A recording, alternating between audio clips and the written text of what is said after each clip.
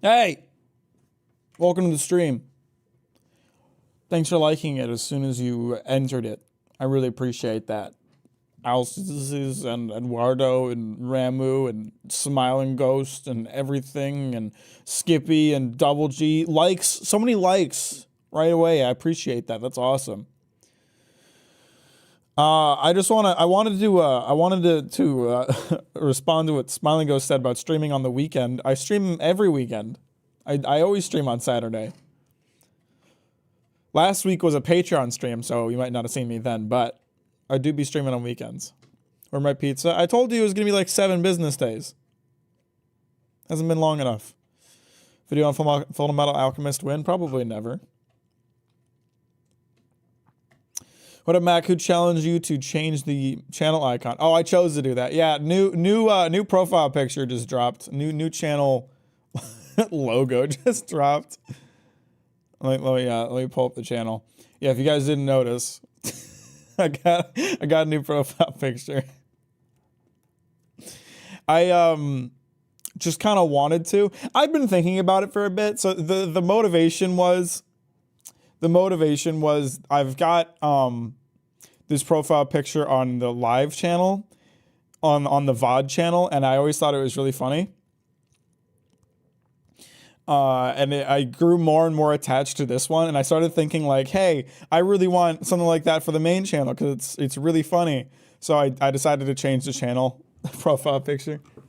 You know, the logo made more sense when it was more integrated into my thumbnails and more integrated into my branding. But now my face is more my branding than the Jolly Roger is. So, you know, why not? Why not? And that's not the only one. I also updated the second channel that I don't upload to, so that in case I do start uploading to it, I've got this nice thing on there. So we have a nice little trinity of Captain Mack channels that have very zoomed in Captain Mack profile pictures, which I think is pretty funny. I think that's a good like branding motif.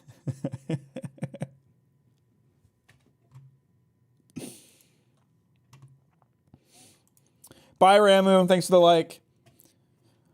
Don't call me Stinky Raiho. That's mean. You better like the stream because you were mean to me. I won't be present from pretty much the whole thing, but I'll be on my lunch break soon. And if any of you fuckers break the stream rules, I'll time your ass out for the entire runtime of the stream. Yes, I don't know what's going on. You'll notice the pinned comment about no spoilers, backseating your hints. I tried to make a comment for myself, but I appear to have lost the ability to pin my own messages. I can pin everybody else's message, but there's no option to do that with my messages, which is really fucking stupid. Why wouldn't I be able to pin my own messages? That doesn't make any sense. What's up with that? Face is iconic, honestly. Yeah, I think it's pretty good. I was like, maybe I'll feel weird about this. Maybe I'll want the logo back. But after a couple of days, I just like every time I see it, I think it's really funny.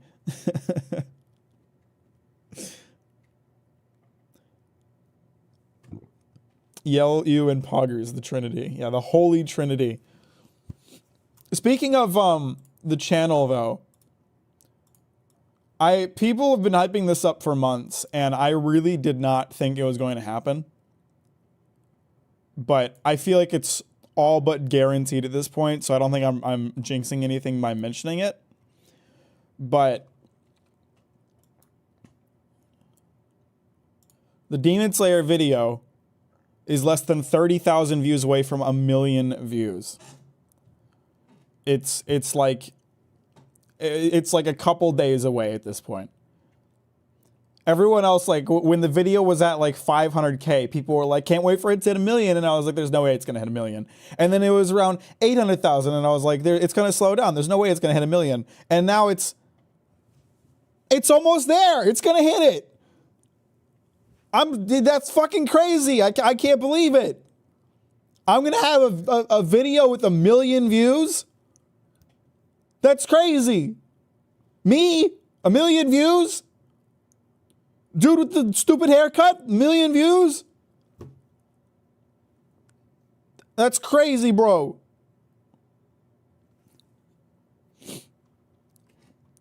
So take your bets now and go watch the video another time before it hits 1 million views. Take your bets on when it's gonna hit. JJK video, probably never. The handsome streamer is at it again. No, you, Crossman. Mack will get too big and I'll have to leave. That's what she said.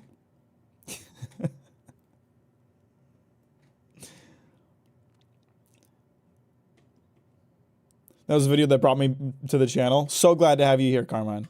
So glad. I don't think your haircut's stupid. I just think it's large. I don't think it's stupid either. I just get a lot of comments from people who don't like it. Watch that video like 10 times and I will rewatch it. Hell yeah. And given that each view is $1, that's crazy. Yeah, man. I'm fucking rolling in it now, boys. That's crazy. That's insane.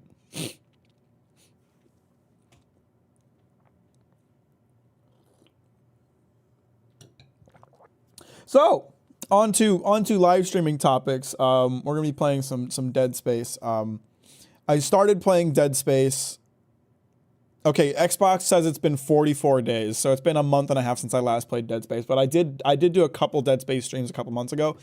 Then streaming got weird for a bit. Between doing Patreon streams and doing like new game drops and doing 24-hour live streams.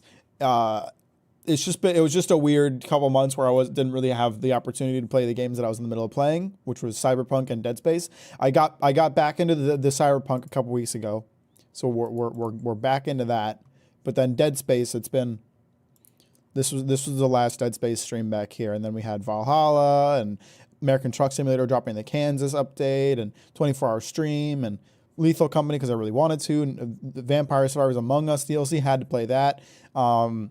Got back into Cyberpunk, but then there was the 2023 recap stream. So we're finally going back to Dead Space.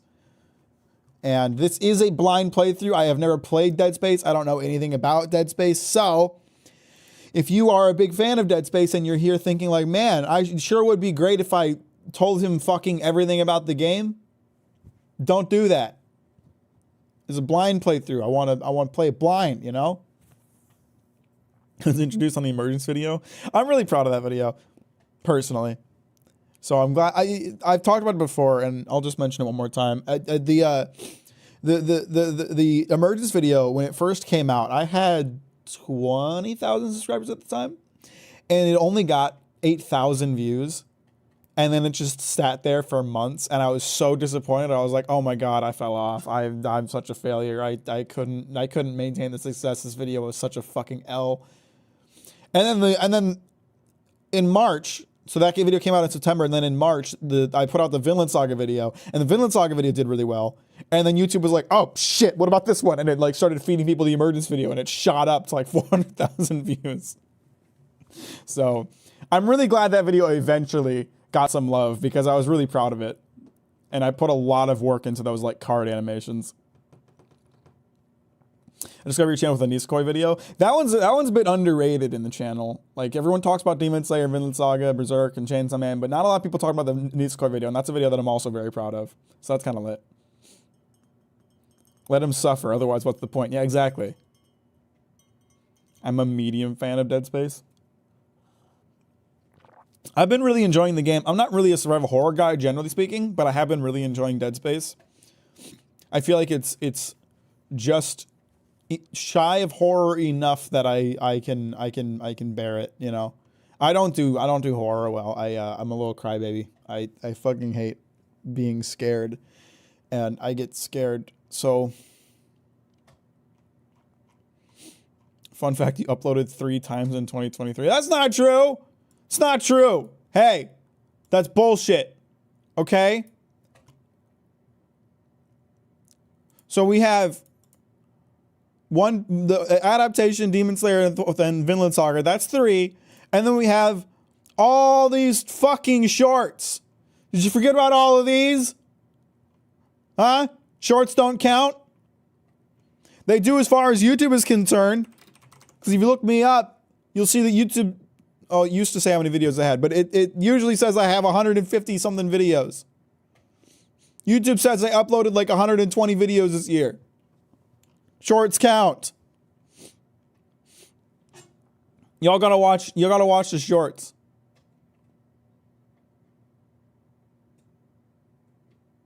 Shorts count for not getting free games. Yeah, let's talk about that. Back when City Skylines 2 was about to come out, they were running a campaign for people to get keys, and I like sent them a message. And I was like, "Hey, I've got 50,000 subscribers and hundreds of thousands of views, and I live stream pretty frequently. Can I have a key for City Skylines 2? Because I played the shit out of City Skylines." And then they were like, "No, you can't, because your channel views are get less than 3,000 views per video."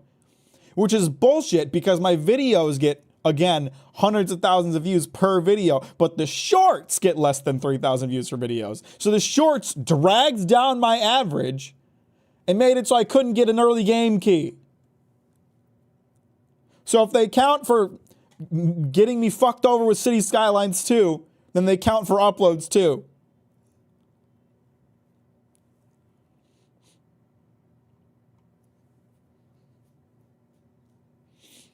Weird thing is that YouTube recommended it to me despite me never showing any interest in Nisekoi. Sometimes it'll do that. Sometimes it'll just show you something completely unrelated. And if you guys aren't watching the shorts, my shorts are good. Mack uploads good shorts. You should be watching the shorts. There's also hey. Jesus. Okay. Bye. Can we have a Captain Mack watches his own shorts live stream? No, the thing is, that's just a soldier with a gun. Damn, the Roblox monsters go crazy. That's just a dude with a gun. What a funny short. Let's watch another one. Change hair. Oh. There's two guys standing here. Hey, hang on. There's two different player models here. Wait, we just gotta get. Yeah, you see that? There's two guys here. How did they put two men inside this one man? Chain. Let's watch another one. If I kill him, do you think I can get in the box? All right, buddy. XQC Felix.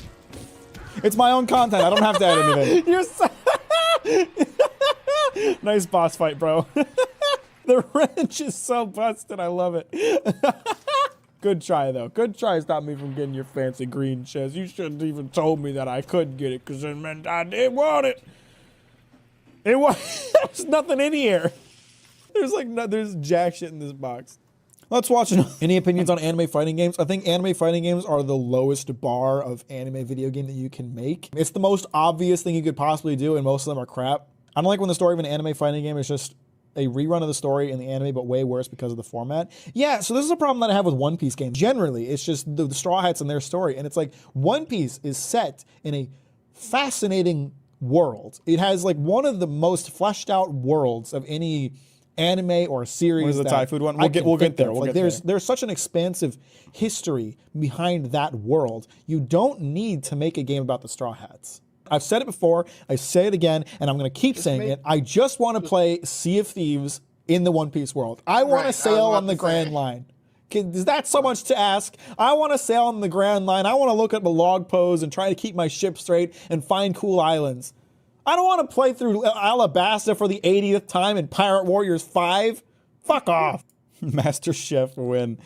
Congratulations on catching up with One Piece, Young Water. I'm so glad to hear you're having a great time. I want a One Piece open world RPG game that game had so much potential. That would be really cool. Let's dive into FNAF anime. What is there a FNAF anime? I wouldn't be surprised at this point. Thai food is like one of the better shorts I've ever uploaded. And did you get inspiration from Master Bate's channel? Your vids remind me of his. Never heard of him. Oh, that was supposed to say Master Bate. That's supposed to say Master Bate. I just read it wrong. That's so good. Nice try, but I can't read. When are we doing a deep dive into the expansive lore of Captain Mack shorts? Double Mack would be Mack if he was a true American. Hang on, I can do Double Mack. There was one person who was really pissed about this video. Make them kiss. Really wish you'd make a second channel for live stream content so these kind of cringe thumbnails wouldn't show on the subscription tab. And the thumbnail is me kissing myself. I responded appropriately. Hang on, I got this. Never before seen Captain Mack kissing Captain Mack footage. What's up, sexy? How you doing today? I love your hair. You have fantastic hair. No matter what any conservative white men say on the internet. Can we? There we go. Can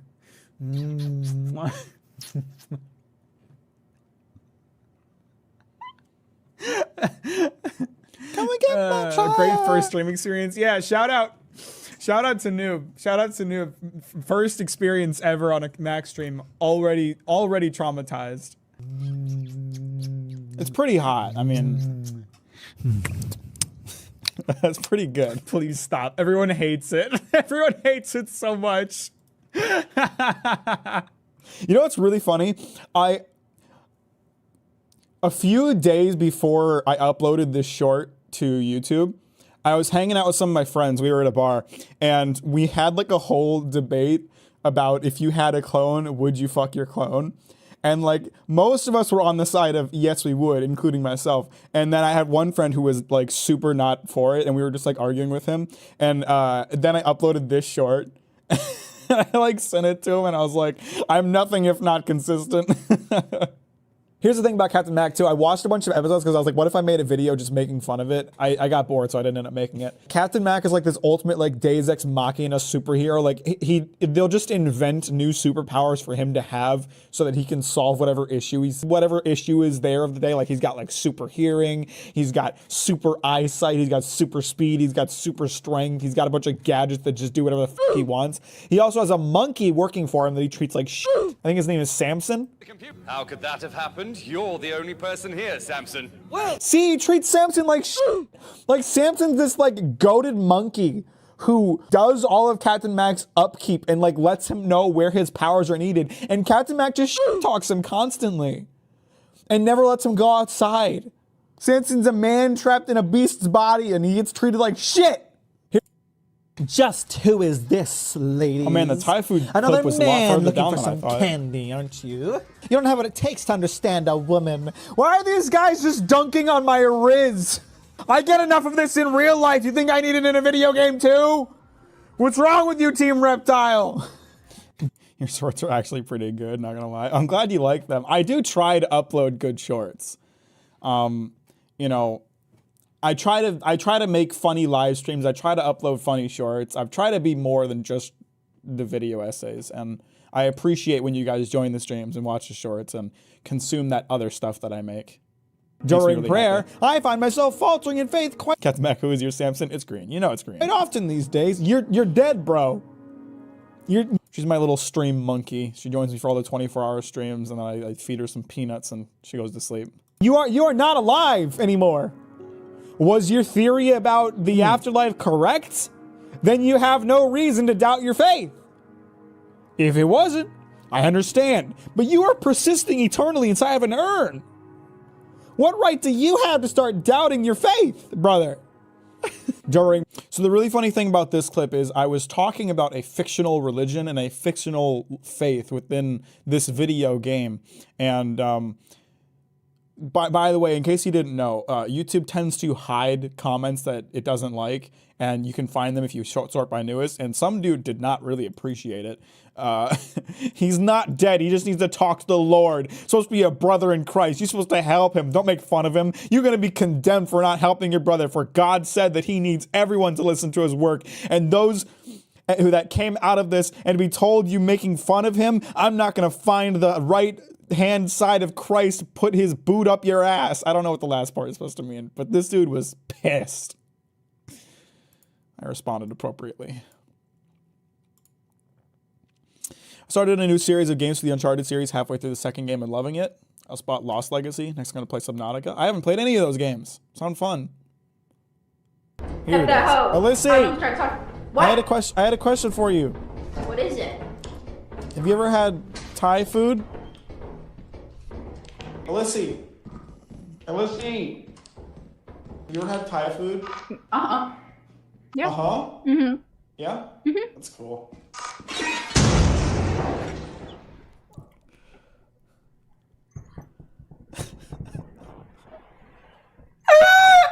This fucking killed Alyssa.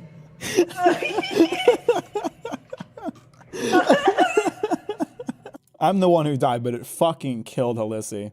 Subnautica's great. Yeah, I've heard good things about it. Hey, Kuram, how you doing? Welcome to the stream.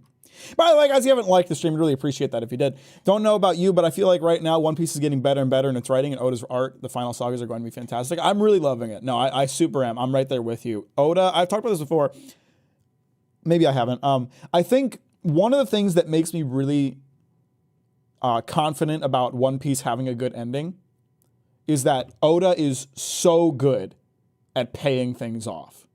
He does such a great job of paying things off. You know, he hypes up Oden as being this really cool, really awesome man that all of his retainers respect, and like he was such a great guy. And then you see Oden's backstory, and at the end of it, you're like, holy fuck, dude, Oden was such a good guy. Oh my God, he's such a goddamn legend. Like, he really manages to pay off what he sets up. He sets up Oden as this great man. He makes you feel like Oden was a great man.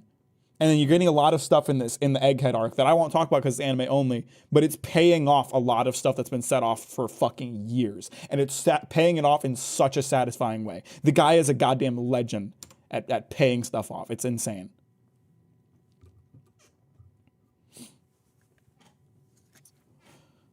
So this is, a lot of people are saying this is the best short I've uploaded. I do love that one a lot. There's another short that like I go back to frequently to watch because I just think it's really goddamn funny. This is my favorite short I've uploaded. So Torrent can swim. You can't swim, but Torrent can swim, so. Oh, really? Nope. Asshole. So I fucking love that. It was just so, I tricked her so easily. Torrent can Took advantage of her lack of knowledge swim. of the You game. can't swim, but Torrent can swim, so. Oh, really? Nope. I played it really well too. Like I started to run with her to like seem as if I was gonna go in the water too, but I didn't. Green really is you, Samson. Yeah, for real. Asshole. So Torrent can swim. You can't swim, but Torrent can swim, so. Oh, really? Nope. Asshole.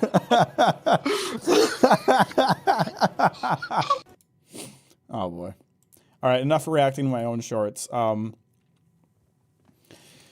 yeah, if you guys aren't watching the shorts are another thing that I upload that you could be watching. I think I upload pretty funny shorts. I don't know what to expect this year. I can never predict what Oda will do. Stalling because he's scared. Fine, I'll play some goddamn Dead Space. I also, just briefly, I want to mention, I have been playing Lies of P. I started playing Lies of P on a Patreon stream because I wanted to give the game another chance. I've been playing it. Dude, Lies of P is really fucking good. Like, seriously, that is, as far as I'm concerned, like, on par with, like, the From Software mainline stuff. It is an excellent Souls-like. Excellent. It's crazy how good it is. Lies of P is better than Dark Souls 2, for sure. Without a goddamn doubt. So if y'all are interested in Lies of P, it's on Game Pass. Highly recommend it. I've been having a great time with Lies of P. It's kicked my ass in a couple spots. Not really. I don't think it's been like relatively easy, but at the same time, I am generally pretty good at these games by now, so I don't really count that against it. If there's a boss that I can get stuck on even briefly, I consider it to be pretty tough at this point because most bosses in like even From Software Souls-likes don't take me more than a couple tries. Is there a specific superpower you would always choose to have no matter the setting minus shapeshifting? Mine would be the ability to clone myself. The reason I give is because it would let me make videos faster, but the real reason is so I could fuck myself. So Made in Abyss video? I don't know anything about Made in Abyss, so. I don't think Zoro's Mihawk will be until the very end either. No, it'll definitely be like the last fight Zoro has for sure. Dead Space! Let's play some Dead Space. I'm gonna have to remember how to play the game. Hey Luca, how you doing? Welcome to the stream. Thanks for liking on the way in, I appreciate that. Max wants to clone himself so he can reenact the kissing himself. Yeah, but like with the ability to touch myself and touch my lips and stare into my eyes and Alright, it's a download and installed update for the fucking EA launcher. Oh no, I don't. We're good. We're good.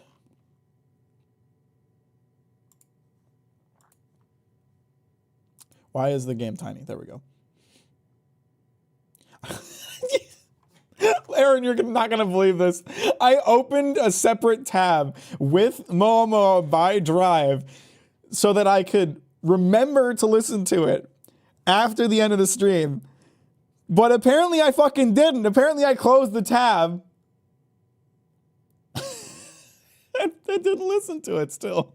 I'm so sorry. I'm so fucking dumb. I'll open it in the tab again, and hopefully this time I won't forget. Hang on. I'm working on it. Hang on.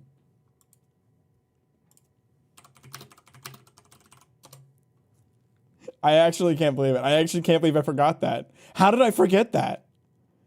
What the fuck happened? Okay, I won't forget this time, I promise. The game is like struggling to launch, by the way. There we go.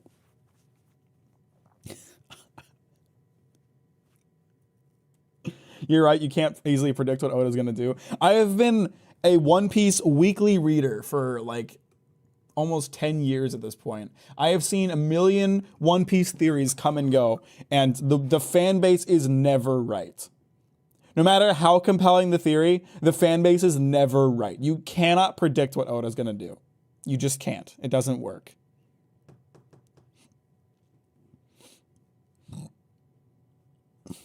I always zone out at the most out-of-pocket moments. True. Do you remember me? I was on your 2023 live. Yeah, I remember you, Luca. I'm glad you're back. Have you been watching any of the new anime this year? Did I watch any new anime this year? I'm sure I did. But I can't think of it on the top of my head. I'm more, like I said, I'm more in the adaptation video. I'm more of a manga reader than anything, so I'm more likely to have read a new manga than I am to have watched a new anime.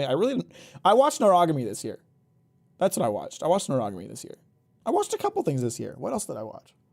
Some bullshit. Noragami's pretty good.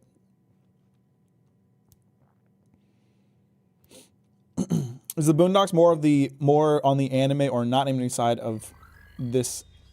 Is it anime spectrum? Here's my take on the whole, like, is it anime spectrum?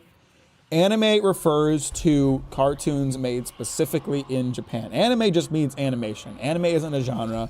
Anime isn't like a specific art form. It is just animation. And so when you refer to something as anime, it means specifically that it came out of Japan. You can have anime-styled cartoons made by the US, but you can't have anime made by the US because anime is specifically made in Japan. That's my take on it. So Boondocks is very anime-styled, but I wouldn't call it an anime. It's an American cartoon.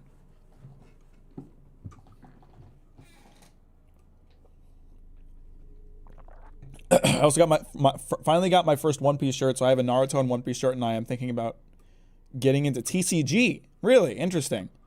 I fucking hate the One Piece TCG. I'm not gonna lie. I'm gonna give my take on that now, and I'm gonna tell you to save your money. But while we're talking about shirts, I've got my my new Homer Simpson shirt on today.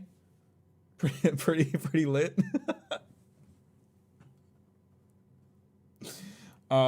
Pretty sure Madhouse animated the second season of the Boondocks, so it could be partly, I guess. Oh, I mean, if that's the case, then that's different, but I don't know anything about it. I hate that I need to now wait weekly. I'm so hyped to see what happens next. It can be hard, man. It can be hard, but at the same time, the nice thing about waiting weekly is that you can really consider all the events happening and what they mean for the world and take your time to think about things. So the One Piece TCG is fucking awful. It's so goddamn lazy. It's actually unbelievable. And I hate it. I honestly hate it. You have a few cards like this that are like have custom art or whatever, but the bulk majority of the cards on the TCG player are just panels ripped straight out of the manga and put onto a card. And the cards themselves don't have that much interesting flair going on. It's so goddamn boring. It's so goddamn lazy. Like, what the fuck is this? This is just a page from the manga on a card. It doesn't even look good. This is terrible. Now, if the game is fun or not, I don't know. I never played it. I don't personally. I have never played the game. I just think the cards are ugly as sin. Like the frames look awful. The frames look awful, They're so bland and boring. And then most of the cards are just pages from the manga ripped straight out of it and pasted onto a card. It looks so fucking stupid. This looks like shit. That's so lazy. At least give me some goddamn custom art or remove the speech bubbles or something. What the fuck? Look at how squished the text is down here. Look, it looks terrible. And Bandai Namco makes it. Aren't they known for being lazy? I mean, Namco also makes all of the Gundam model kits. So I wouldn't say they're known for being lazy. They are just really lazy with this thing. So I'm not a fan. I'm not personally a fan of the One Piece TCG, and I wouldn't pay money for this. I wouldn't pay money for a bunch of cards that are just manga panels ripped out of the story and pasted onto a card with a terrible frame put onto it. I'm a Pokemon TCG collector. I'm a Magic card collector.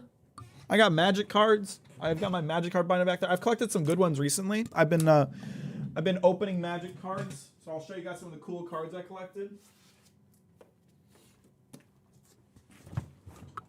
Could have been so cool too. You could have done a lot with the One Piece TCG, but it's not about making a good card game. It's about making a bunch of money. That's the problem. So I'm gonna show these off just because I always like showing them off whenever I get my cards out. I've got my Strixhaven Japanese alt cards, Magic the Gathering. I love these to death. They did a run where they did a bunch of like very like woodblock style cards that were exclusive to Japan. They were like alternate art cards. So I bought like an entire Japanese booster box to get the art cards, and I fucking love them. They're my favorites. They're gorgeous. They are so goddamn gorgeous. Look at that shit. And I hate the One Piece anime, but some people said they were doing a really good job with the Egghead arc, and I watched Film Red recently, and it was actually really good. Sometimes Toei does something right. Toei is not incapable of doing well, but no matter how well animated the series is, you can't fix the pacing issues, and the pacing is probably the thing that bugs me the most. That's the one thing you cannot fix. You can't fix that unless you change the format that they're doing it, you know?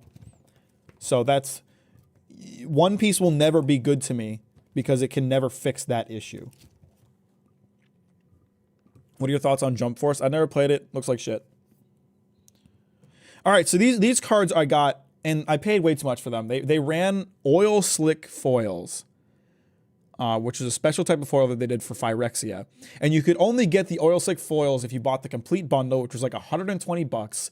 And what you would get is you get one special separate booster pack that had 2 oil slick foils and then a bunch of oil slick lands. It's a total ripoff. It's a bunch of bullshit. And I totally bought them because they look cool as shit. Look at this card.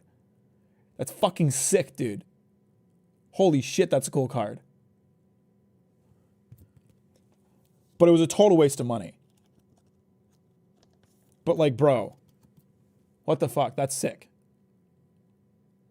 That's so goddamn cool. I'm so into that. Haven't seen Blue Eye Samurai. People usually say the text on Yu-Gi-Oh cards is small, but the One Piece text is microscopic. Yeah, and it's formatted really poorly. Really poorly. So that's some cards that I got recently. I bought one Pokemon card. This is a foil DNC card because this art card was illustrated by Haruko Ichikawa, who did Land of the Lustrous. So I have that. That's my one Pokemon card. I have a few other Pokemon cards, but I don't really collect Pokemon cards. I also saw JJK is making their own card game as well, so hopefully they're not lazy. Hopefully not. I've heard good things about Blue Eye Samurai. I just haven't watched it. And then there's a bunch of cards that I have not put into my binder yet. So I don't know if you can hear me, but there's a few cards I haven't put into my binder yet because I'm opening a bunch of packs lately. But I've got some Unfinity cards, Kamigawa, some more Strixhaven, and is that it? Oh, and Emonket. But there's some really cool cards coming out of Kamigawa. There's this is a really nice one. Really love the art on that. It's got a really nice frame on it. What else we got in here? You got this like sick cyborg rat, which is kind of lit. Comic Out was fucking weird, man. It's like they got like anime style cards. Like that's just an anime girl on a card, bro. And I'm super into it. I love these cards, man.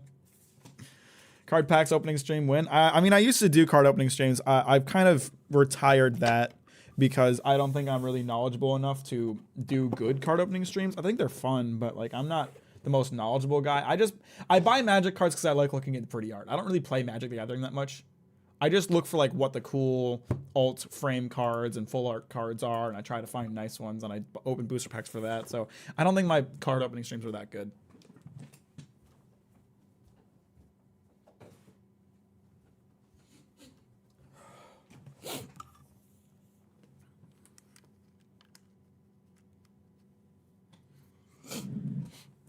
The anime watch One Piece. I watched all the way to Marineford, and the weird thing is I still recommend it for my friend who don't want to read to that and then switch to the manga.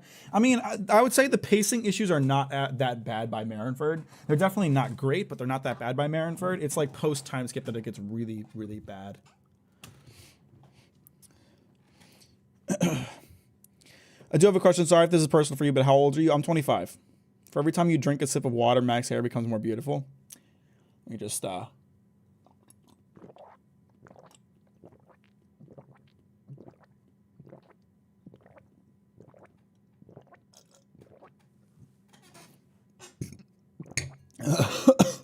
that ought to help.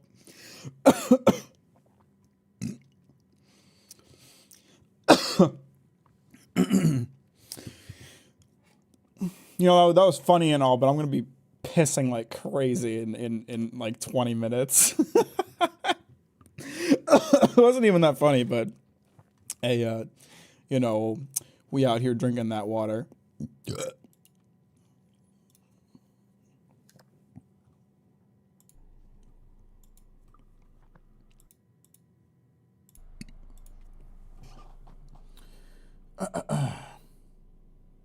Ooh, the camera's lagging a little. What the fuck is that?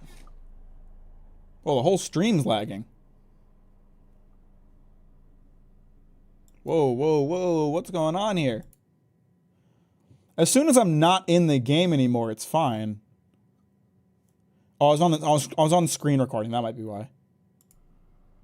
Okay, yeah, screen recording was fucking up. We're good. We're good. We're good. No problem. No problem, everyone. Are you gonna make a video on Vagabond? I haven't read Vagabond. There's a good chance I will when I do, but I don't know anything about it, so I don't know. You gonna make a video on Dr. Stone? No, probably not. I really enjoyed it, but Moist Girl made a stupid comment on it, and I'm still kind of pissed about it. I mean, here's the thing, and I don't want to be rude here, but Critical kind of doesn't have good taste in media. I don't want to be that guy, but he gave Demon Slayer season 3 an 8 out of 10, or an 80% on Moist Meter. The dude's standards are pretty low. And I would say he tends to go for more style over substance type stuff. He doesn't seem to appreciate more nuanced things. And like I've said before, I like Charlie. I think he's a good guy, but I don't put a lot of stock into his take on video games or anime. Why no video on Dr. Stone? I don't really have anything interesting to say about it. I mean, I think it's a good series. I don't think it's the best series, but I do think it's a good series. I don't really have anything to say about it. What about Tokyo Ghoul? Never read it. It's hard to convince your friends to get into One Piece. I've been fighting with it for years. But here's the thing. Everybody who has read One Piece or gotten into One Piece on my suggestion, generally speaking, has really enjoyed it. So that's how I can hold my head high.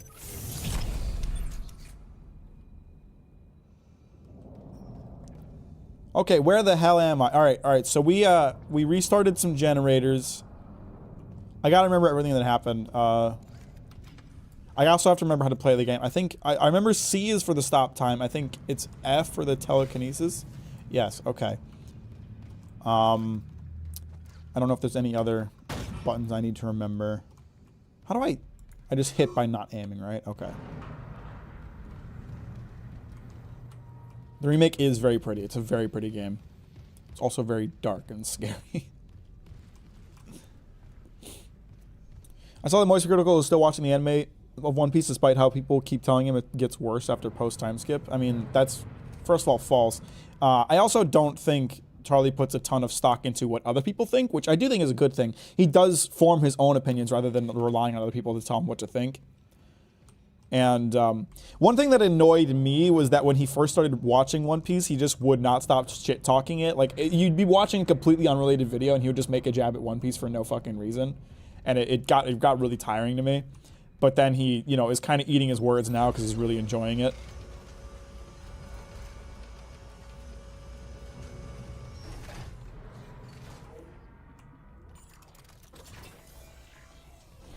Amanda just convinced coworker to watch One Piece. He hasn't yet forgiven me. I think I'm going here. I think we restarted the engines and now I gotta go here and talk to this fella. Wait, there's a button. X? Is that it? No, I'm not here. Reroute power from the water purification. Okay, we gotta go this way then. What rating would you have given Demon Slayer Season 3? I know you hate the manga, but the anime, though? I mean, I didn't actually watch the anime. I used footage from the anime, but I didn't watch it. I hated the manga so much I had no desire to watch the anime. But for me, its story is far more important than its animation. You know, animation, if we're talking like a scale out of 10, then animation is like 3 points, right? Like if you have top tier animation, you get 3 points. The rest of it, then the next 7 points are story and character rating. That's how I feel about it. Another about Dead Space, so I don't know which one this is. This is the remake.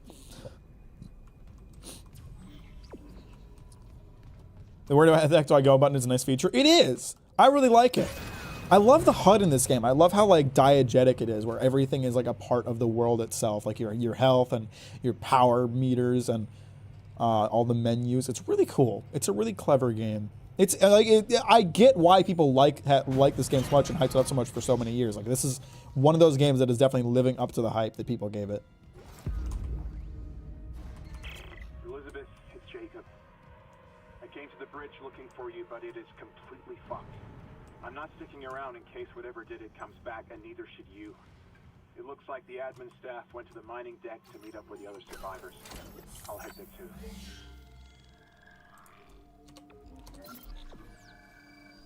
too. This HUD is anti-Suicide Squad 1. Dude. I'll find a way to contact you. I promise. Suicide Squad can't stop catching L's. Like, the game was delayed for how fucking long? Like, they kept not finishing the game. Master override required, goddamn. And then, like, when they finally showed it to people, it got, like, panned. So they were like, okay, all right, we'll cook a little longer. And now it's, like, about to come out, and people are like, this HUD fucking sucks. Like, that game is just not going to be good. They should just scrap it and move on. They shouldn't have wasted so much time on it.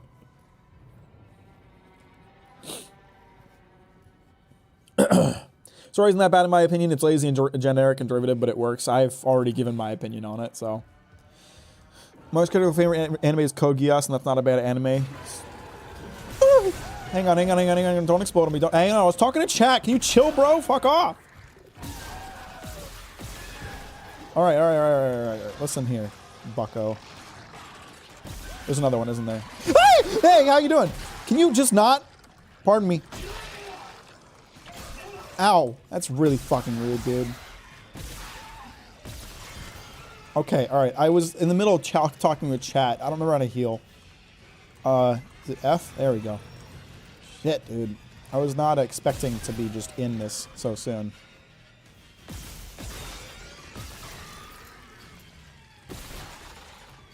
Jesus. How much ammo do I have? Oh, not a lot. Not a lot. Wait, is that my full?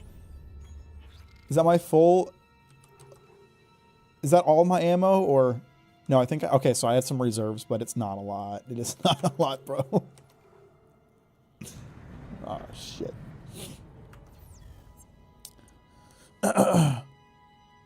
Was playing Deus Ex Machina Mankind Divided. I don't know what it is with Cyberpunk, but the fictional ads always look so good. I haven't played that one yet. I played Human Revolution, and I tried to play the original at one point, but the game does not really agree with modern systems much. Oh, it's one of those moments where I have to turn off the lights to do the stuff that I want, isn't it? I love that. That's my favorite. I just don't think the Suicide Squad is a live service game that you have to pay $70 full price for the Warner Bros. Can just take the game from you anytime they want. I mean, yeah, live service as a whole, like it sucks that like the entire industry is like, we need to make the next big live service game. We need to make the next Destiny. And most of them are crap. And like generally speaking, the gaming community doesn't seem to like them. Of course, they keep paying for them, but you know,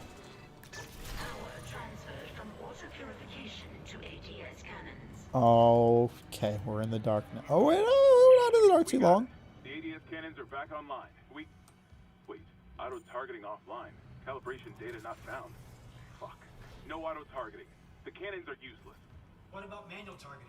You want to go out there with all that shit raining down and target the ADS cannons manually? If I give the cannons enough targeting data, it'll recalibrate the system. You got a better idea? Christ. I'll open exterior access. I hope you know what you're doing. Oh, I do not, but thank you for asking. Power restart the ADS cannons. All right, that's gonna be fun. That's gonna be fun. Mankind invited for whatever reason completely turned me off, and I don't know why. A lot of people did not vibe with it. Play Fortnite, and to me, it's the only good live service game I played, and I don't know. And they did it first, especially with Battle Pass, and they have never disappointed. I've never played Fortnite, never interested me. There are some live service games that I get into, but generally speaking, they're live service games that are fun outside of like the live service element, right? Like so many of these games seem to like bank on like being fun only when there's new content available. But you know, I play a Sea of Thieves, and Sea of Thieves is just a nice, fun game to play, and it has a seasonal model, and it has content updates, but it's just fun to play on its own. And Deep Rock Galactic, you know, they have constant updates, they have seasons, they have all of that, but the game is just fucking fun. Like, you don't need that aspect of it for it to be fun.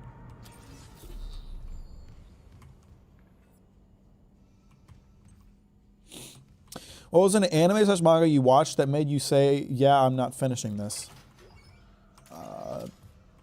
It would have been something I watched a long time ago, because these days I keep reading stuff even if I don't like it.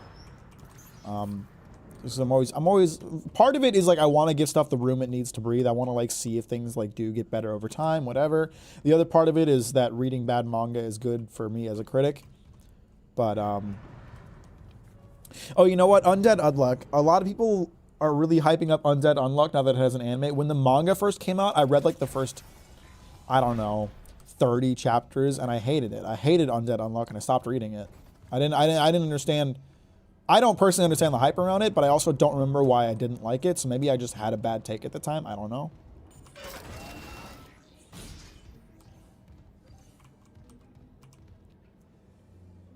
The story feels really simplistic and doesn't do much to get you invested in its character. Very plot focused. Didn't even bother seeing the ending. What are you referring to?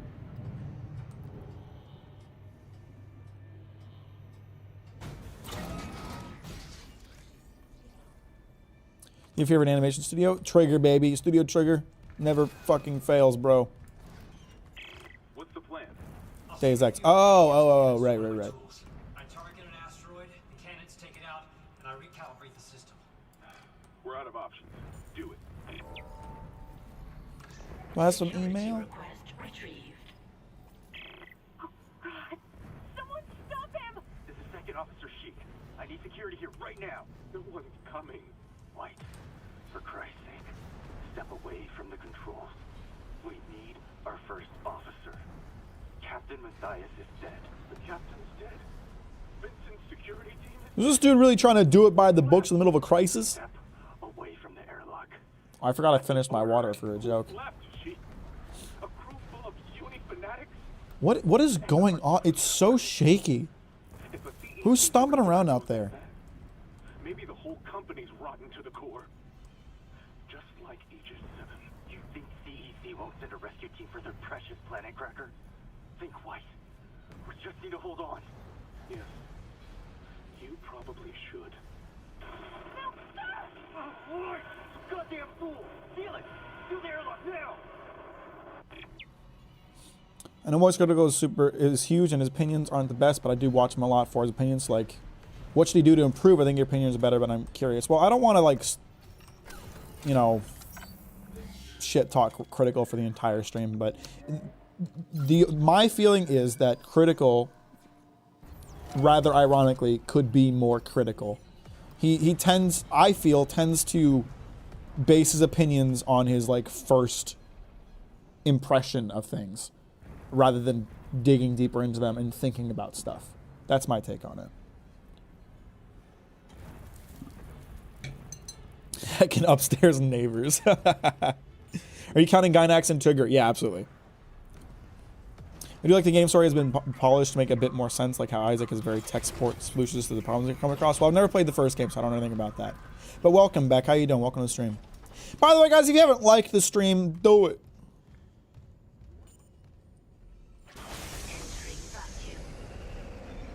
Entering zero gravity. Okay. How do I launch again? Z. That's it. Where are the cannons? And do I have access? Do I have access to oxygen while I'm doing this, or? Syncing targeting system. Hold to target. No. Why is it?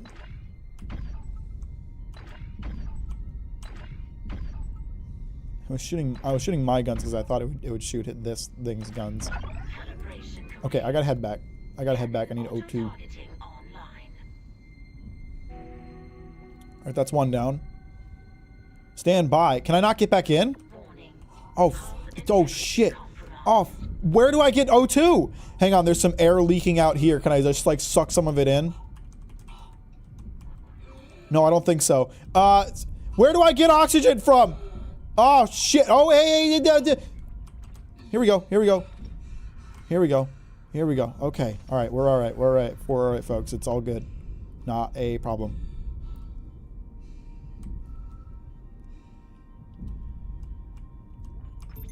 Syncing targeting system.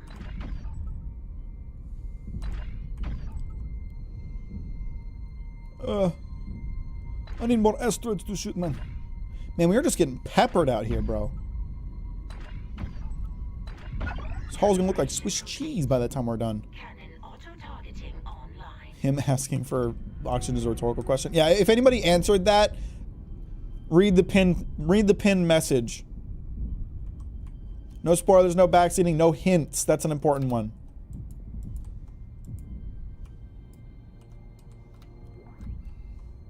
If I ask a question, I am talking to myself.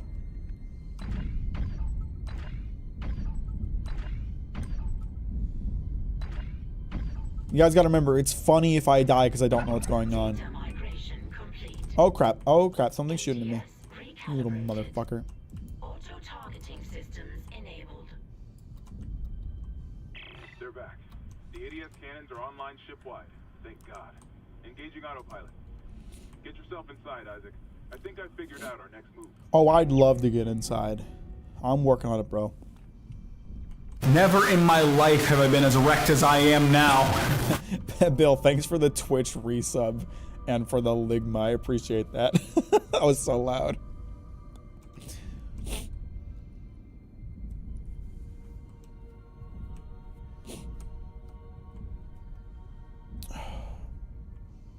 Hang on, I think I had some... Moist is honest, which I respect. He gave a positive review for the recent Terminator when everyone was shitting on it. Yeah, I mean that's definitely like there. Like I said, he's. Man, I really don't. I think Critical's a good guy. I think like it's commendable how honest he is about his opinions. I just think that his opinions don't go very deep, generally speaking. That's my take on it.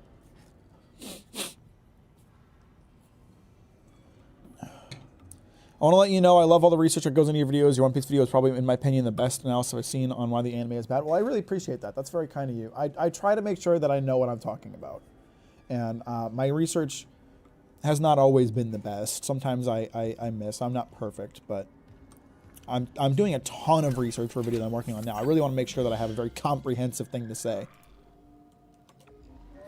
Did someone say, get it, space? Haha, that was so funny and super easy to read out. It definitely doesn't only work in text.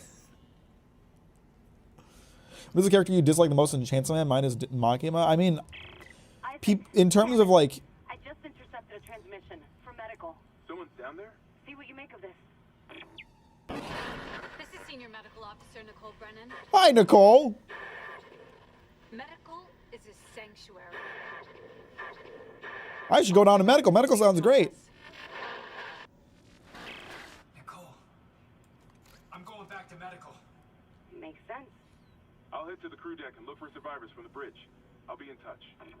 Was that my girlfriend? Crew deck. My girlfriend's gonna be dead. Wonder if he knows something we don't.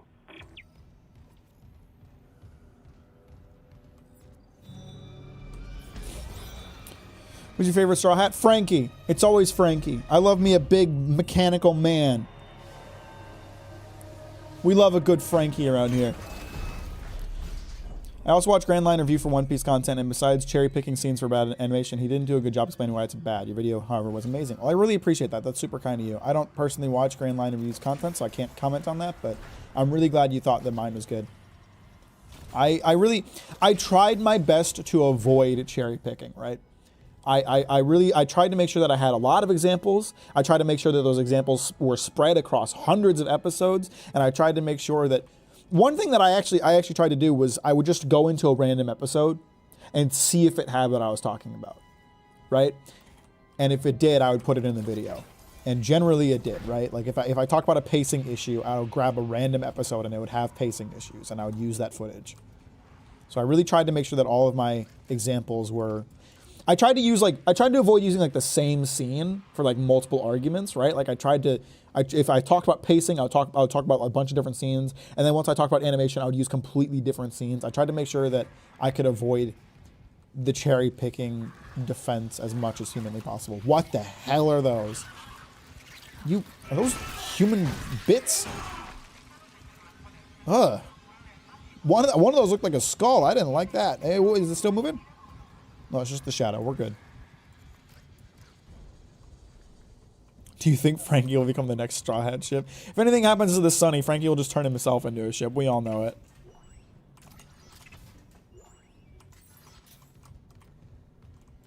And why shouldn't he? God damn it.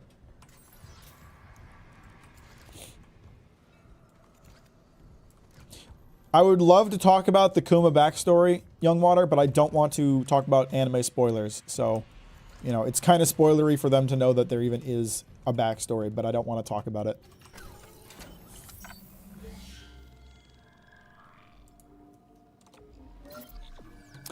By the way, Green, how are you today?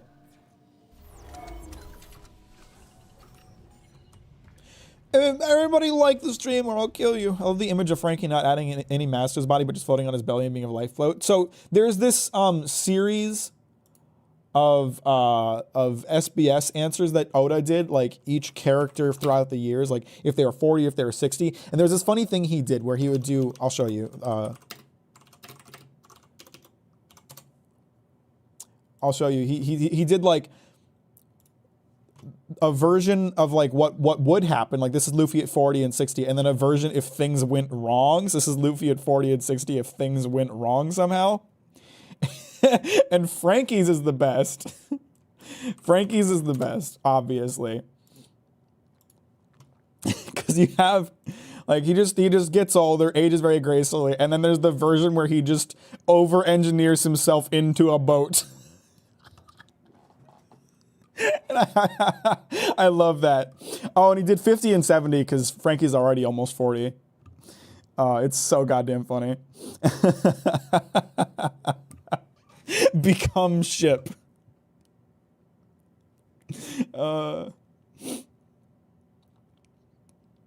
They're all really funny. They're all very funny, but that Frankie's is definitely my favorite.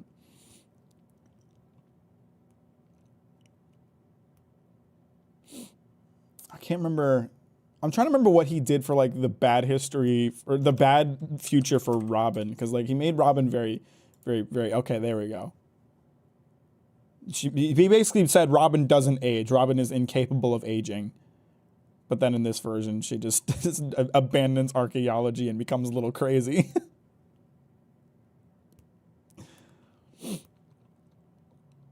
I love Oda, man. He's very funny, man. Saw the image of Luffy laughing during his fight in Wano, and it's what I'm looking forward to. It's very Wano's a very good arc. You still didn't answer my question though. I don't know. I didn't see your question. Did you ask another question? The chat's moving fast. I can't read every message that comes through.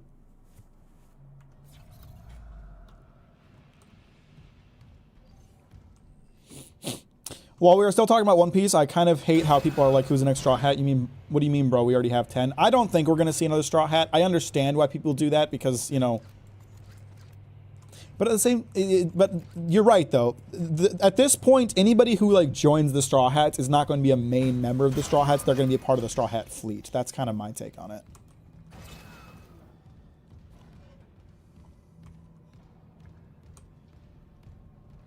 What is the character you dislike at most in Chainsaw Man? Mine is Makima. Okay, so what I tried to answer was that if we're talking about characters that I dislike as a person, Makima is a horrible human being for sure. But I don't dislike any character in Chainsaw Man because they all are very important and have their own like uses in the story writing. Like they're all, there's no character that I'm like, write this character out. But Makima is a horrible person.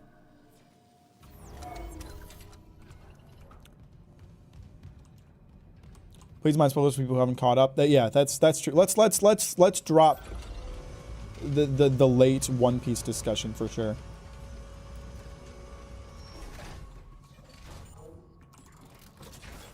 I am caught up on Chainsaw Man. But again, I don't want to talk about spoiler stuff because not everyone's read part 2. Why am I going here? Did I have a reason to go here? Didn't the game tell me to go here, or am I crazy? I think it told me to go here. And then I read that as going to the bridge, but it just meant that room up above.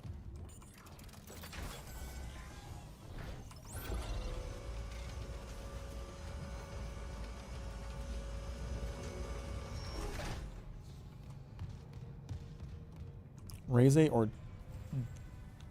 or death. Reze is great. I love Reze. Personally, I'm a Power stan, but how can you not love Power, bro? She's just the best. She's racist. Who doesn't love a good racist waifu? Should I read Chainsaw Man if I love the first season of the anime? Is it worth being caught up just wait for the anime? I'm curious. I think you should read the manga. The manga is a very good experience, and who knows when we're gonna... Well, actually, we do know. We're gonna get Reze movie, but it's a very worthwhile read. Fujimoto does a really good job with just writing manga. He's the best. She's racist. Am I wrong? Tell me I'm wrong. So I got not a lot of shots left in this gun.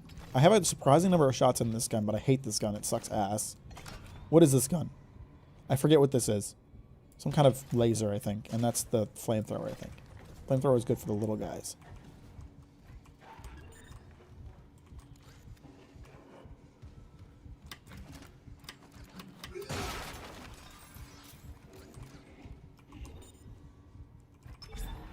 Oh, good. He locked the crew quarters, so no one would know what he's doing in there. That's lit. $20,000 for that? Are you fucking kidding me? All right, do I have anything to sell? Yes, I do.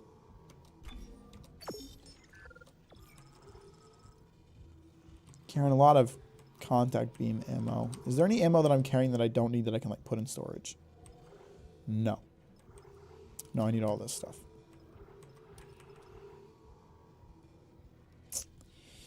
Do I really need the O2 tank? I'm gonna need that later. I'm gonna be freaking out because I don't have any oxygen, and you guys are just gonna be laughing at me.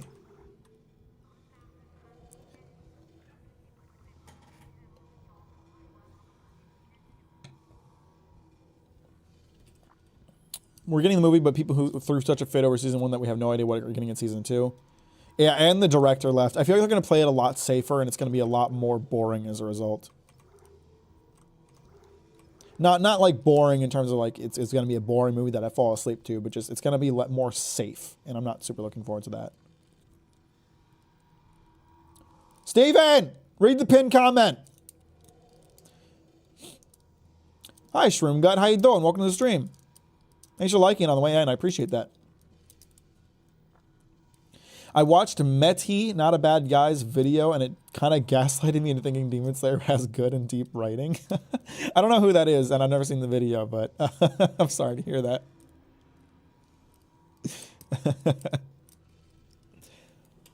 Good Bad Area would be really well animated, I think, because it... One thing I really like about Good Bad Area is how, you know, the whole thing... I don't want to spoil it. I won't talk about it. Forget it. Fuck it. Go read it yourself. Asshole. Dumbass. Fuck you.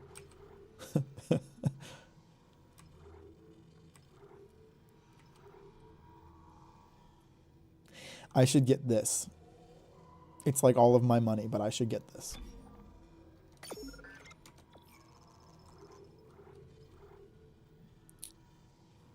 I will also pick up some ammo for my favorite gun.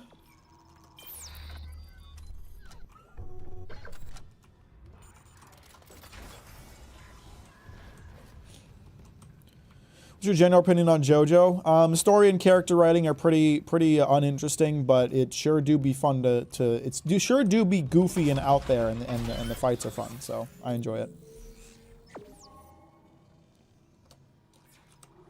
Oh, did I get a node? Sweet. All right, so there, it unlocked a special, applies damage over time to each shot. Okay, so I should work towards that. Let me get a little extra damage, though, while we're on the way.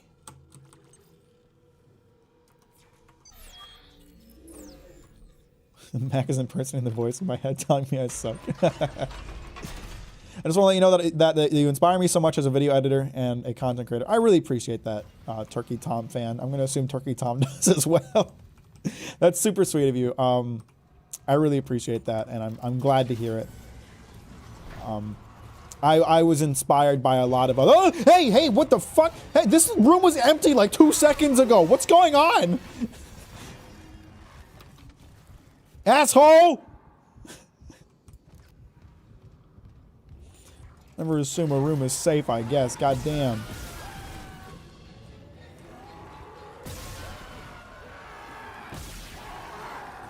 Oh, Christ, he's moving fast! He's so quick! Back off, bro. Does dude have armor on? Oh my god, my punch doesn't work that well. Christ. It's just this whole not having a lot of ammo thing is not working for me, bro. These guys are it's really frustrating that, like, they're getting to a point where my kicks don't stun lock them, my punches don't stun them or make them back off, and yet I'm getting less and less ammo. This is not a good combo for me. I need them to back the fuck off.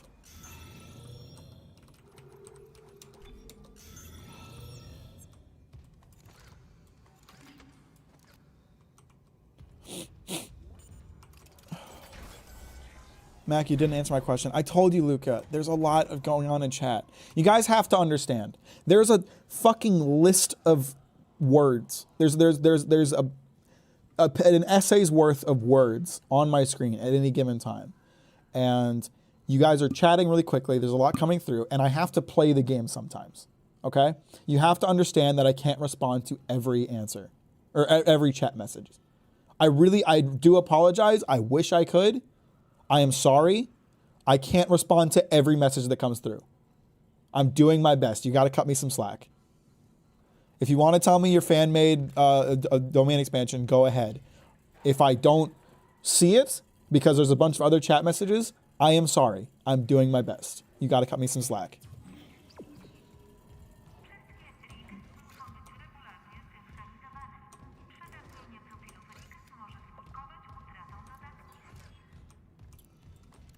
Nice little storage room for me to loot. Clearance confirmed. I don't have to apologize. I do feel bad to an extent, right? Like, it's the reality of growing on my channel. But one thing I really value in terms of streaming is getting the opportunity to connect with people, getting the opportunity to talk to people. And I understand that it can be frustrating that I don't respond to every message that comes through. It's just, unfortunately, the reality of getting bigger is there's certain things I cannot respond to. It just gets to be too much. Okay, we found a good amount of money in there. That's lit. And also more stuff to sell. So I'm going to run it back so I don't have this in my inventory. Is this normal difficulty? I don't remember what difficulty it is. Whatever the base difficulty is, so probably normal. Probably in gameplay? I have it on medium. Which is, I guess that's normal. I don't know. Shit, did it? No, it left it.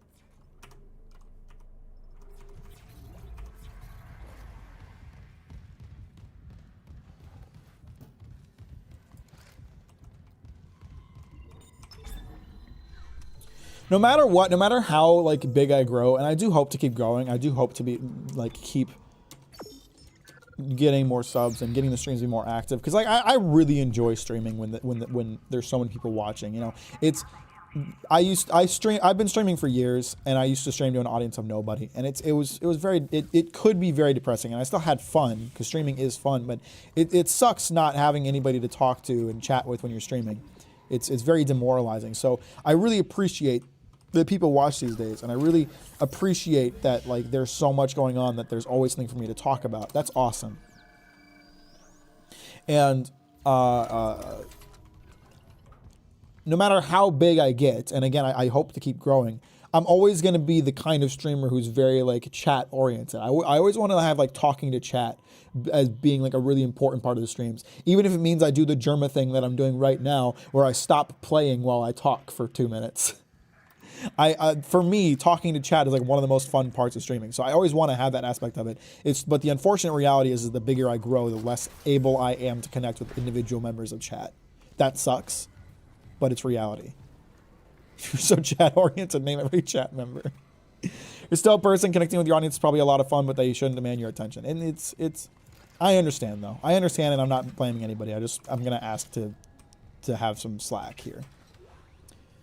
Null Void, it creates an area that has both infinite and zero space, making everyone but the user impossible from going in any direction. Interesting. You gotta be like me and get in early so you can nurture the parasocial relationship. Yeah, and then you get the funny blue name, and I'm more likely to read your message because it sticks out. I've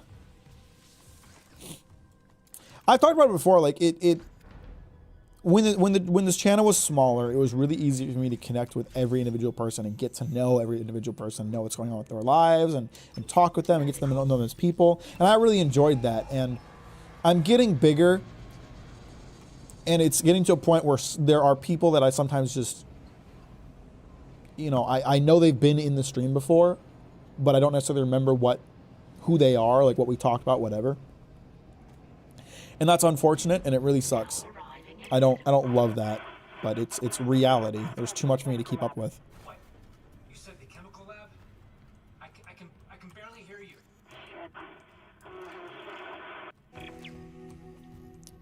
I wonder if the captain guy is sabotaging. There's a lot of deads around here.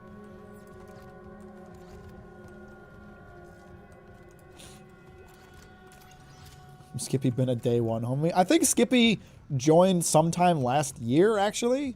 Like right before the channel really... So, my channel had crazy growth last year. I started the year at like 11,000 subscribers and ended at 50K. So, even having joined a year ago makes you feel like an OG because you were here before 1/5... You were here before 80% of the entire audience. Just get a green name, better visibility, and you get to show respect to green. True that. True that, bro. No, you know what? It's really annoying. I have Truffle TV installed, and if you guys don't know what Truffle TV is, it's a browser extension that makes YouTube chat more like Twitch chat. So if you prefer Twitch chat and you don't like YouTube chat like me, you might want to use that extension. The really annoying thing is like it's supposed to make it so everybody has different colored names like Twitch, but it kind of doesn't work on the live streaming page. Like it works if I'm watching someone else's stream, but if I'm looking at chat on my stream page, everybody's name is just gray except for the moderators and members, which makes it a lot harder. You changed your profile picture? Yes, I did. New year, new new year, new profile picture. Before Vinland Saga video and after Vinland Saga video. It really is like two totally different timelines of the channel. I have to remember that I can use telekinesis to like throw shit at people. That's something I should remember. Like look like Sauzer from DBZ. Who the fuck is that? Who? I'm pretty caught up on DBZ. I've never heard of Sauzer. Who? Do you mean Salza? This dude? What? Because my hair is swept to one side? I don't really think I look like this dude much at all. But hey. Profile picture is scarier than anything in this game. I think it's pretty hot. I prefer the old one. I don't care. I like the new one. I think it's funnier. Literally the same person.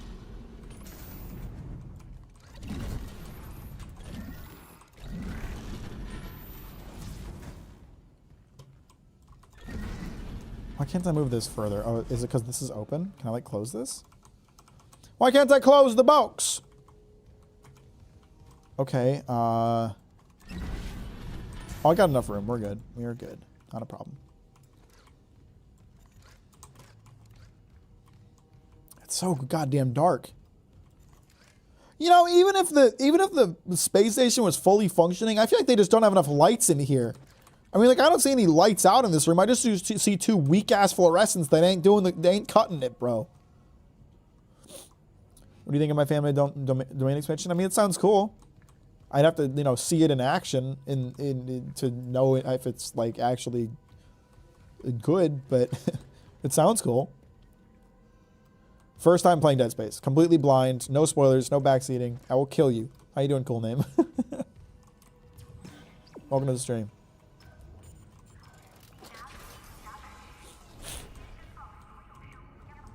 I wonder what's outside of the cropped image. So, I mean, it's...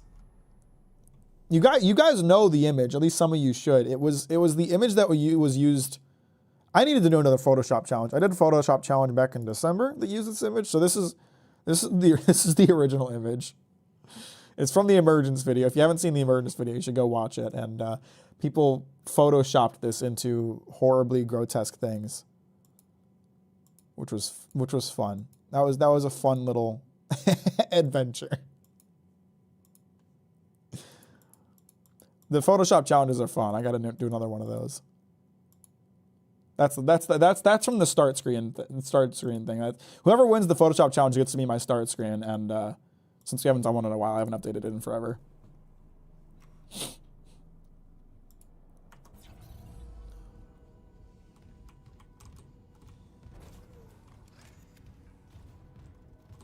It was fine until the vomit one. Nah, that one was good, bro. I don't know what to tell you. If you're done with the remake, I highly advise you to play the first one and then the sequel. Also, if you see a game called Dead Space 3, that's a badly made fan game, so you don't have to play it. I'd be willing to play Dead Space 2 because I have been really enjoying this game. I don't think I'm gonna play... Hello, hey, what the fuck? Dude, calm down. Little shit.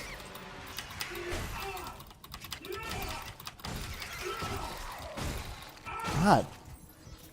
No dead bodies for you to take over. You're much less of a threat. I'd be willing to play Dead Space 2 because I am enjoying Dead Space so far. We'll see how I feel by the end, but I'm probably not gonna spend time playing the original when I've already played the remake. I know there are differences, but you know, only so much time to play video games. You feel me? I might play Fear and Hunger. I won't play it on stream. There's too many cocks in it, but also I don't think I would enjoy Fear and Hunger. Just knowing the kind of game it is. Hey, what's going on, asshole?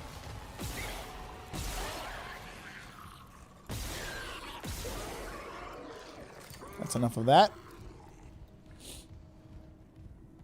I would recommend Kaiju number 8. I really like Kaiju number 8. I think it's a good manga. It's very, very, very back to basics shonen, and I'm looking forward to the anime.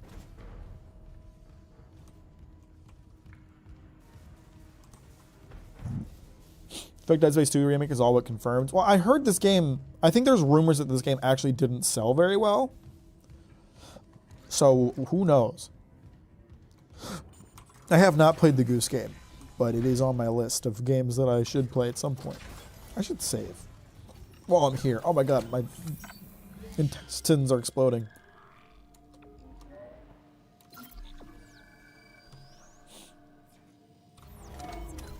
I played Don't Starve years and years ago. I'm also super pumped about Dawn to Dawn. Dawn to Dawn is fucking lit. I remember when I downed that water, like that entire glass of water as a joke like 20 minutes ago, and I said I need to pee really badly in 20 minutes. That's what's happening right now. I gotta get pissed. I'll be right back.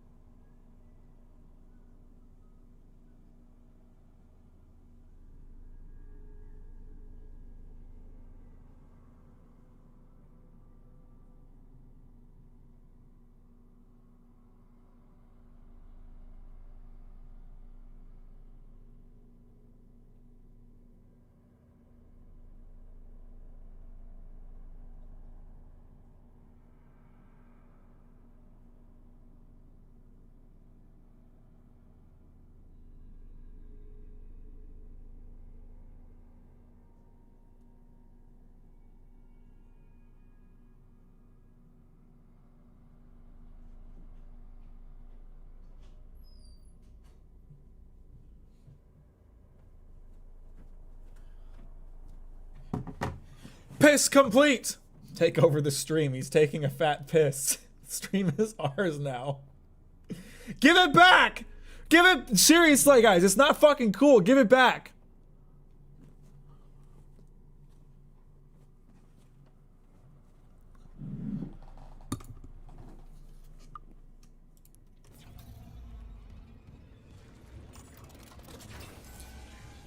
Okay. Can't wait to see what horrible creatures attack me today.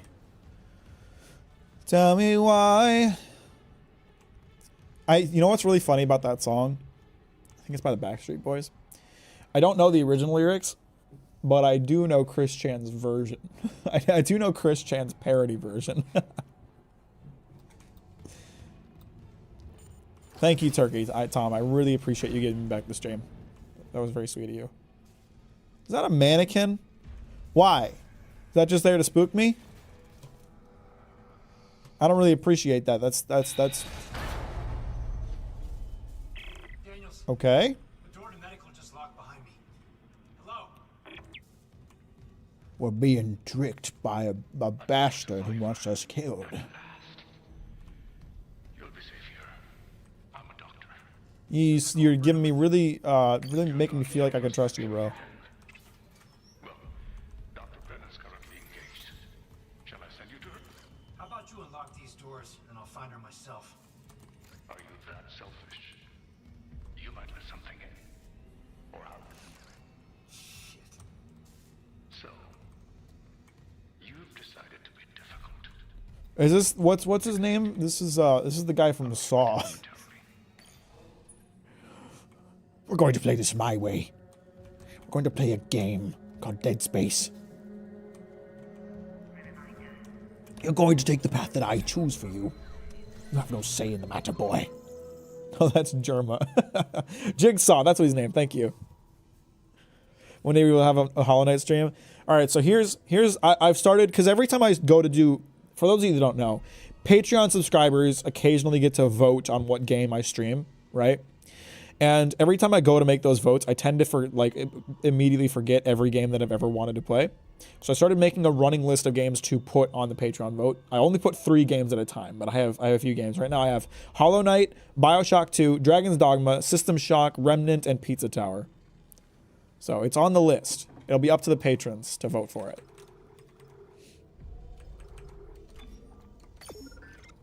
I do not have enough ammo. This is so stressful.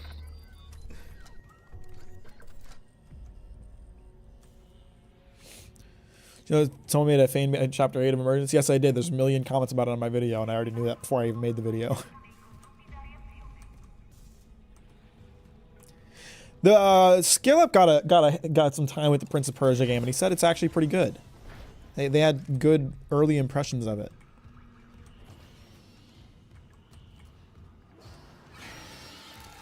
Hey, get the fuck away, bro. You little creature. Get down from there. What are you doing, you little idiot? Ow. I probably shouldn't stand there and take it when they shoot at me. But what are you gonna do, you know? You end up playing Remnant, I'll huck and join that Patreon. I mean, it's on the list, isn't it? Did I read that out? I already forgot what I read, but Remnant's on the list, isn't it? Join the Patreon and vote for it.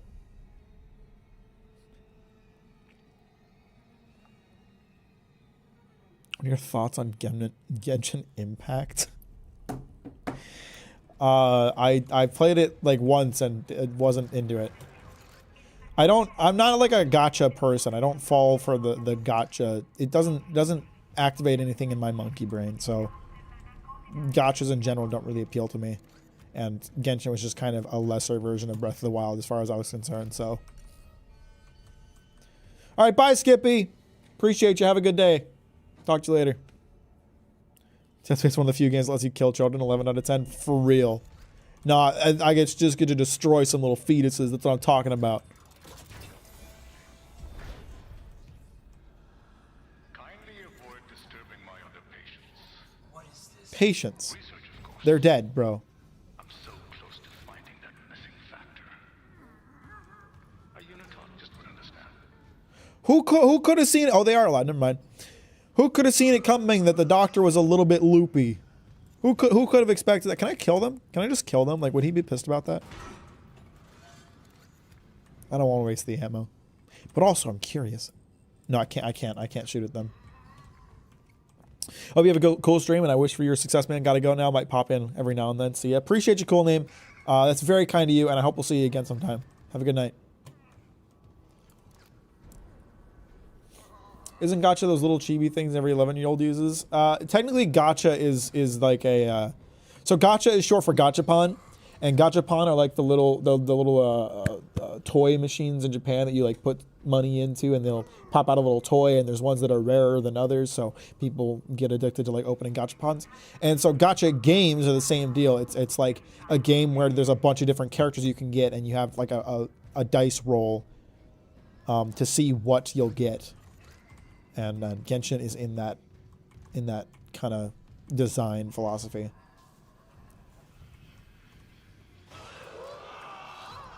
What are your thoughts on the game so far? It's a good game. It's a fun game. There's a creature attacking me. Is it just gonna toss a bunch of those? Can you stop doing that, bro? Oh shit! I might need to shoot all of those. It's gonna take forever to kill this fucker, and a lot of ammo that I don't have.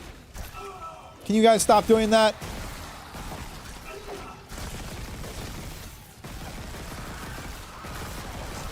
Oh my god, this takes so much ammo. Is it dead? No, it is not. Did it just grow more? Are you fucking kidding me? You little shitbag?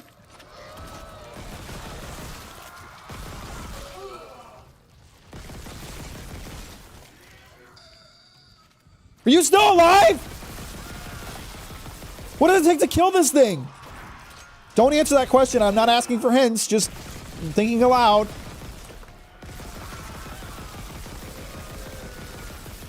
Is that thing fucking killable? What's going on?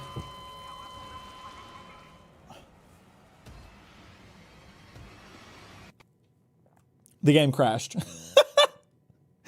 game fucking crashed.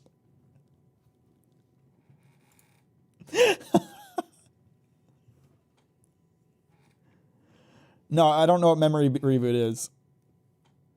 Steven, what did I say? No hints.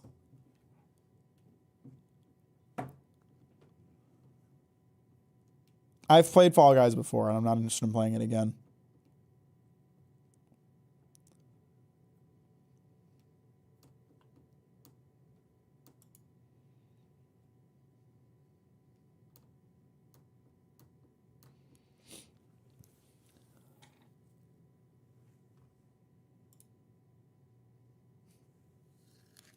Crash after our player. You should have been playing New Vegas. If you want to tell me what hour it is in Italy, you can tell me, Luca. You don't have to ask.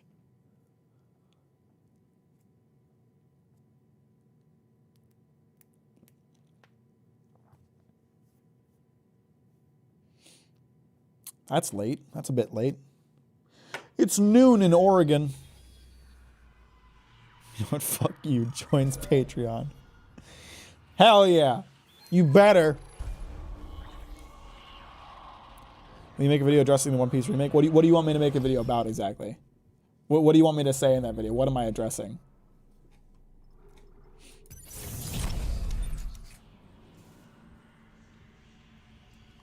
Genshin Impact is a paid P2P game and basically is made for little kids. Paimon loves to tell you exactly how you do the puzzles and won't let you figure it out for yourself. I love that kind of thing. God of War Ragnarok, when they added that thing where they would tell you how to solve all the puzzles 30 seconds if you didn't into them being there, that was my favorite aspect of the game. I really loved that.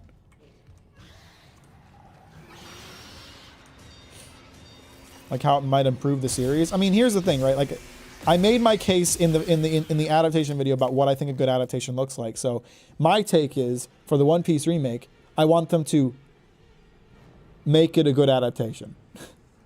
Fix the pacing, make it more true to One Piece. Don't devolve into Dragon Ball style nonsense. That's what I want to see. I'm actually heading to Oregon tomorrow. I love Oregon. It's where I live. Come to my house and I'll shoot you with a gun.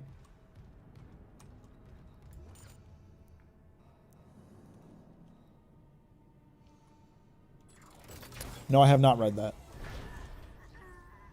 Kindly avoid disturbing my other patients. Bleach is alright. Research, of course. I'm so No, that's it. It's alright. factor. A Uniton just would understand.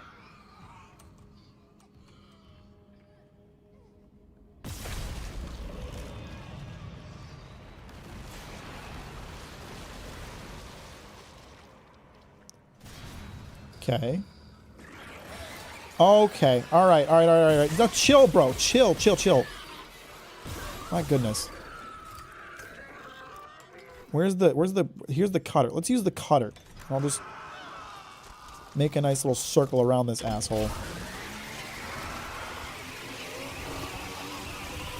This is so ineffective.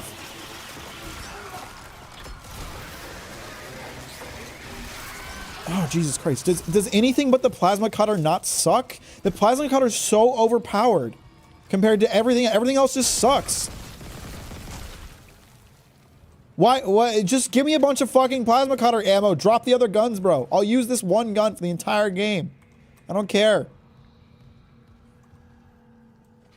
The dude was, that thing was just, that shoots a goddamn laser and it took out the tentacles so slowly.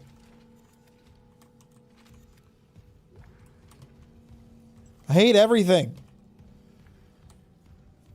Yes, it is the first time playing Dead Space. No hints, no backseating, no spoilers. Oh shit, Infuthron did join the Patreon. Thanks, Infuthron. You're an absolute legend. I really appreciate that. That was my kebab money. I hope you're happy. Well, I really appreciate it. I owe you a kebab, brother. Thank you so much. That's very kind of you.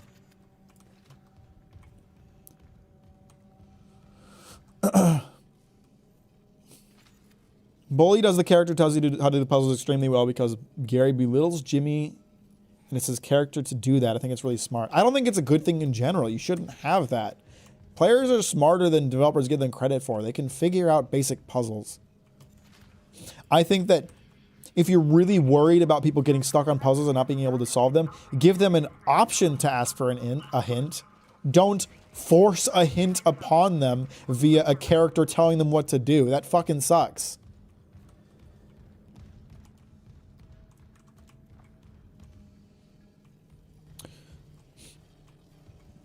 On the other, guns feel too niche, whereas the plasma cutter is a solid all-around damage dealer. Yeah, it fucks. It does a ton of damage, and it's useful for everything. Berserker C tier for me. I mean, everybody has their own opinions, and you're entitled to them. I would disagree personally, but I'm not so attached to my own opinion that I would get offended by that. Clearance confirmed.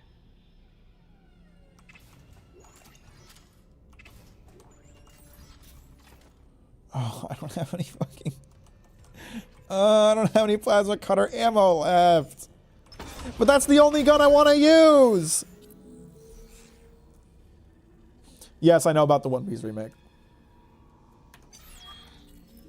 You have to wait a long time before he actually gives you the hint. I don't want it at all. Like, period.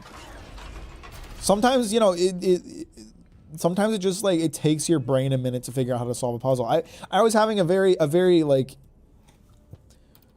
gamer moment when I was playing Dead Space when I couldn't figure out a puzzle and chat was making fun of me, but I eventually figured it out, and I would have been pissed off if the game told me how to do it.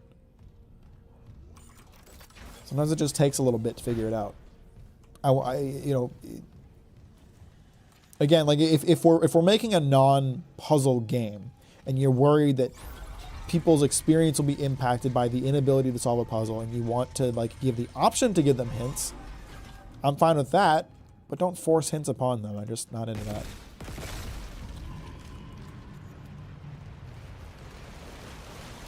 I don't dig that. Hello, hey. Where the fuck did he go? Hey, can you just chill? Can you just not? Can you just not, bro?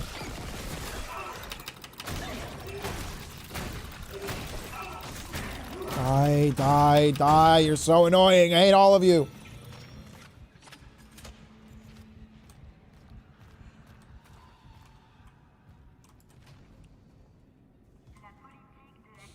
I have not played a Rayman game before. I've heard they're good.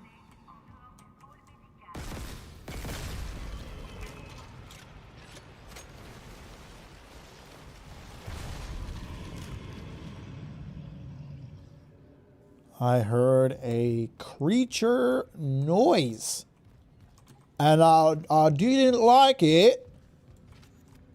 Is the One Piece remake the One Piece live action? No, they announced that Wit Studio is making a new One Piece anime from scratch.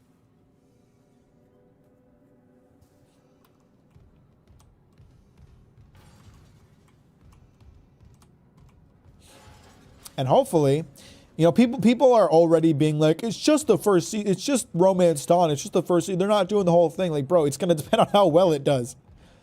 If the first season does well, they'll make more. So everybody make sure to watch it. Unless it sucks, you know. My one fear, my fear for the remake is that they're actually going to fuck up the pacing in a different way. They're going to say like, okay, everybody's already seen Romance Dawn, so we'll do Romance Dawn, but we'll cut out a bunch of stuff that we don't want to cover. That would be frustrating. I really want to see like a faithful from scratch remake that covers everything and does it appropriately. Imagine One Piece gets 2 mid-piece adaptations. See, that's what I'm really afraid of. We have no way of knowing that it won't suck yet. I really got to use stasis more. I never ever use it. It'd be really useful for certain enemies, I think.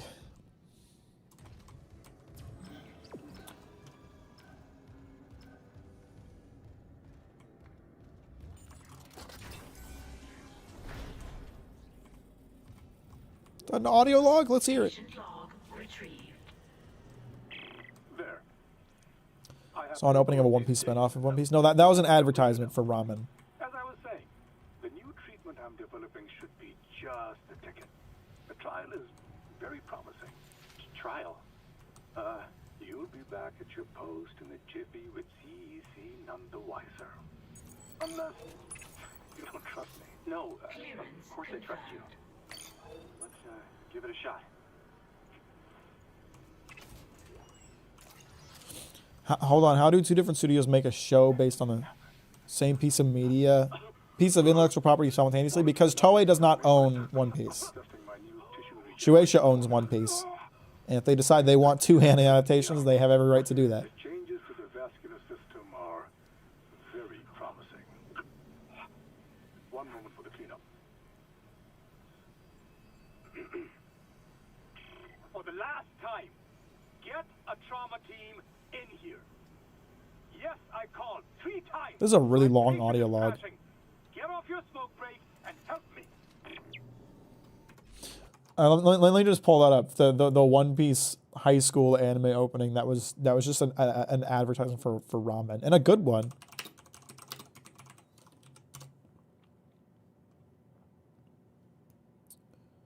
I don't know why this is here. I don't know if this has to do with anything. Did they do 4 of them? My God. Sorry, that was really loud. Yeah, if you guys haven't seen these, they're really cute, actually. There's lots of nice little Easter eggs, like lots of random characters put in the background. There's Blackbeard and Whitebeard, Alvida and Kobe, Kuma, Katakuri, Lucci, Bonnie. There's a lot of cute little references in this. Is the ramen good? I think it's Top Ramen. No, it's Cup Noodle. I forget what brand it is. Hungry Days. Okay, yeah, it's Cup Noodle. So Cup Noodle's pretty mid, but Cup Noodle is only mid in the U.S. I don't know if it's mid in Japan. Japan has very different Cup Noodle standards.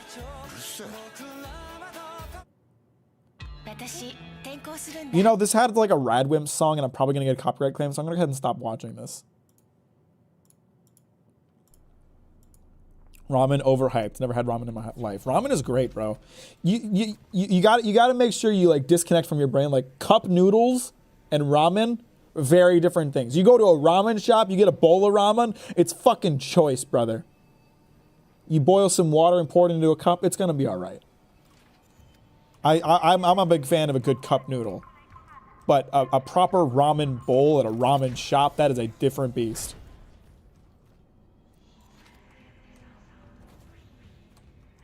Does that mean the mangaka of Dragon Ball wanted to, they can get a different studio to animate a series unless Toei actually does own it? So Toriyama would not be able to choose that. You know, mangaka hold like the intellectual right, and they can choose. Like if someone wants to make an anime, they have. I believe I'm not a lawyer or anything. This is what I believe is the case. They can choose whether or not to like veto an anime. But they, you know, Shueisha as the publisher would also have to agree to it. So Toriyama couldn't choose to have Dragon Ball reanimated, but Shueisha could, and they would have to get Toriyama's approval. Really want to talk to you directly, like on the phone or on Discord. I don't really do that, but I do have a Discord that I am in quite frequently. So if you want to chat with me, that's a good place to do it.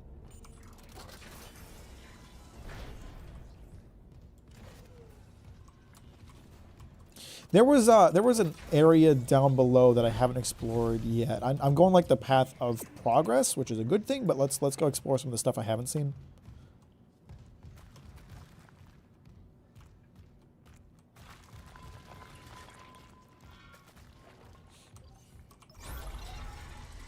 Dragon Ball is shit, and its fans make better story with characters than their own creator. That's true. I'm completely in agreements with you on that. All right, one of them is elevators and doors. Okay, so let's turn off the elevators. Turn on the doors. Interesting that the battery comes out. I'm gonna have to keep that in mind.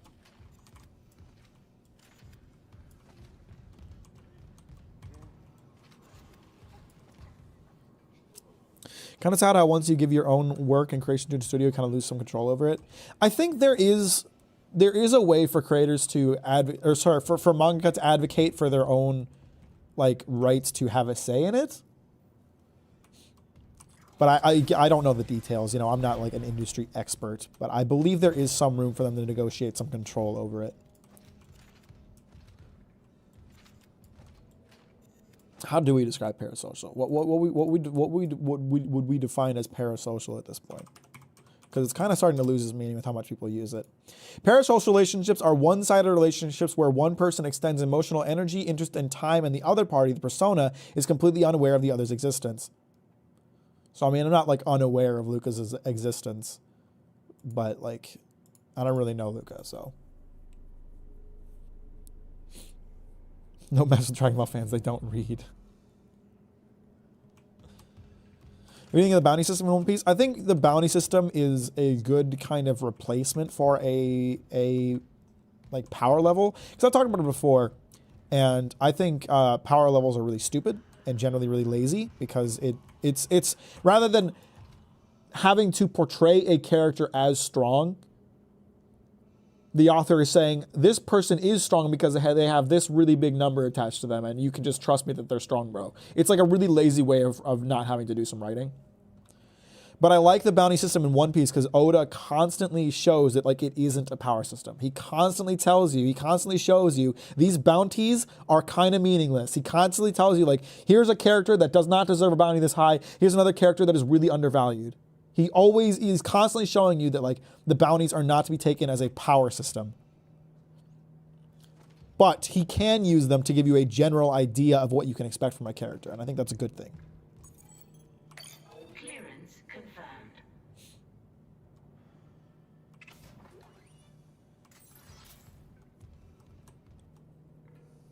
Do you have ever those moments when you question all of existence and every single choice you've ever made in a few seconds? Every now and then, yeah.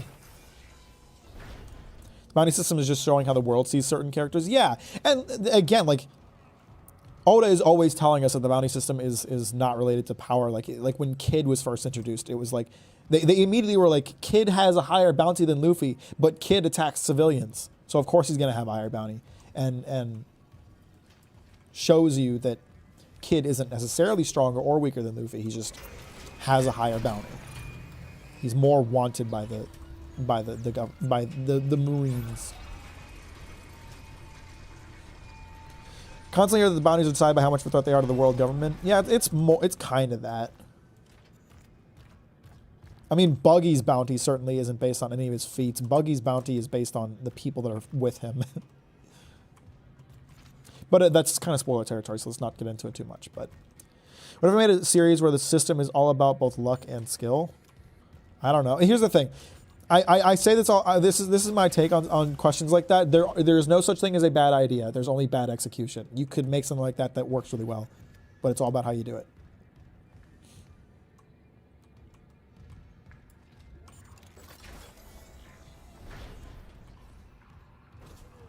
You take that buggy combat back, mister.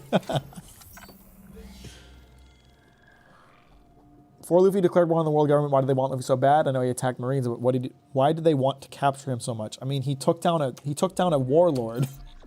It's kind of a big feat. More or less, like, the reason that Luffy got a bounty was because of the potential threat he represented, right? Like, he took down other pirates that were stronger than him, but he hadn't really done anything illegal yet. So they put a bounty on him because he potentially represented the threat. And then he took down a warlord who is related to the government. And they were like, okay, this is just open opposition. Let's give him 100 mil. I mean, if I made a story where a goat shoots up a bank and gets arrested and gets married to a duck, it can be good. Yeah, of course. It's all about execution. It's pretty good philosophy. I've seen a few good concepts that are executed poorly and vice versa. Yeah, I've seen it too. And that's where that kind of comes from. There are lots of good ideas that just the writer themselves can't make work. And there's plenty of bad ideas. Well, ideas that seem bad that an author can make work really well.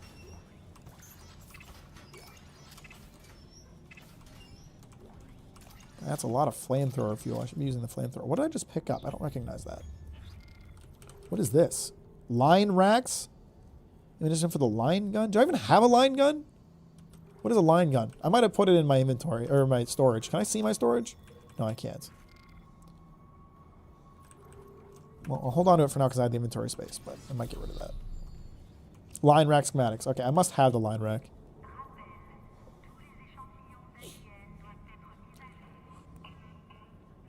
I want to make it so like, oh, you have talent to become powerful. Okay, but you have to work your ass for it.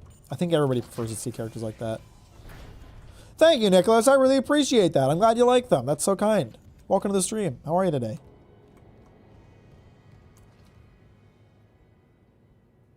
spoiler, my brother.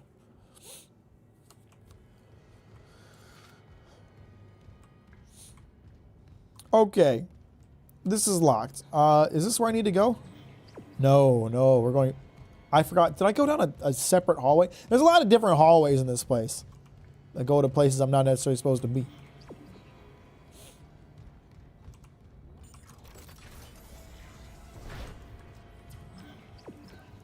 What if I made a story where a horny wolf man constantly fights the urge to eat his bunny girl and... Wait. I think someone might have beat you to the punch on that one, buddy.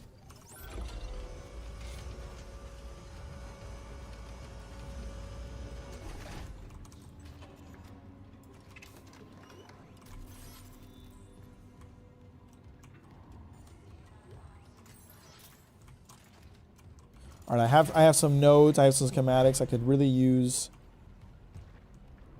Oh, nice. He tricked me with a hologram.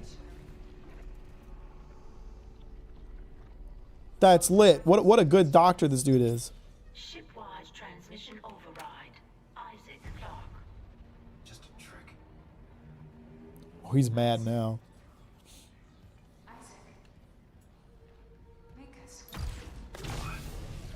What are you, stupid, Isaac? You could see it's a hologram.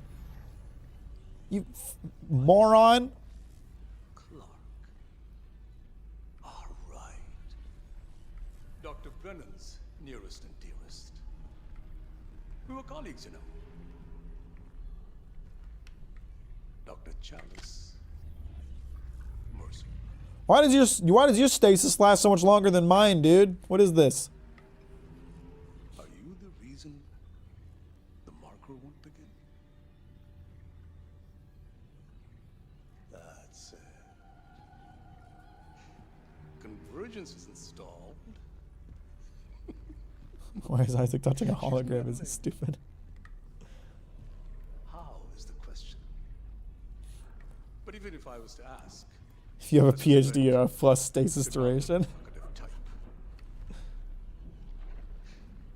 And I haven't fully explored the cause of death as that missing factor.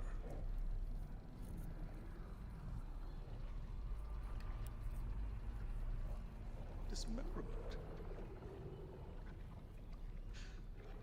Now I think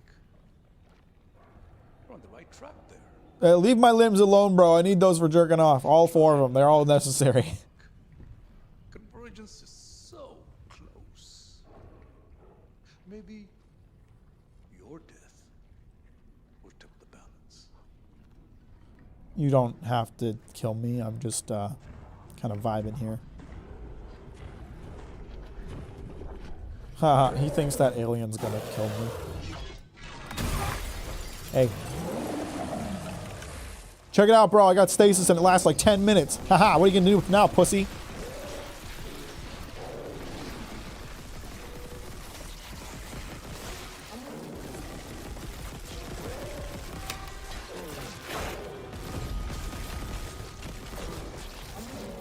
You done? Whew, that took like an entire magazine. Oh shit, it is still moving. What the fuck? Oh Jesus, it's regenerating. What the hell? The fuck. Crap. Crap. Crap. Oh shit, bro. Stop. Stop. I gotta collect shit. Hang on. There's money. You don't understand, bro. I'm busy. I can't hang out with you right now. Oh, fuck. What am I gonna do now? That thing can't die.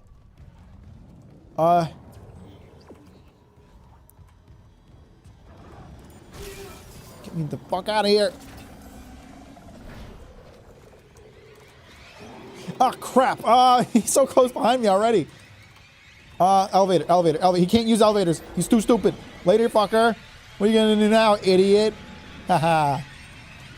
Look at this moron. Doesn't even know how to use elevators. What an idiot.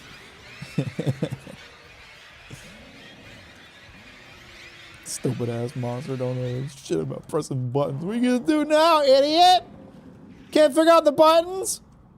Wait, where is he? Oh shit. He might have other ways of getting up.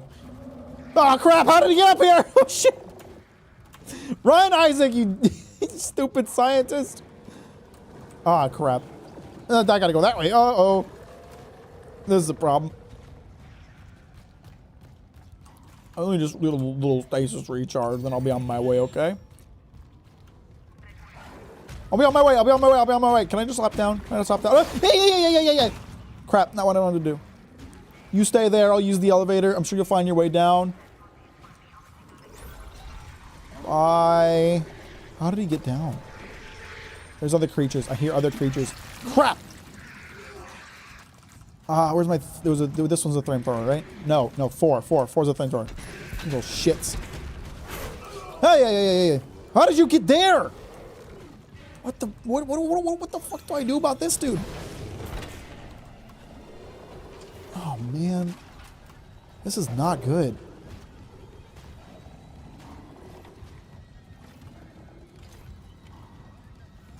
Am I just leaving? Were you just getting out of here? Okay, alright, that's fine with me. Okay, no, show, bro. He's so quick. Broadcast. It was a trick by a fucking unitologist. Dr. Mercer.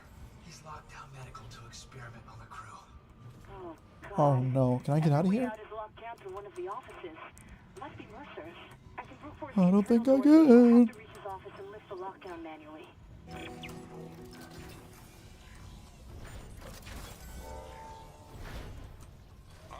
My hunter may regenerate, but he takes an attack like that personally. I take it personally too, bro. It's a super road. I feel like I have to pause anytime I look at chat because I'm getting chased down this whole time. How many limbs do you use to jerk off? 1, 2, or all 4? Captain Mack. I can drink my water. I know you're an immortal murder monster, but there's $20 in this drawer. Watching the 2002 version of FMA after catching up on Brotherhood, there's just something about the 90s and 2000s anime that looks so distinct and beautiful. I haven't watched it in many, many years, man. I'm just like, every time I like start to watch it, I'm like, man, I'd rather just watch Brotherhood. Appreciate you, Gwendolyn. Have a good night. Thanks for stopping by. And yeah, don't forget to like the stream, everybody. Because if you don't, I'll hurt you. Oh, come on. Come on, guys. Come on, guys. That's not cool. Okay. All right. Who's behind me right now? All right, they're shooting at me. That's what's going on. Oh, Christ.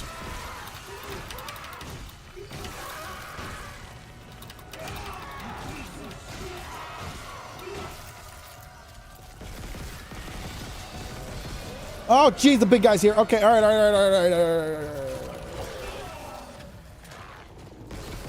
Crap, I thought he was next to that. He's so much closer to me than I thought. Fuck, this dude's quick. Ah, Jesus Christ! I thought he was over there! Oh, no, I don't have any health packs left. There's so many creatures! Get in there. Fuck me. Get the back off! What is that? Okay, I've been here before, I think. Have I been in this room before? This feels familiar. Dude, fuck this. This sucks. Get me through this stupid goddamn door. Get the fuck off, dude. Hush, I went the wrong way. Is there creatures in front of me that I can't see? It's so damn dark. I hate this. This is the worst. Surgical log. Dr. Charles Mercer. It's a shame. When I began my research, Terrence Kyne's insights into the... Okay, I found the line gun. Great. Now his ability is sending little... It just looks like a big plasma cutter. You butcher. I saw your hunter. I know who it used to be. Cellular regeneration? Good God, don't you see what you've done? I agree with Amelia. If this is unitology, I want no part of it. My diagnosis. Poor Terrence is suffering from the same dementia reported on the Aegis 7 colony. Amelia, for example. This is the goddamn worst. How do I what do I replace right now? I think this thing's not very helpful right now. This gun better be good. Hold for primary, hold plus laser trap. It's just a big plasma gun. Oh, this is the goddamn worst. You motherfucker.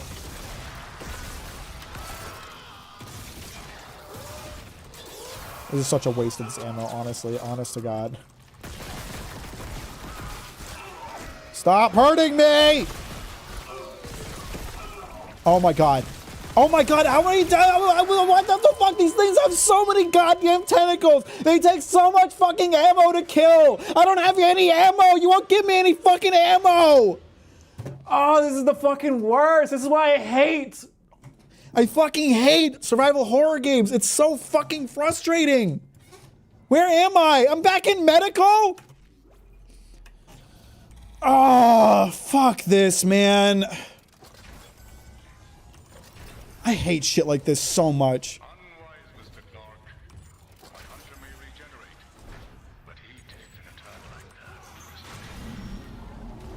Just run past everything. There's no point in fighting this shit. Get me out of here. Get me out of this fucking shithole. Clearance confirmed.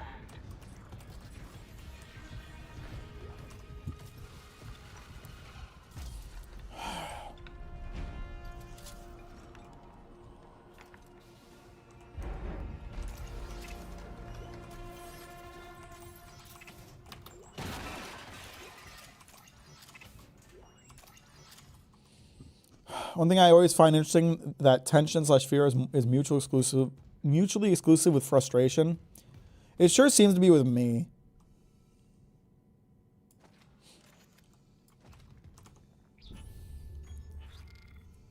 It's just like I get it, you know. It's such a part of the survival horror ecosystem to like take control away from the character and make them feel like a weak piece of shit. But I fucking hate that. I want to feel like I have some measure of control here, bro.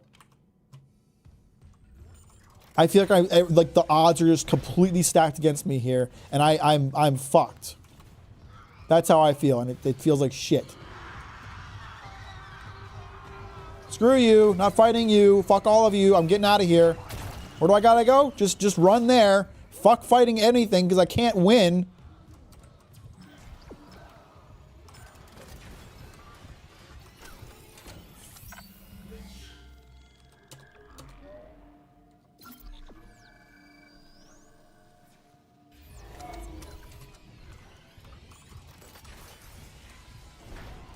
What the hell is this? Who's making shrines to weird creatures?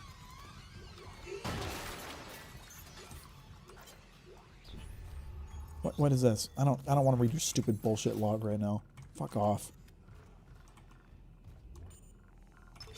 Warning. Local door protocols corrupted. Rebooting system. Please stand by.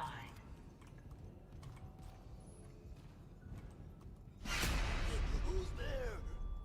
Oh God! Hold on. I can help you. No, I can't. Save hydroponics. We're all dying. Air's poison, but there's still time. Her enzyme will work if she just needs liquid nitrogen. Save us.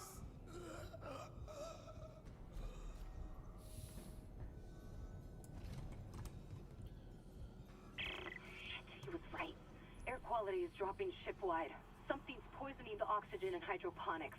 If we lose our air supply... He said we could fix it. He came looking for liquid nitrogen. There has to be some in the... He was dying anyway. He didn't need his eyesight. Not like we have a better option. I'll clear you a path to cryo. Door protocols rebooted. Thank you for your patience.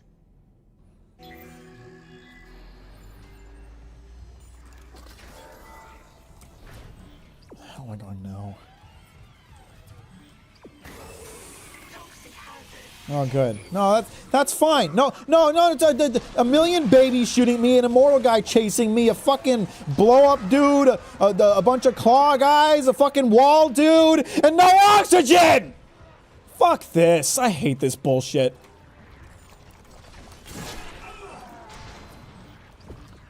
Just show me where to go and I'll run past everything. Fuck this shit. I might be done with Dead Space, man. This is such bullshit. Fuck off! There's emergency vent controls at the security checkpoint.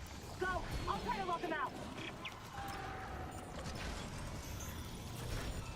Oh my god, how many fucking doors are there? Open the door, you dumbass! Where am I going?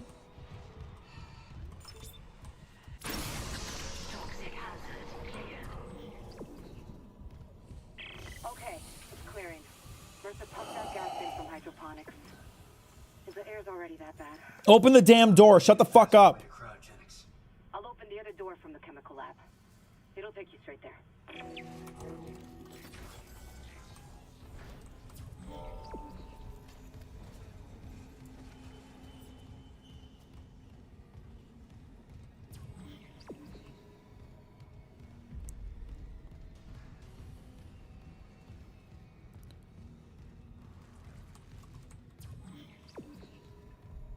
I'm really happy for the people that enjoy this kind of gameplay. Really, I am. I'm glad you guys have fun with this. I fucking hate shit like this.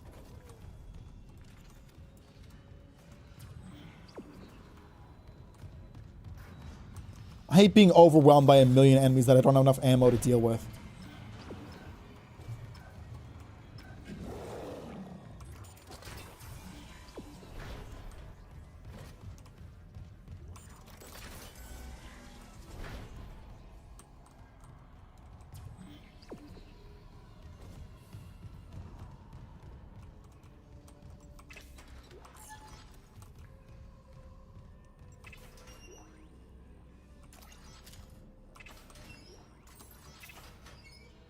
I don't think anybody who plays MOBA actually has fun playing them.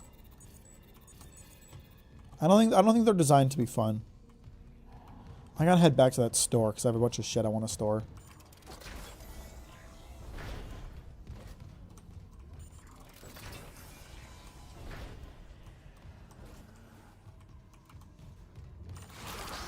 Hey.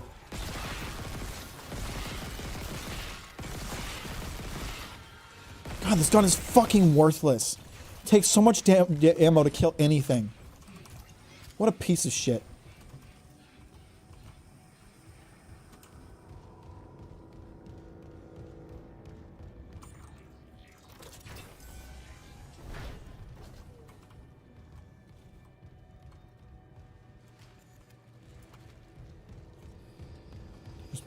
I don't think that's why they're called stores. I think this store in particular stores things, but I don't know about...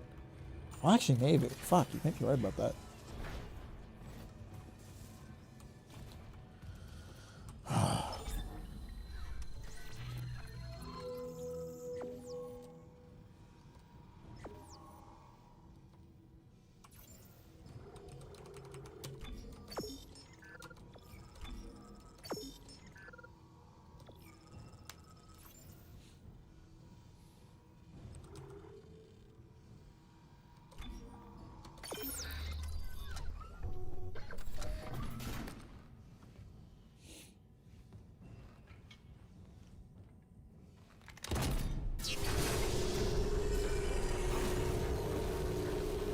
Can't say I've watched a ton of DBZ movies.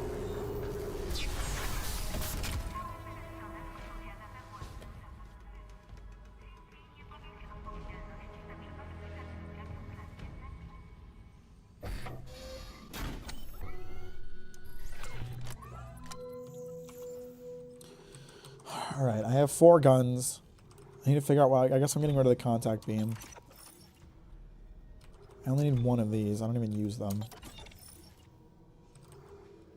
If I'm not using the contact beam, I don't need the energy for it.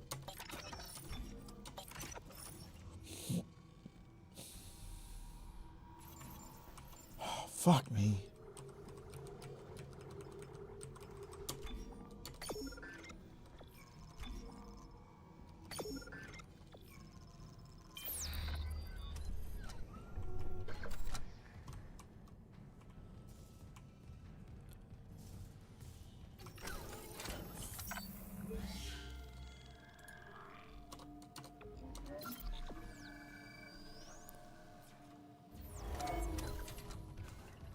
Here we are glazing a mid-series due to nostalgia, my favorite hobby.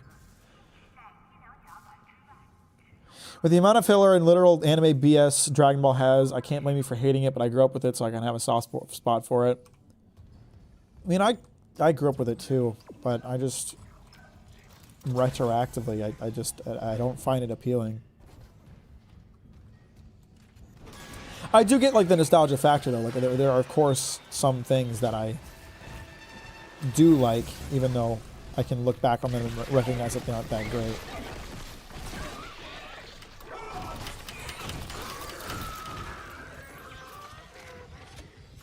But Dragon Ball is not one of them. Dragon Ball is just something that does not appeal to me anymore.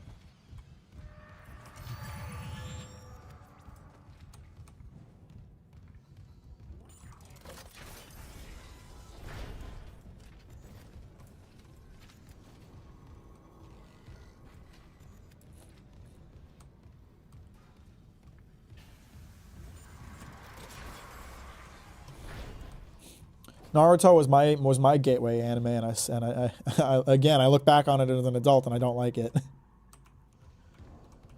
I don't think like it. There is a certain amount of like nostalgia affecting how I feel about things, but generally speaking, I don't think the like nostalgia goggles has much of an effect on me specifically.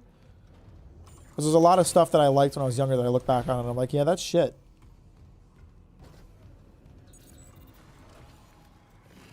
What do you want, scumbag?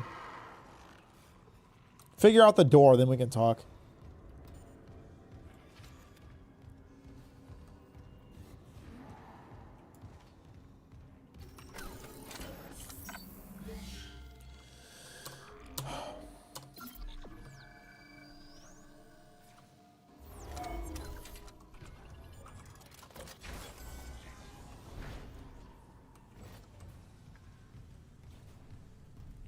What is that?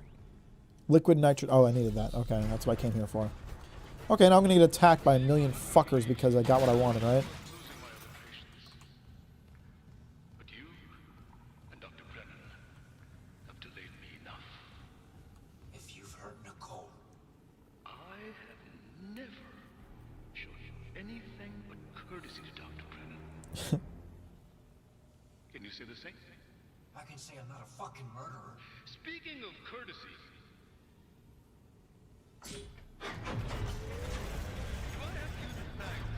Oh, great. What the hell are those things?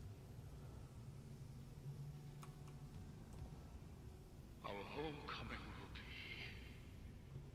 truly divine. Oh, he's got so many creatures. A convergence event fueled by the entire population of Earth. They take these things to Earth. It's all over. Only for the faithless. Humanity will be made whole, Mr. Clark. With or without you. I'd say you've chosen your side.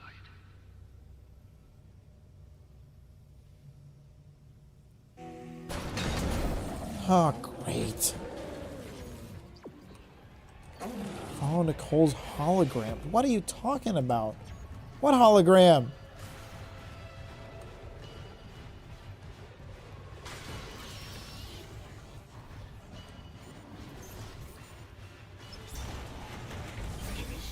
Oh, I see. I see. Okay. No, I get it. I get it. I get it. I get it. Fuck me. I'm gonna get attacked by a bunch of other cunts while this is going on, huh? Alright, come in here, big bro. No, stay in there. Oh my god, there's so many little babies. Fuck off! How am I supposed to do? Oh my god, there's so many! I'm fucking done. I hate this. There's so many fucking creatures and I don't have enough capacity to deal with all of them. Fuck off. And the thing is so fast. Because of course it is. Why wouldn't it be? All right. You follow me into here.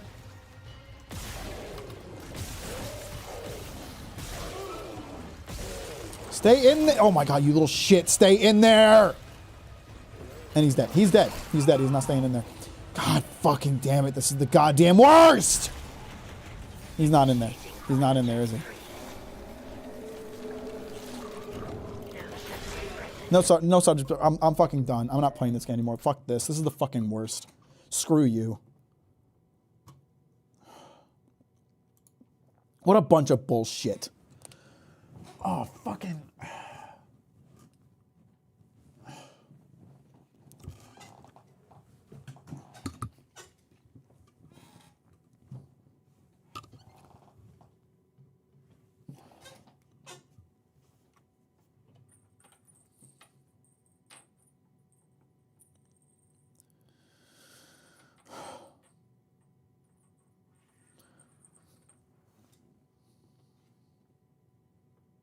I'm really happy for you guys that enjoy that type of game. I do not. I do not. It's the fucking worst. I hate that shit so much. I hate the constant stacking the odds against you and being like, have fun, asshole. Already rage quit. What do you mean already rage quit? I put like 12 hours into this shit game. I think I did my time.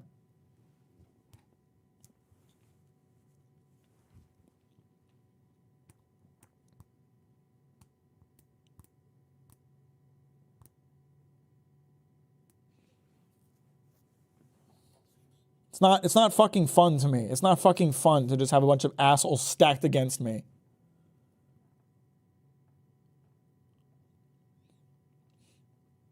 After all the Armored Core streams, I can't believe this is the first time I see Mack rage quit. Because I felt like I had control there, and I felt like when I was dying, it was my own fault. I don't feel like that was my fault. I felt like it was just stacked against me, and it was a bunch of unfair bullshit.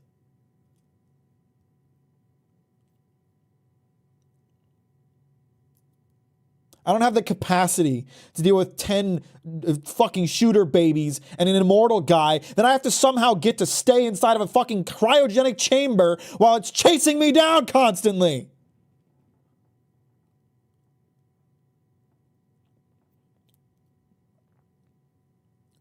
And all you guys who have played Dead Space 50 times are probably like, oh, you decided to do it this way. Fuck it. I don't care.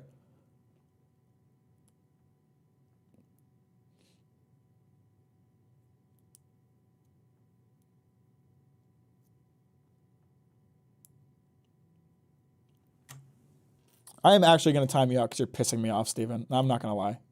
Fuck off. Get timed out.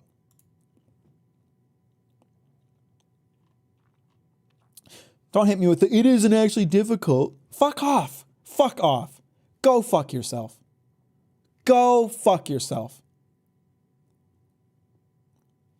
Everybody struggles with different things. It's hard for me and I don't like it.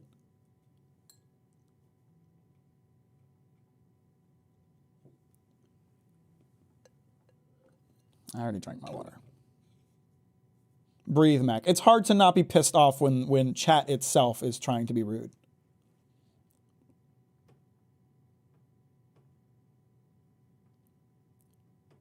I think he meant sumimasen, Aaron.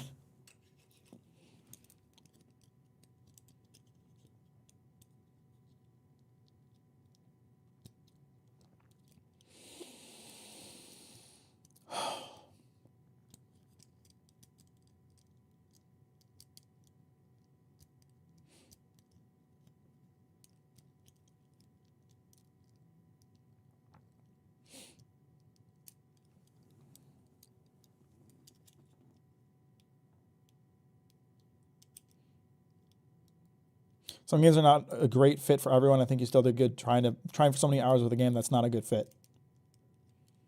It's just that I just joined the stream and this is the first thing I see. I thought you were here earlier, weren't you? Oh, maybe I'm crazy. I don't know. I don't think I would like Dead Space either. I don't vibe with horror personally. I don't vibe with horror, generally speaking.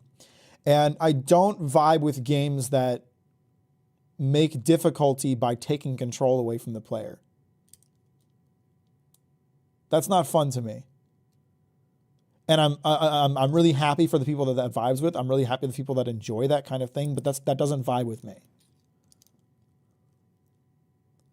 Lethal Company is a good example of a survival horror game that you fucked with. Yeah, so that is a good example. I mean, you know, Lethal Company doesn't take control away from you. It just doesn't give you a lot of control to begin with. You know, like you have full control over your movement. You have full control over your speed. You just like, you know, you don't have weapons to kill the monsters with. It's not that they give you weapons that are fucking useless. You just don't have weapons. You need to put Monster Rancher 2 on the list of games. That's good. That's a good point. I do. Are you going to retry later? I don't know. I really feel very frustrated. And I think this is only partway through the game, which means there's going to be a bunch more bullshit later.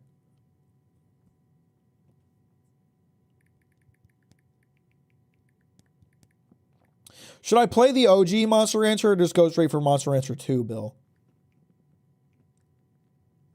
Maybe a chill game to decompress. I could play some Lies of P.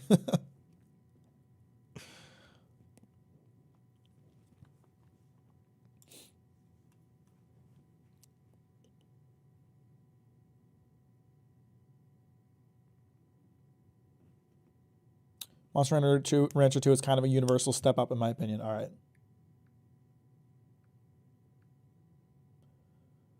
At least your gaming equipment didn't get punished brutally, unlike most gamers. I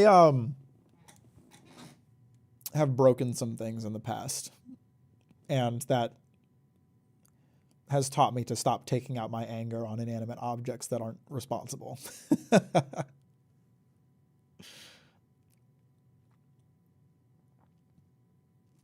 He did break his glasses. No, I mean, I don't think I've broken any controllers before, but I have like damaged controllers. There was a time when I was playing Elden Ring that I like smacked my microphone into my monitor, and my monitor like almost broke. What things were broken? So the monitor like did break. Like I couldn't see anything out of it, but then after I like tapped it a little bit, it just fixed. I wasn't a big rager, but I am now. I used to be a lot worse. I try to manage my rage a little bit. I really try to manage my rage, really try not to get angry. And like, especially when I was playing through the FromSoft games, I really tried to not get frustrated. But when I feel like things are unfair, that's when I get really mad. When I feel like the difficulty that I'm facing is not my own fault, that's when I get really mad. And well, I mean, and then if we're talking about Elden Ring, like there's plenty of bosses in Elden Ring that felt like had really unfair mechanics. So I got angry. But then even then there is a limit where like, even when it's just me being bad, there is a limit where eventually I start to get really frustrated. And I don't control my anger very well. I wish I was better about it. I didn't know you were a software engineer. What are you talking about?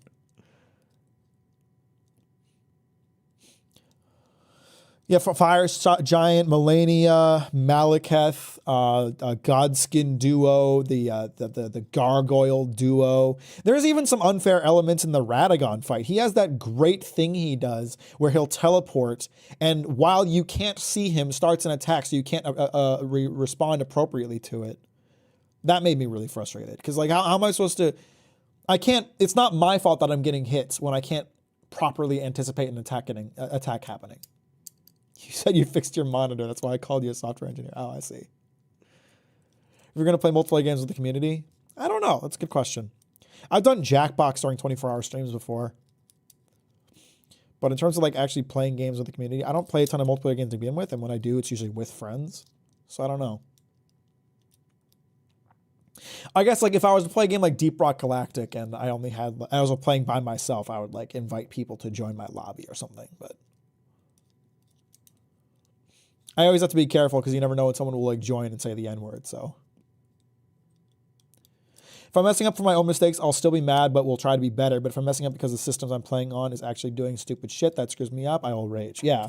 So yeah, exactly. Like my tolerance for getting angry when it's something I'm in control of, when it's my fault, is much higher than my tolerance for getting angry when the game is just screwing me over.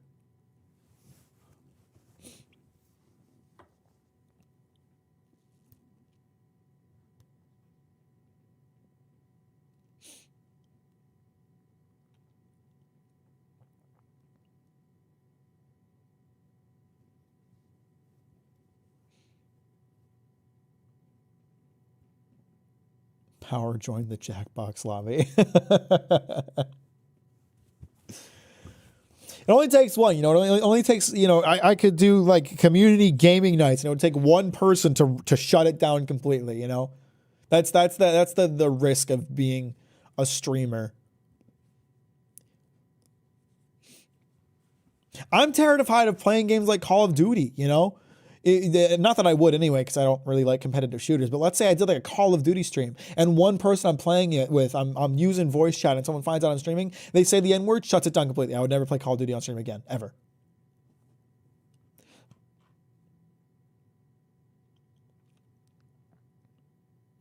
I think the moment when anger comes out is when I want to play the game and the game or systems aren't letting me. I think stupid long stuns or spawn camping, anything where your ability to play is gone. Yeah, I'd agree with that. Like tier 3 Patreon members allowed. I could actually do that because like I do trust my patrons quite a bit. What aggravates me is when you get stun locked and when getting hit stops your input so you can't get out of the way or the follow-up attack. Yeah, so like when I played Neo. When I played Neo, everyone talked about how Neo was like actually a good Souls-like, and then I played Neo, and I felt like there were so many systems that were just working against the game being fair. It just felt like such an unfair game. Like I'm really good at like these Souls-like games. I've beat all of the FromSoft ones. I'm crushing Lies of P right now. I'm good at those types of games. So when Neo has a bunch of animation locking, has no animation canceling, when you're getting pitted against a dozen enemies, like it just doesn't feel fucking fair, and it makes me mad. I'm sorry, not trying to be rude. You just missed some such mechanics about the game. 1 or 2 tips would not really made the difference. Well, I don't like tips. I like playing the game myself and figuring out myself. And if the game does a poor job of explaining for itself how the game works, then that is an indictment against the game, not me.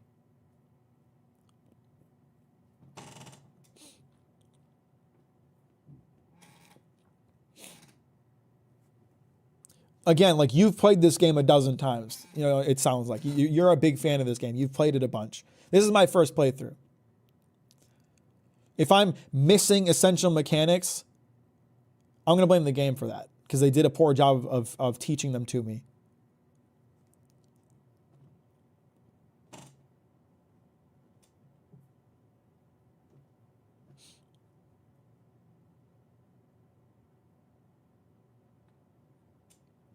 Is this an LGBTQ safe space? Of course it is. Absolutely. There's very few realistic games I actually like playing, and it's not much. I don't think I have a ton that I like much either. Well, I like... Stalker's not realistic per se, but like the way your character controls and the abilities you have feel very realistic. Sometimes it can be you and not the game, to be honest. I mean, sure, there's willful negligence of game systems, but I'm sitting here thinking to myself that I was doing everything that I knew how to do. So if there's something that I'm not doing, it's because the game didn't do a good job teaching it to me. That's how I feel. Stasis is practically fucking useless. It doesn't last long enough. I didn't use telekinesis to throw stuff at people much. That's fair, but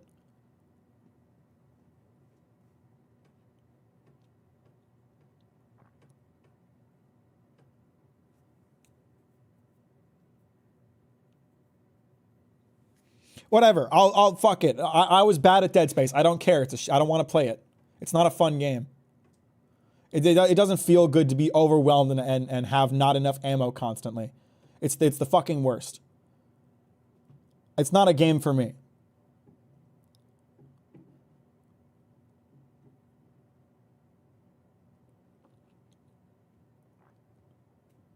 If the only way to win at that game is to be perfect and know how to use all the systems perfectly and be a master of the game systems, then fuck it, I'm good. That's an unrealistic expectation. Do you know the streamer One Sonic? No, I don't.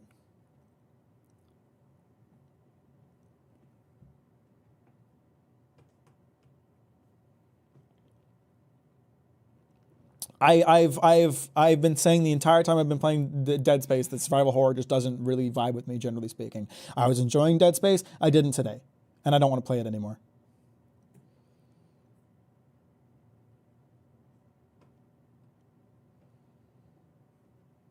I will fully admit that those are just not games that I mesh with.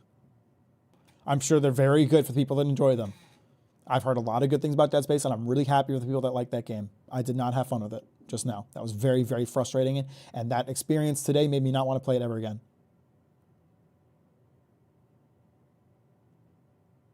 So if a game is hard, you just quit. No, that's not what happened at all. I've played lots of hard games. I've played all of the From Software suite. That's not what this is. That's an L take. That's a misinterpretation of what I'm saying.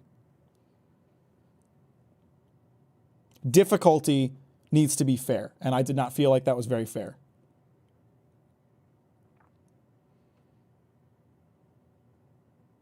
When I mean realistic, I mean more graphical mechanic-wise. Games like GTA are good because while it's realistic with the graphics, kind of in gameplay, you can be a true menace and go on missions. I don't know, I think it depends. If the game is built around it and designed well around it, then, you know. Some of you are kind of rude, man. I get it. I didn't like their favorite game and they're upset about it, whatever. Can't you just change the difficulty? I could. But I kind of just don't want to play the game anymore.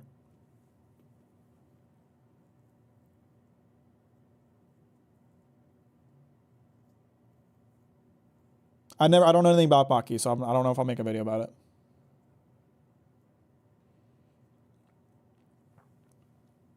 Any interest in Mount and Blade? I don't know. I played them like way back in the day. They were all right.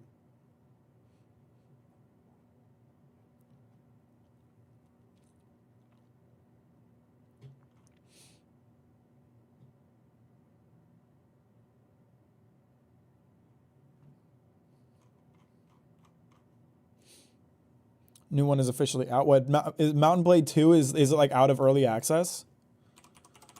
Did they add co-op yet? Or did they make a new one?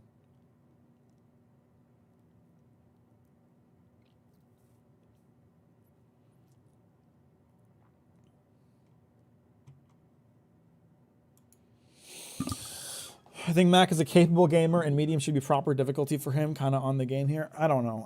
I feel rather strongly that the odds I was against just now were very unfair, and I get that if I knew all the game mechanics and played the game perfectly like a speedrunner who's put thousands of hours into the game, maybe I would have had an easier time. But as a first-time player, that felt unreasonable to me.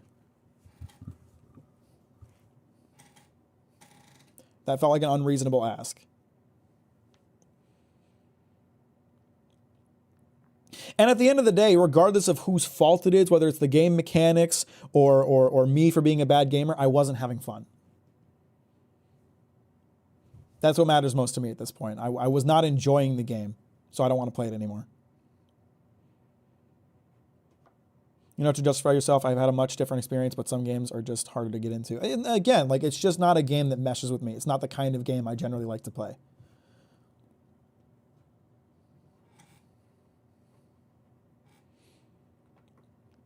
I was having a really good time with Dead Space until today, until this experience with this immortal creature that is constantly right next to you and you're surrounded by a million monsters. That was very frustrating for me, and it made me not want to play the game anymore.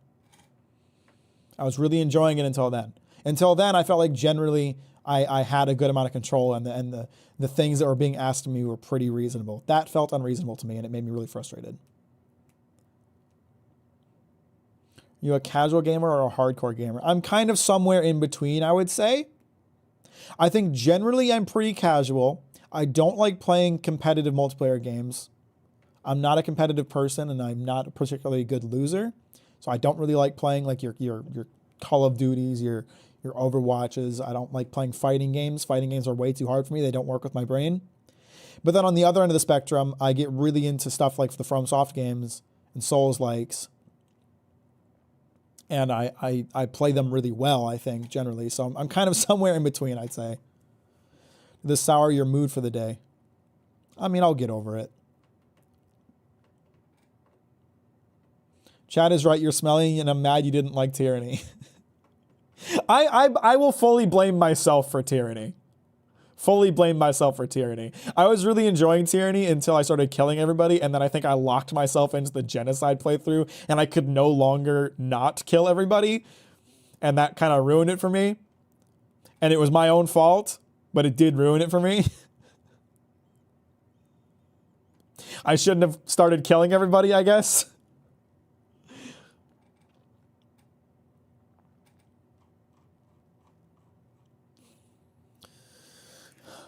I have not seen Godzilla -1 yet. I want to. Fighting games are perfect for my brain. It's all about repetition. Yeah, it just doesn't work with me. It asks way too much for me, and I do not. It does not. I don't know, man. I can't figure out the controls. I get really frustrated when I lose. I'm not competitive to begin with, so fighting games just don't vibe with me either. Sweats in games made me stop trying to actually be competitive and just troll them instead. It's much funnier. That's fair. Are you interested in Baldur's Gate? Yeah, I really want to play Baldur's Gate 3. I just haven't gotten around to it yet. I haven't really found the time. I was too busy playing Starfield. Which for those of you that don't know, I'm working on a Starfield video because Starfield's shit, so I had to play through the whole game. And it wasn't fun. It was not fun. Do you like games that are intentionally hostile towards the player if it's the point of the game? I think that's kind of a loaded question because it really does depend. Because we just saw me getting really frustrated with Dead Space, which is a survival horror game, which is, I'd say, very hostile towards the player and puts the player in a situation where the odds are against them. And I found that very frustrating, and I didn't find that particularly fun. But then again, I've sunk 300 plus hours into Dark Souls 3 and however many hours into Elden Ring. Like, I love those games. I feel like if a game is going to be hostile towards the player, I'm only going to enjoy it if it's not the type of game that takes control away from the player. I don't generally like when games take control away from the player, just as a general rule. And survival horror tends to do that as part of the experience, so I don't end up enjoying those types of games. Gonzalo -1 is so good. I won't spoil anything. You really just have to experience it for yourself. I really appreciate that. I would be very upset if you spoiled it for me. I'm gonna try to watch it in theaters. I want to go see it with a friend of mine, so we're trying to get that arranged, but scheduling can be kind of a pain. I know you said you were good at Souls-likes, but like, have you ever played any games and it just clicked and you were suddenly really good at it? I've always been really good at puzzle games. I was not good at Souls-likes. It took me like 100 hours to beat Dark Souls 3 for the first time, which is a game that now takes me about 25 hours to beat. So I was not good at them from the beginning. I was actually really bad at them. I've kind of grown that skill. But puzzle games have always vibed with me because I have a puzzle-solving brain, I think.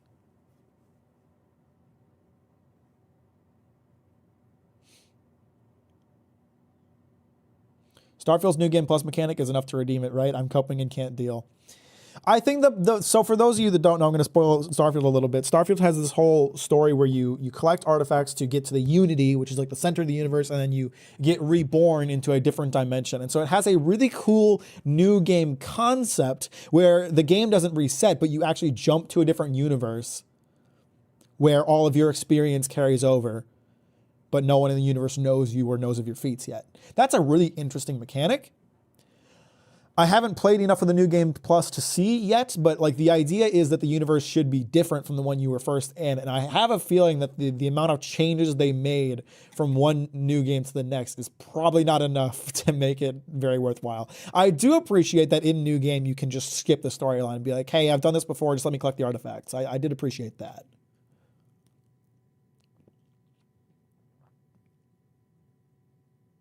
I can tell the difference between someone putting strategy into their attacks and someone sweating their ass off to throw every attack at a player, and I see a lot of the second one nowadays. Interesting. Do you hear about the new Godzilla X Kong movie? They said it's released 2 weeks earlier. Hopefully it's not rushed Hollywood crap because I love Godzilla. I haven't kept up with like the legendary MonsterVerse stuff. I'm really behind. I saw Godzilla 2014, and I saw, what was it, King of the Monsters? I have it. I bought it, but yeah, King of the Monsters. I saw both of those, but I haven't seen Kong. I haven't seen Godzilla vs. Kong. I got to catch up on that. You're such a good puzzle game player. Name every unsolved murder in the USA. Hypocrisy, Mac. We can't spoil you, but you can spoil us. I gave a spoiler warning. I gave a spoiler warning. Here, well, while we keep talking, you guys, we're looking for a casual game. Talos Principle is a very casual game for me at this point because I beat it like 3 times.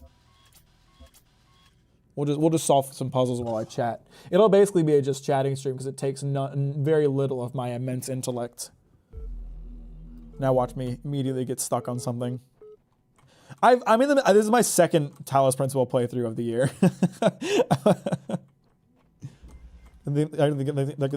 I heard good things about Talos Principle. It's a very good series. Talos Principle 2 came out this year and it was excellent. Really lived up to the to what I wanted to see from the game. Oh shit! I targeted the wrong thing. And narratively speaking, Talos Principle has a surprising amount going on. Oh wait, shit, I fucked that up.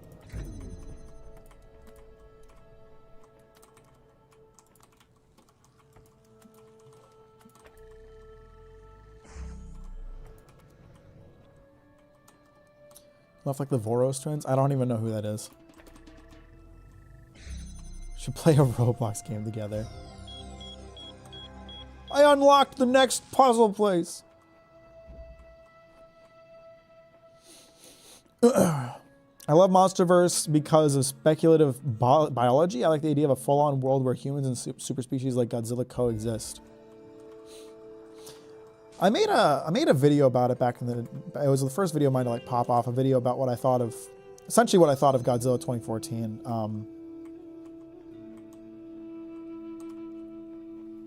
And essentially what I ended up feeling was that they made Godzilla into a superhero, which is not super interesting to me. I prefer Godzilla as a monster. What is the lore of Talos? So Talos Principle actually has a fascinating story. So you kind of get dumped into this world and God tells you to go start solving puzzles. But then you can also talk to this computer terminal and the computer terminal will have conversations about you and try to get you to doubt God.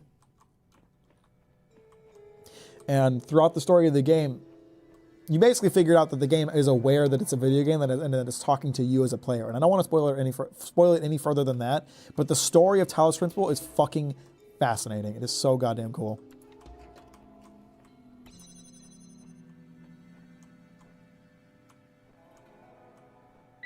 Why can't I aim at the thing? Here we go.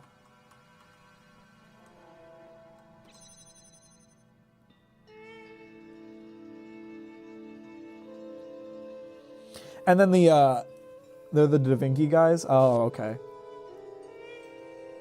And then Talos Principle 2 kind of focused on like the idea of humanity, what it means to be human, what is the responsibility of humanity as a species. It was a really good follow-up to this game where, and again, I don't want to spoil it too much, but it's just, I don't want to spoil it. You guys should play Talos Principle. It's an excellent puzzle game with a really good story to go with it.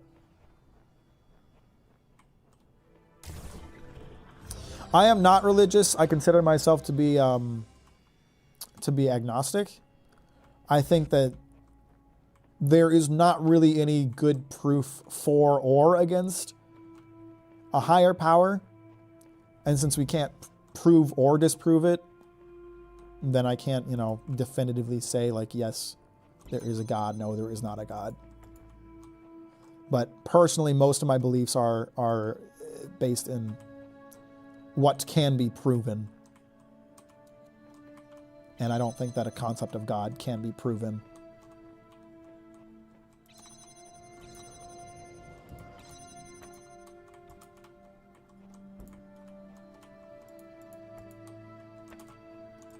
Actually, let me take that. I need to get over to this other area. There's a ladder here. Perfect.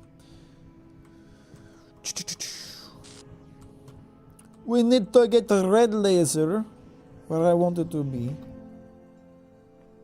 Okay, first things first, we got to get in there.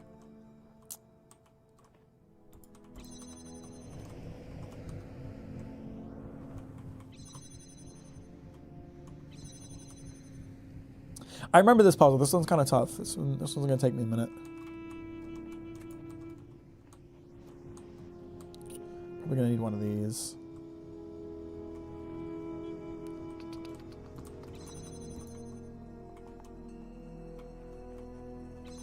I don't need that right now.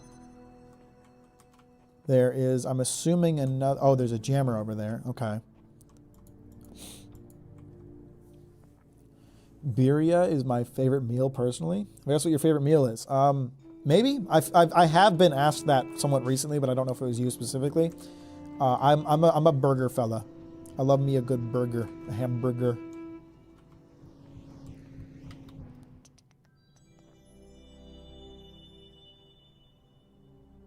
Okay, I see what I gotta do. Toss that over there.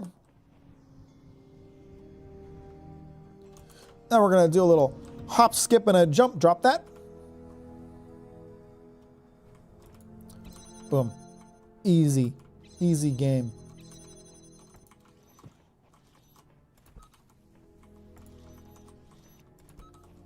Okay, now we pull all this stuff out.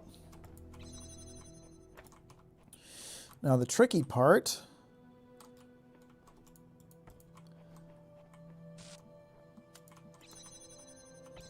How do I get a laser over there?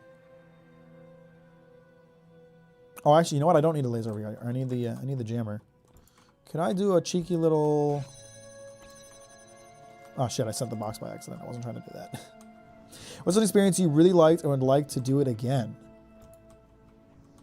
Interesting question. Like a life experience?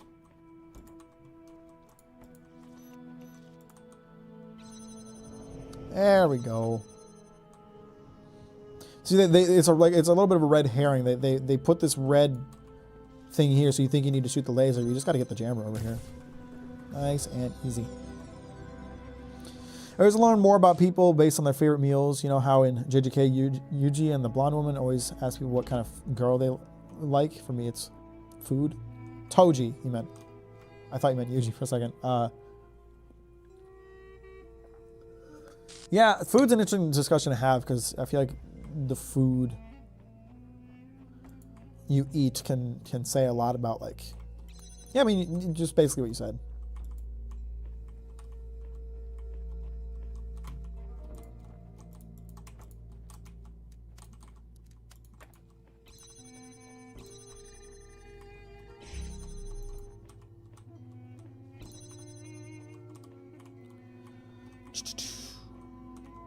Oh, this one's easy. Oh, no, it isn't. So I need that. So we need to unlock... There's a jammer in there, certainly. Oh, you said Yuki the blonde woman. I thought you said Yuki and the blonde woman, and I was thinking you meant... Is his name Toji? I might be forgetting his name. I'm sorry, I'm not the biggest JJK fan in the world. I don't have all the characters memorized.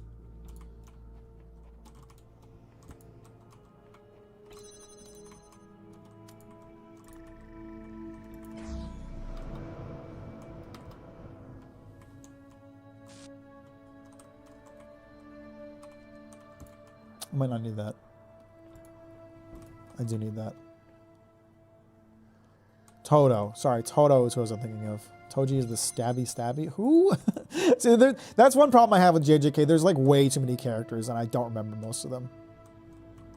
They'll have a character in a scene, and I'll just be like, okay, yeah, they're here. They certainly exist.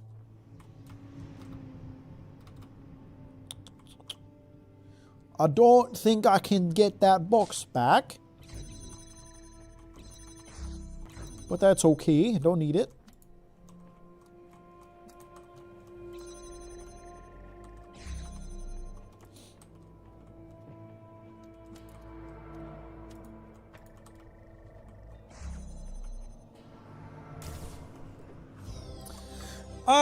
Evangelion is an interesting one because people speak so highly of it. My personal take is that the first, like, 20 episodes are, like, it's very confusing and it's hard to see how it relates to the ending. The last, like, 6 episodes of Evangelion are very good, but there's a lot of time spent on stuff that doesn't feel super related to the penultimate point and the end of the story.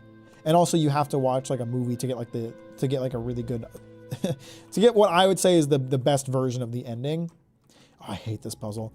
This is a mechanic in the game where you like record a version of yourself and it'll do things and it has its own version of objects and stuff. It's kind of hard to work with sometimes. So let me think. We need to make a path for me. I need to get this box and that laser right there. First things first. I need to see how far I can get myself. Oh shit, I fucked up.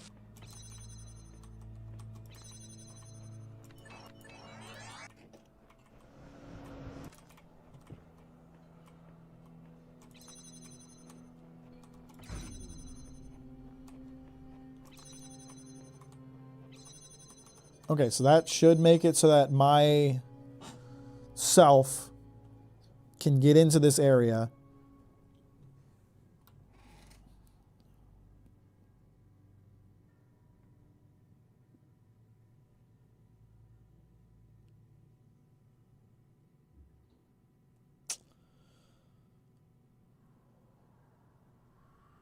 And we're just going to stand here for a minute.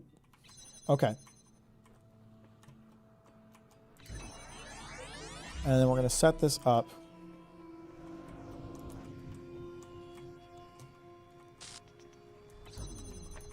I just need to deactivate the fan for a minute. Let me just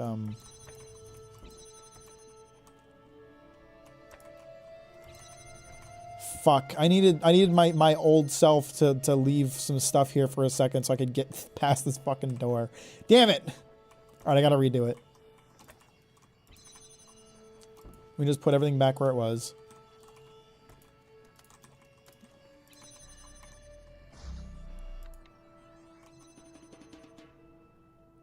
So now I need to give myself enough time to grab this box, put it in here, and grab that light, put it in here, and then after that, I can start dismantling this. I can take this fan, put that there, take this, put that there. Hey Islam, how you doing? I'm great. How are you? Welcome to the stream. Thanks for liking on the way in. I appreciate that. Same goes for Death as a leader. He's literally the Green Reaper, yet he's a very bouncy, goofy guy who you can't imagine doing any wrong. Imagine dying and seeing Mr. Bouncy Man. What are we talking about? If I was asking his classroom teacher is just a goofy smiling emoji, yet he runs a school full of future killers. I see what we're talking about. Mass Effect? I wasn't playing Mass Effect.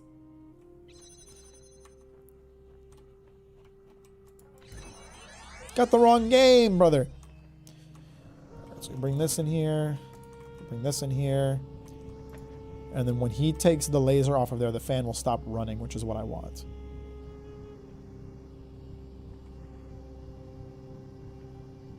I might have fucked this up again. I did fuck this up again. And I'm about to get trapped in here. Shit!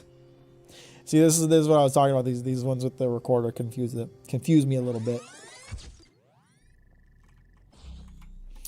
Okay, what I need is for the door to stay open, but the laser not activated.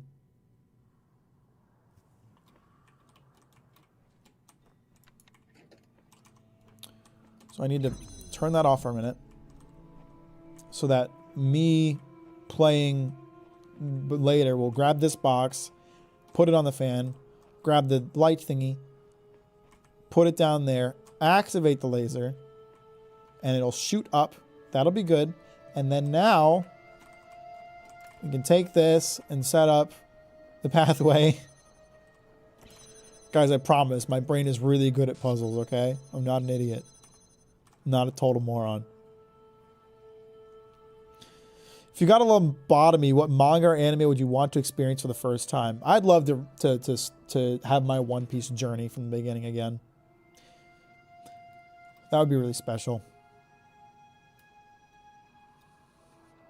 Or that ought to be enough time.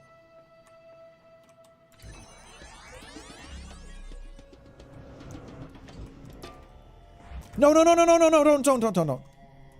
do that. You stay off right now. No, don't do that. I fucked it up. Hang on. Okay. I still got time. Don't move that thing. Don't move that thing past me. Don't move that thing past me. Shit! I'm freaking out! No! No! I just barely didn't get it! Fuck! Shit!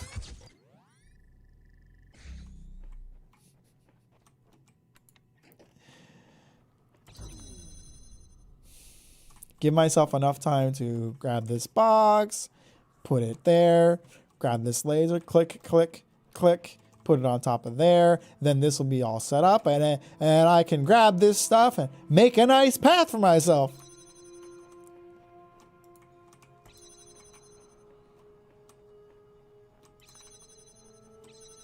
Imagine not knowing what it is and a person convinced you to watch it has convinced you to watch One Piece.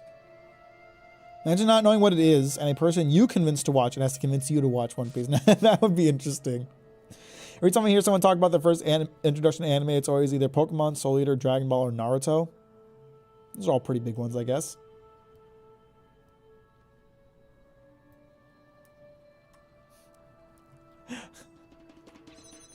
It is a very chill, relaxing game. I'm relaxed. Can you tell how relaxed I am? Click, click, click. Put that there. All right, now we wait for myself to make a pathway.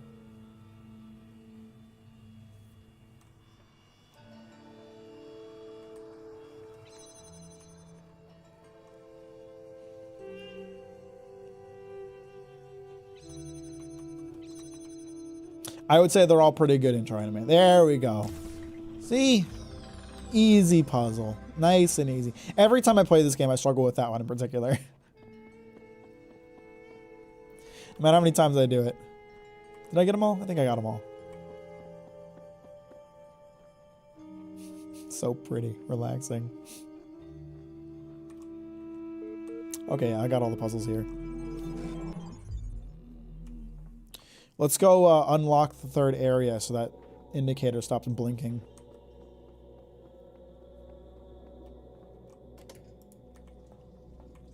Yeah, see, that would be the difficult part of One Piece, right? Is as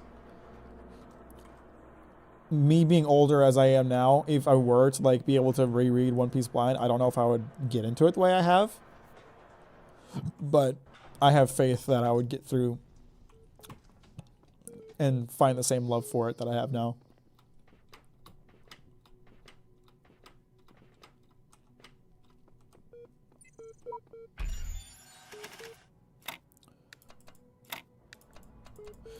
I'm playing Tetris, guy. Y'all remember that Tetris kid? You guys remember that kid who beat Tetris? You should go outside. God, that reporter is a scumbag.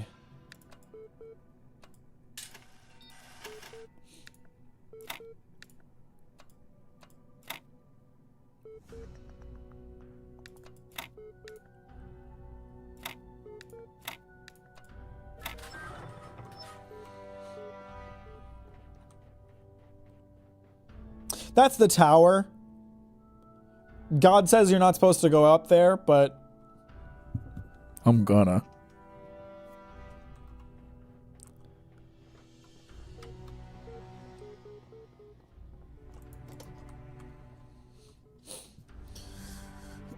One Piece is really optimized to hijack young brains and turn them into socialists, and I'm here for it, baby. It's still crazy to me how much like misogyny and bigotry there is in the One Piece community, considering the story that it's telling. It's absolutely ridiculous. Some people just don't read when they read. You feel me? Who's the reporter woman? So there was a kid who achieved like the highest possible. That's God. Do you not feel the pleasure of having discovered the proper order of things? That's God. That is the spark of Elohim within you. His name's Elohim. He's a nice guy. From chaos.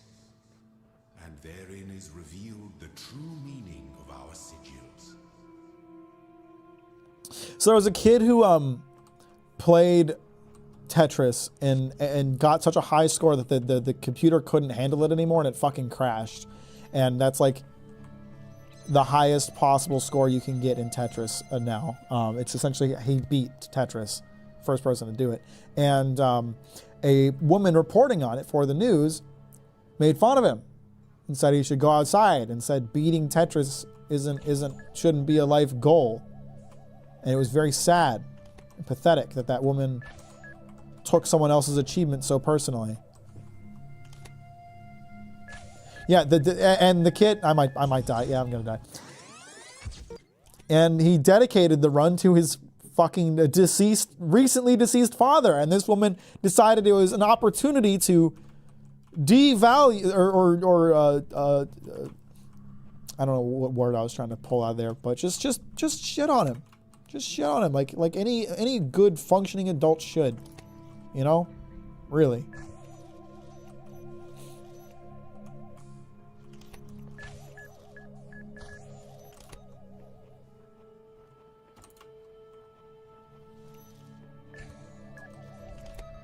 Didn't know about the dead father thing. Fuck that woman. Yeah, no, she's a piece of shit for sure. I'm gonna go. Don't forget Mobot at my drive. Goodbye, everyone. I'll do my best, Aaron. I promise. I have it open in a separate tab. I just have to fucking listen to it. Shouldn't take the opinion of a woman who hates Tetris. No, I mean, no one's listening to her. No one. She's getting clowned on. I did not think I was close enough to that bomb. She's getting clowned on quite relentlessly, and very deserved, I would say. Favorite character is a drag queen. What do you mean you hate Yamato? Yeah, it's really sad. It's really sad to see that kind of behavior. It's really sad to see people try to, you know, say Kiku isn't trans in a series like One Piece. Or Kiku, sorry, not saying Kiko isn't trans, but saying Kiko is a man in a series like One Piece.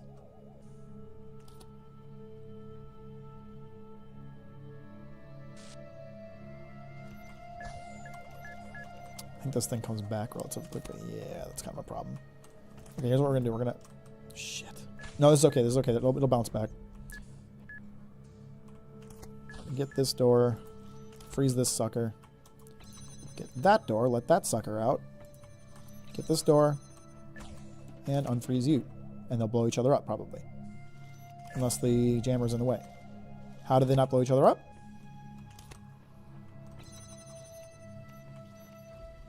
I'm not really sure I know what just happened. I'm a bit confused. I won't lie. Fuck. I have an idea. I guess they're running parallel. I thought they are running next to each other. How did they not blow each other up? What the hell? Okay, so here's the new plan. We let these two out. Goku solos Anya Forger.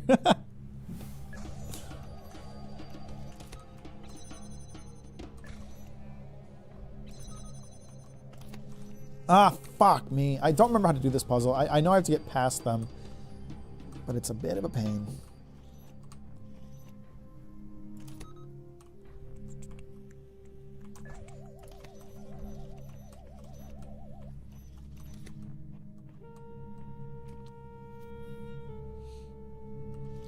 Kiko and her sibling are like the perfect example of seamless representation. Yeah, they're really well done.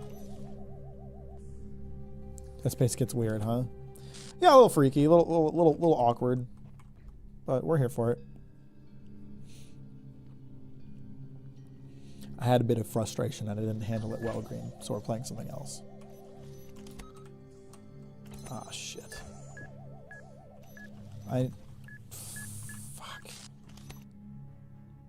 I think I have to reset the puzzle. It's gonna be way too hard to do that from here. This is not Talos Principle 2. This is the first Talos Principle. I got frustrated at Dead Space, decided I didn't want to play it anymore. Started doing just chatting, and then started playing Talos Principle.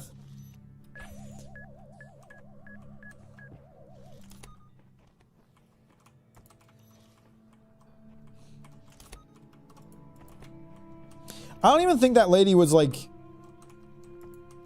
being a contrarian. I think she was just genuinely like had to put her boomer input on the value of video game achievements. The rewind effect is really nice for resetting puzzles.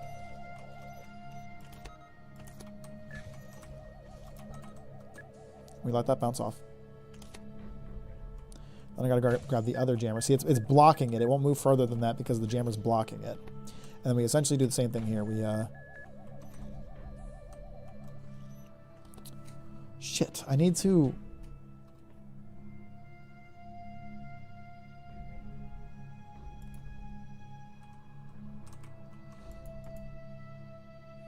Does the game record your run? I don't know how it does it. I didn't design the game. I know what I gotta do. This is easy, actually. Boom. Boom. Boom. I'm an idiot. I'm a dumbass. I'm a fucking moron. But you guys knew that.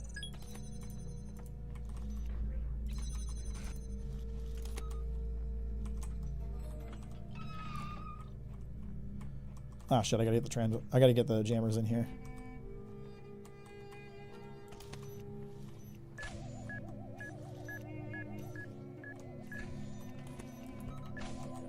Okay, it should just smoothly sail past the jammer, and then we can just lock it in there. Excellent. Welcome back, Gwen. How you doing? Did you miss me? Oh shit, I gotta shut that one down.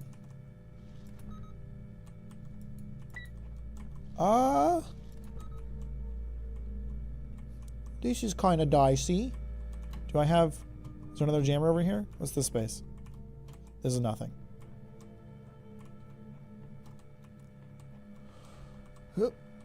Not a problem. Not a problem.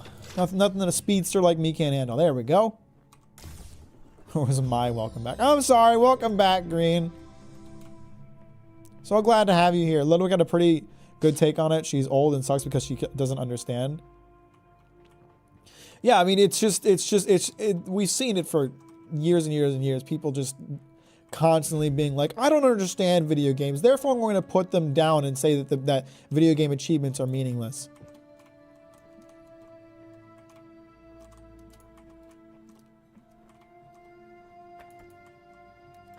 Where is the red laser?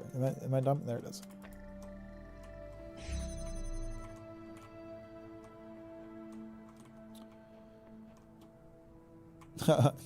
Guys, I got this for you.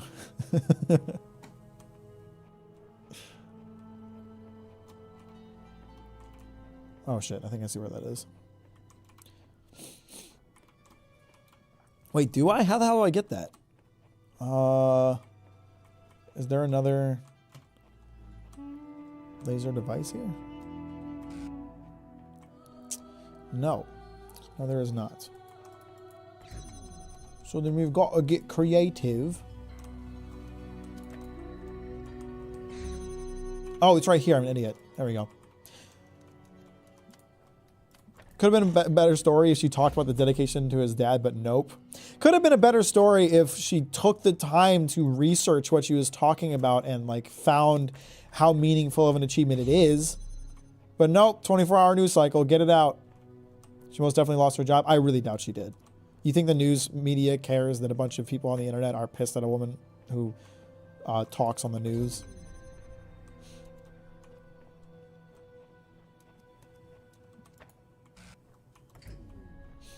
Here comes my ethical conundrum. Is it ethical to put those kinds of people down? See, that's a tough thing, right? Because like on one hand, obviously harassment isn't okay and we shouldn't be harassing these people for their dumbass takes. But at the same time, she's a rude bitch and I want people on social media to tell her so she feels bad about it. You know, it's kind of a dicey situation.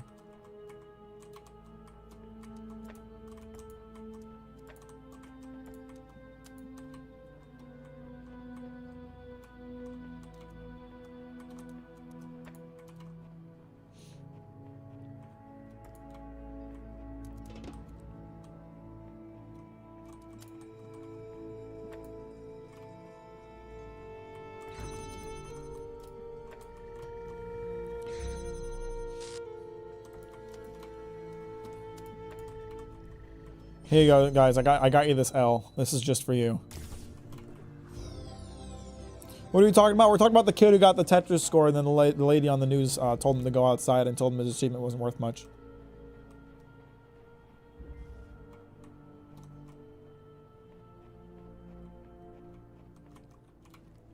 I think that there is a way to criticize that lady's actions without being a horrible person. You know, there's a way to be like, hey, what you did was not cool, but I'm not going to attack you as a person for it. That's what we should see from people. Is that what we see from people? No, but that's what we should see from people ideally.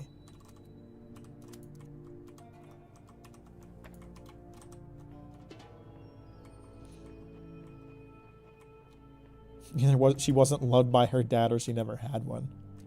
I don't necessarily think she knew about the dad thing, because that would have been brought up on the news story, I think. But even without that aspect of it, it was just rude. It's so rude to put down other people's achievements just because you don't understand them. It's an awful thing to do.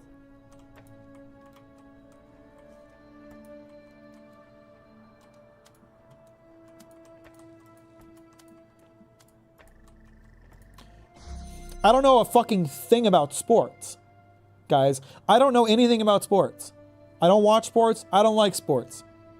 But I can still acknowledge that the 1972 Miami Dolphins are an incredible football team because they got a perfect season where they didn't lose a single game. That's crazy. And they should be very proud of themselves.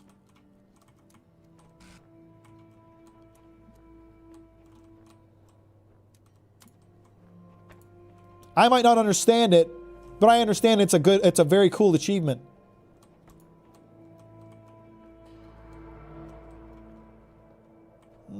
This is interesting. Mack doesn't know anything about sports. Why is he so buff then? Put in the work. What can I say?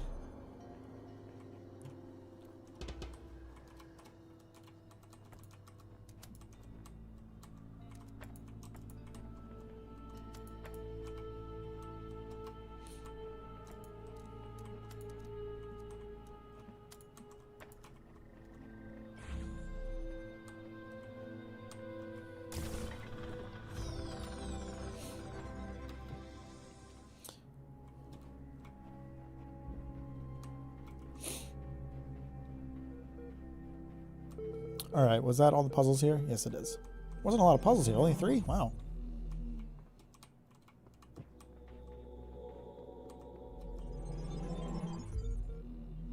Let's then juxtapose this by playing a bit of Talos Principle 2. We're gonna do a triple streaming game. We played some Talos Principle. Now we played Dead Space, got mad at that, complained on just chatting, played some Talos Principle, now we're playing some Talos Principle 2. You can't stop it, baby. It's still crazy to me that Talos Principle and Talos Principle 2 is made by the same team that made fucking Serious Sam. It's like such a different type of game. It's wild. I don't know why the game isn't showing. Oh, now it is.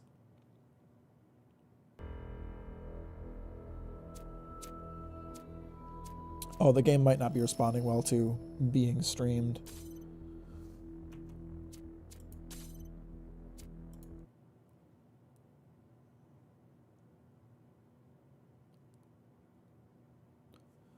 Serious Sam may have started as a Doom clone. I don't know. It may have been like a Doom mod, essentially.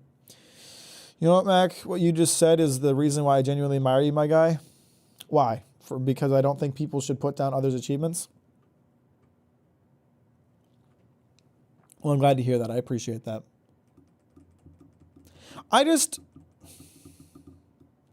know. I try to be good to people, generally speaking. I try to be good to people. I try to treat people well.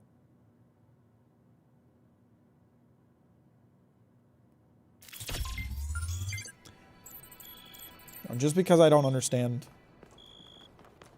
someone else doesn't mean I should put down what they do or pass judgment upon them. You know, it's just not cool. Every early 3D shooter is a Doom or Quake clone. Yeah, exactly. I think this is the first one. Yeah. Fair warning, guys. Talos Principle 2 is really pretty.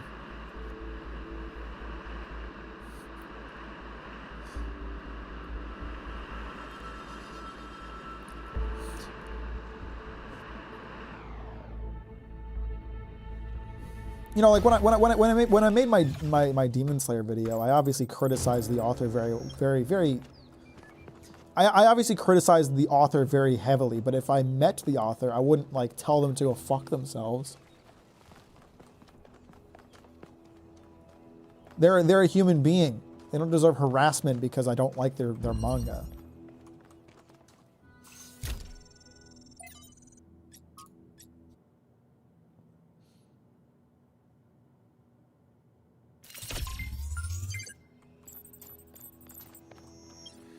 This is a really, so they added a ton of really cool mechanics to this game, and this is one of them, the color merging laser. I fucked it up. I'm an idiot. I know how to do it, and I fucked it up.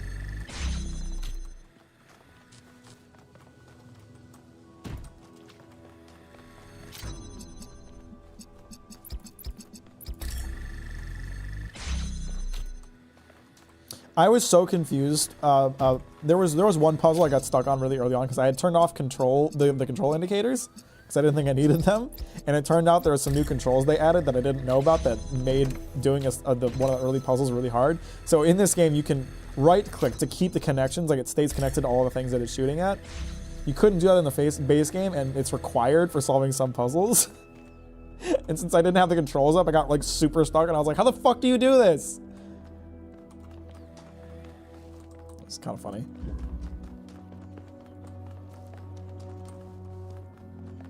Yeah, Talos Principle 1 was really pretty when it first came out, and it's still very pretty, I think, but Talos Principle 2, like, really kicked it up a notch. It is a gorgeous game.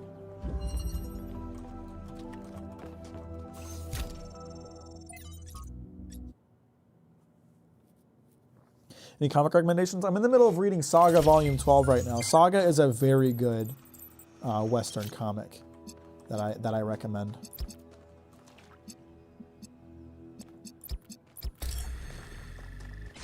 It is UE5.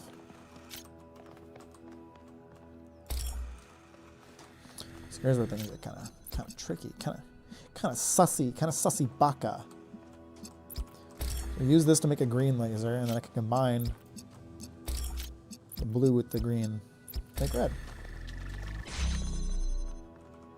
Saga's very good. I highly recommend Saga. Saga and Deadly Class are probably my favorite. Well, no, Saga, Deadly Class, and Scott Pilgrim are probably my favorite American comics.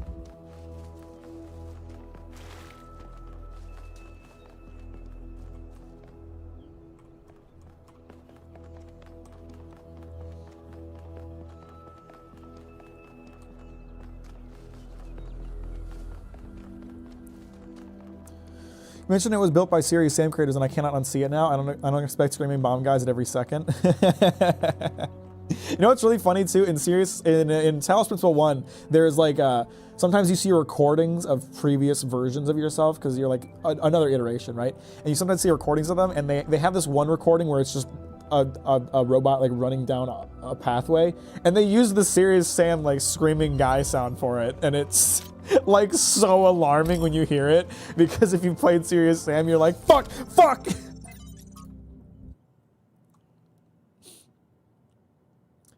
Monster Allergy, not American but Italian. Bone. I've never heard of Monster Allergy. I know of Bone, but I haven't read it.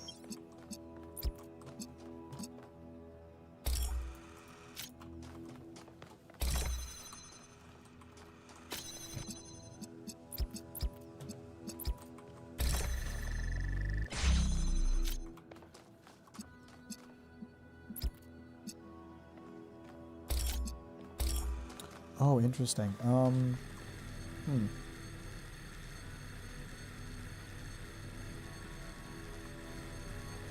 need to make red, which takes green and blue. We have blue coming out of this converter. Here's what I need to do, I think.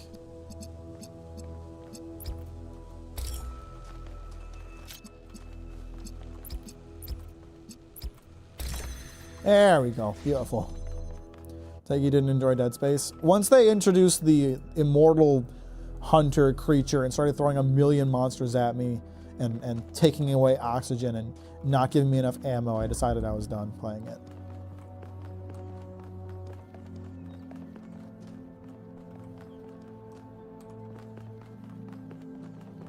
How do I get mod? If I need mods, I ask people to apply for mods. I don't need more mods right now, but I appreciate the offer. Skill issue, fair enough. I'll take it. I don't care. I found it really frustrating and I didn't want to do it. So here's the one I got stuck on because I didn't know that you could keep connections, because you have to flip this switch to make this go up, right? But at the same time, you can't like click on these without being up in the air. So I kept like clicking these, putting it down, and then you have to put it on the box and flip the switch. But in order to do that, you have to keep the connections. And since I didn't have the controls up, I didn't know you could keep the connections. So I was like, what the fuck? How do I do this? I didn't even reset the puzzle. I just did it.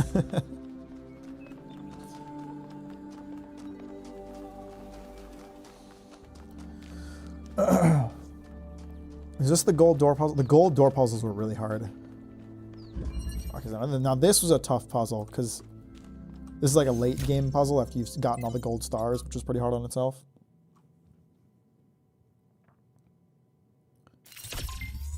Hestia wearing Diva's jumpsuit. What? Oh. There's a lot of anime I love, but when it comes to unique concepts and cool abilities, FMA is one that interests me most. I wouldn't even looked into Alchemy if I never watched the series. It's a really cool... It's a really good series. And it has like a really unique power system while also having really good character writing. But Mac, what about the challenge? I've already talked it to death when I was talking about it earlier. I get that like taking control away from the player and making them feel powerless is part of the survival horror experience. It is not a part of the experience that is particularly interesting to me, and I did not enjoy it.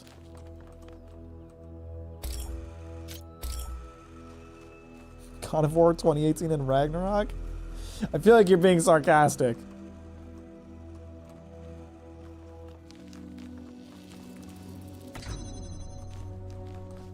What's your profile picture on Discord? It's Hannibal Buress.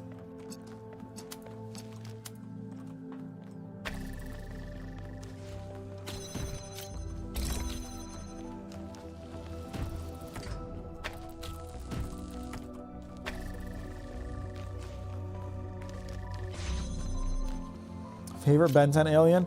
I always really liked Upgrade, was it? Upgrade and the armadillo guy. Yeah, Upgrade. Upgrade I always really liked, and then what was it? What was his name? Cannonbolt. That's it. Upgrade and Cannonbolt. Upgrade and Cannonbolt are lit.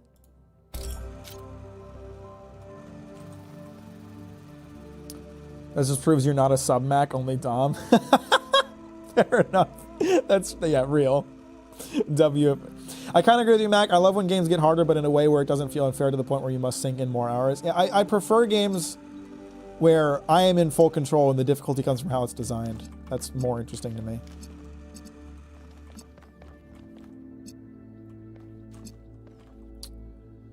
Okay, yeah. I see what I got to do here.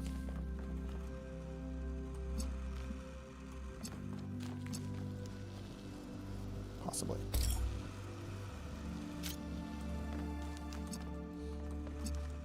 I feel like there's different thresholds that people have when it comes to challenging games, and specifically different types of challenges and how you can overcome those challenges.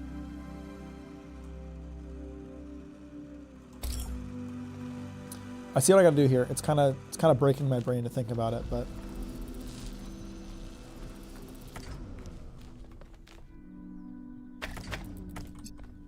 here's what we got to do. Box here.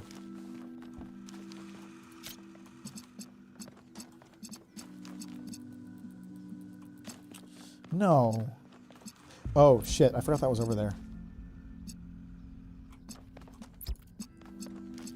So we're going to lift this up into the air, and it's going to be red. Or it's going to be green.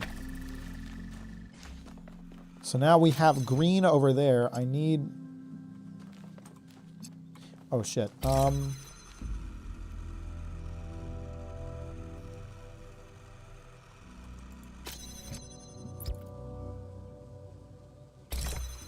Okay, this changes things. Hang on. I'm figuring it out. Like I said, this is one of the tougher puzzles, so you're gonna have to give me a minute.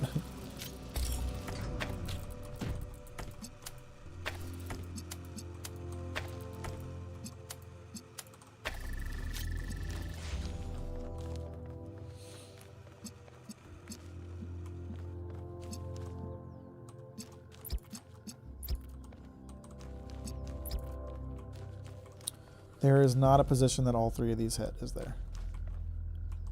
Ah, shit, buddy.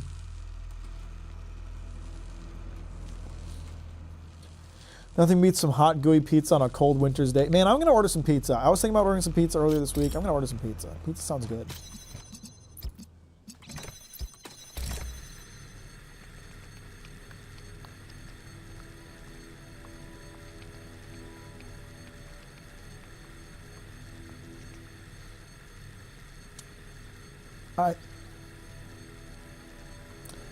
Hey, X-Noe, how you doing? Welcome to the stream. I do enjoy green. She's lovely and isn't Max Sampson. Sure she isn't. Whatever you say, bro. We're gonna get green in the air, like I said before. But then what we have to do here is kind of fucky. I need to combine green with blue to activate that red spot, which is actually going to fuck up everything. That's okay. We'll get it figured out. Okay, now I can move this. Yeah, there we go. See, now we've got this all opened up and I can redirect that green to here. Beautiful. Great puzzle.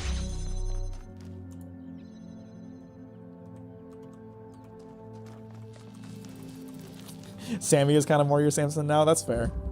Yeah, don't forget to like the stream, everybody. You gotta like the stream.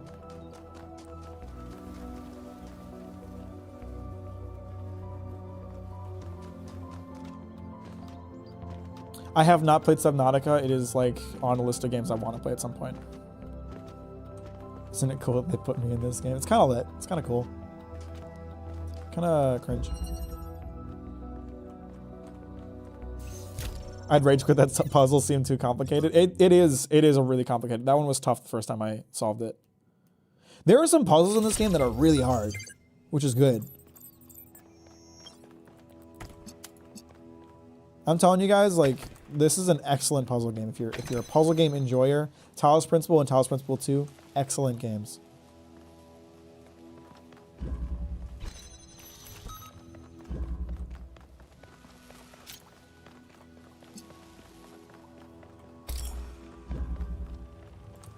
Portal are great puzzle games too. Your pizza? I'm pretty basic. I'm a nice pepperoni kind of guy. But I do also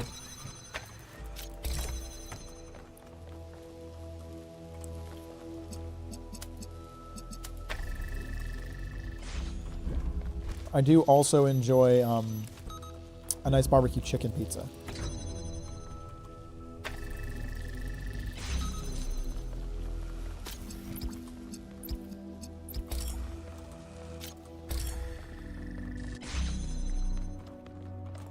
Seems fun as a puzzle game enjoyer.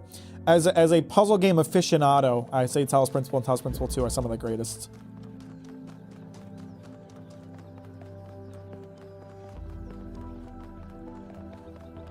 This Dead Space 3 seems different. Yeah, I mean, you know, that's why everyone was so mad, right? Because it was just like a totally different game. It's like sardine on your pizza? No. What the fuck kind of question is that? Don't ever ask me that again.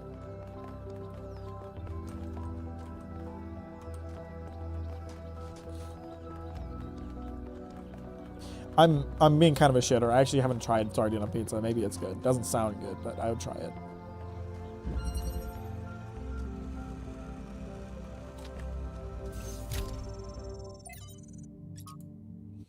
I don't like onions on pizza much either. I do like it on barbecue chicken specifically, but I would not like onions on most pizza.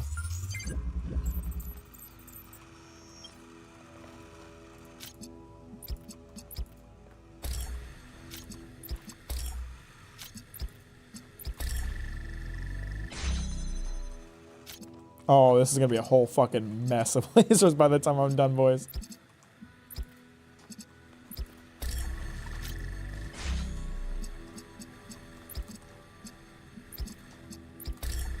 Look at that network. Isn't that beautiful, though? Isn't there something gorgeous about that? Got any favorite YouTube channels you've been watching, Captain Mack? So I will always, I've talked about him a million times. I will always endlessly recommend Emp Lemon, Lemon, Emp Lemon. He makes fantastic video essays, and he's the kind of guy who can make a video on literally any subject, and I will find it interesting. And I was watching some of his videos. I was re-watching some of his videos the other day.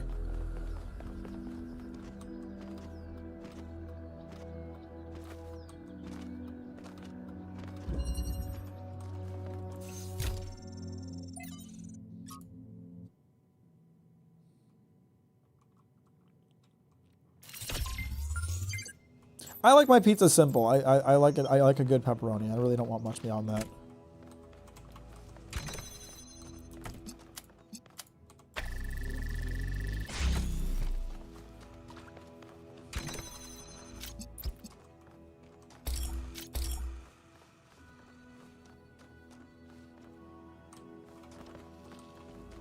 So we're looking to power this fan, which requires a red laser.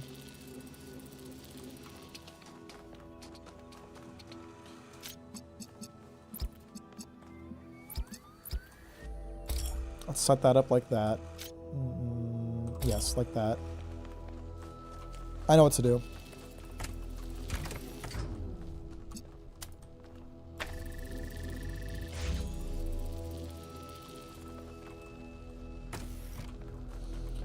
And then we just put this here. There we go.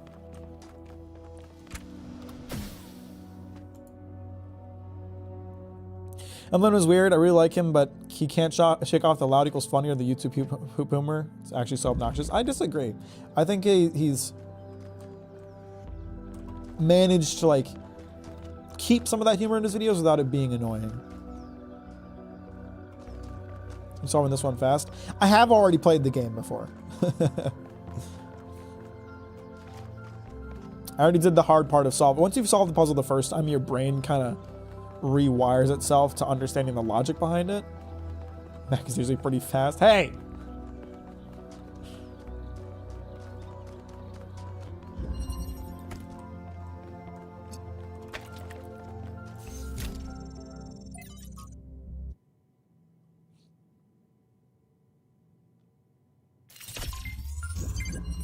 I wonder if they fixed... There's one puzzle that was bugged when I played the game, and I had to kind of cheat to get it.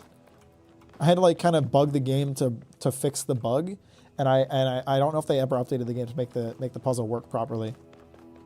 Hello, Classic, just chatting with Extra Step stream. They are kind of my best at this point. Everybody really enjoys like American Truck Sim, and the 2023 recap stream was really fun too.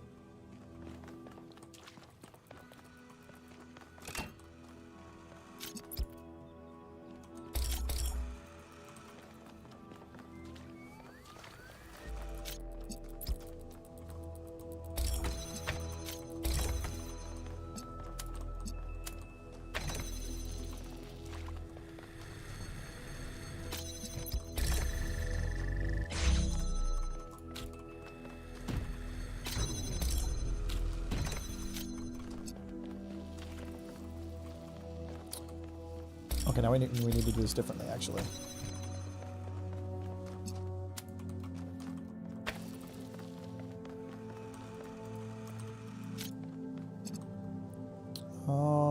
Fuck. I know what to do. If you already beat the game, why are you replaying it? Puzzle games don't seem replayable. I absolutely think they are. I absolutely think they are. Because eventually you do forget. And, you know, it's not like I have every puzzle memorized.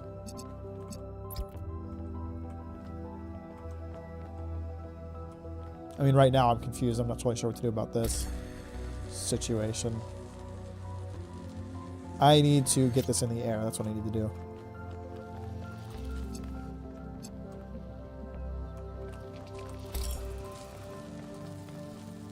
Mac, what Gundam should I watch after Witch from Mercury? If you haven't watched Iron-Blooded Orphans yet, I think that's another great one because it's also not connected to the greater universe.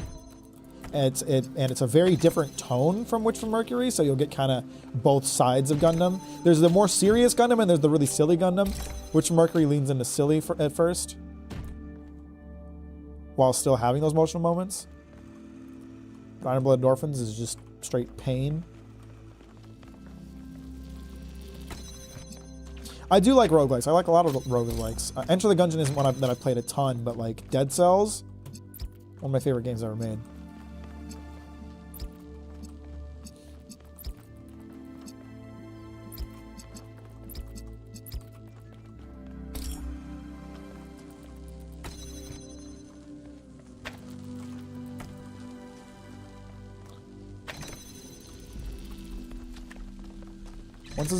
Once this is in the air, it should be... Fuck, I don't have the flip switched.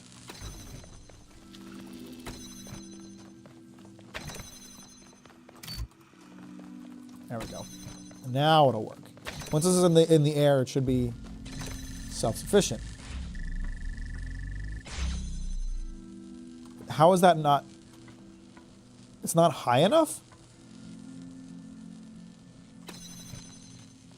No, this is okay. This is okay, because now that this can do that, I can just redirect it. Perfect. There we go.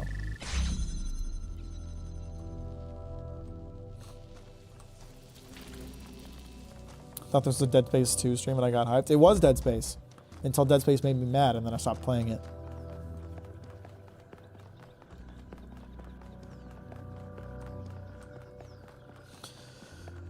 Can you please explain the appeal of mecha anime? I don't get it at all. I haven't seen any. I really don't see how it's so popular and how a lot of people enjoy it. So you're telling me you don't understand why they're so popular, and simultaneously you have never watched one? Is that what you're saying? Because if so, I'd say try watching one and give it a chance. I mean, it depends, right? There's mecha anime aren't created equal. There's lots of different ways you can approach it.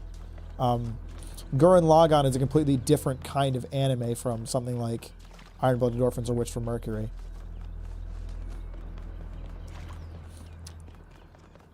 But a lot of mech anime tackle subjects like industrialization and the horrors of war, and they're very interesting in that regard. How the fuck do I get out of here? Is this the way? Hang on, I gotta go. I don't know what Escaflowne is. I don't think I've heard of that. And Funny Robot is very cool. Wow, cool robot, right guys? They can be a very fun watch while also having something to say, which I think is cool. I haven't watched Akira. You watched Hellsing? No, I have not.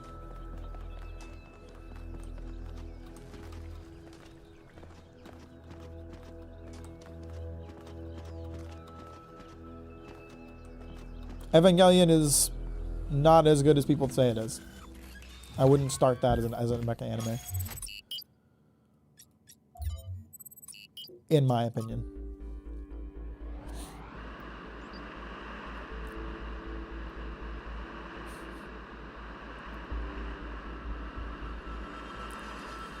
No, I have no luck.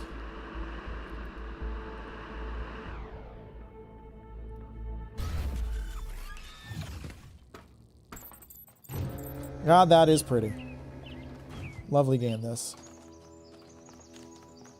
Nice forest ambience that you can enjoy between puzzles. It's lovely.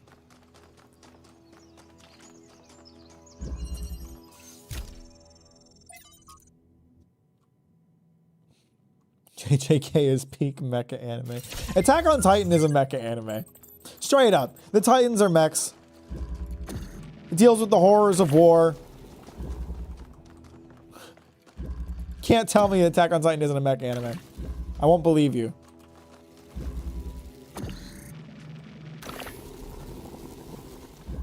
Can I take this through its own hole? No, I can't.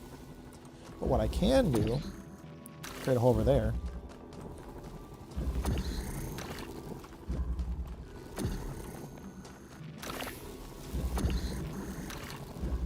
There, now they're both out.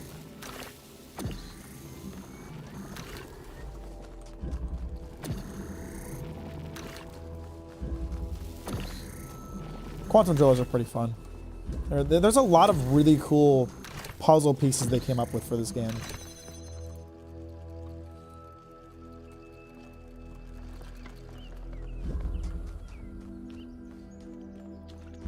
Evangelion is only a mecha anime in the same way that Whiplash is a drumming movie. It's like the setting, but it's not really the content. Yeah, that's fair. That's a good way to put it.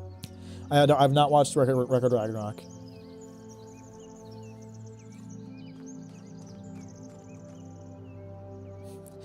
Flesh mecha. Yeah, very socialist take. How do I respond to that? Listen, man. The Titans are just mechs. It deals with social issues. It deals with the horrors of war. You got a person inside controlling it. It's a mecha anime.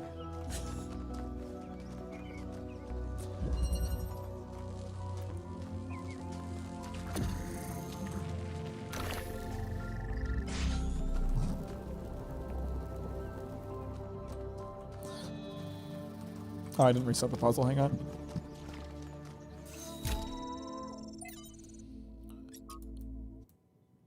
If you were to create a perfect anime, what would you choose from these categories? What categories?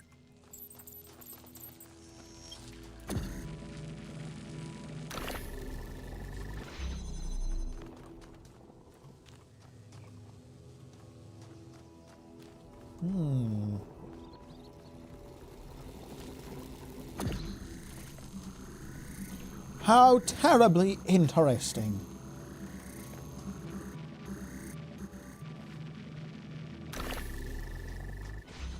Oh shit, there's a jammer here I didn't notice.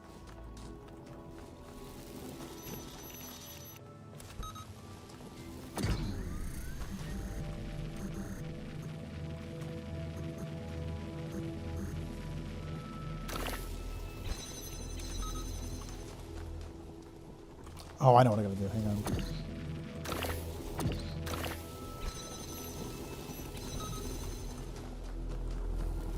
Easy game.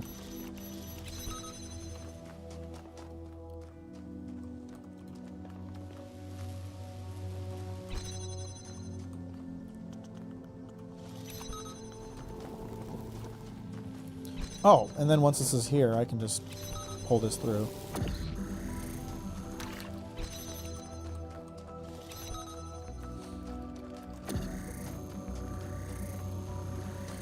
Plot, that could be a whole stream. Yeah, but making our own perfect anime, that could be a whole stream. That'd be a long time.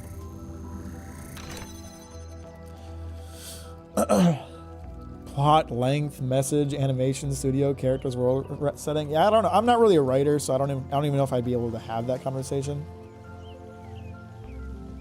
Yeah, the quantum gun is really, or the quantum portal or quantum joy, that's what it's called, is really cool. I love the effect. It's just very clearly a Dr. Stone ripoff. Sorry, Doctor Strange ripoff, but it's very cool.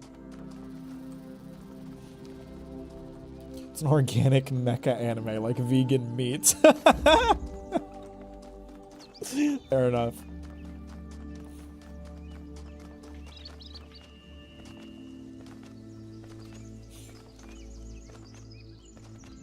I really don't want to get into a fucking Attack on Titan quality debate. I've mentioned it before. I'm really just tired of talking about it.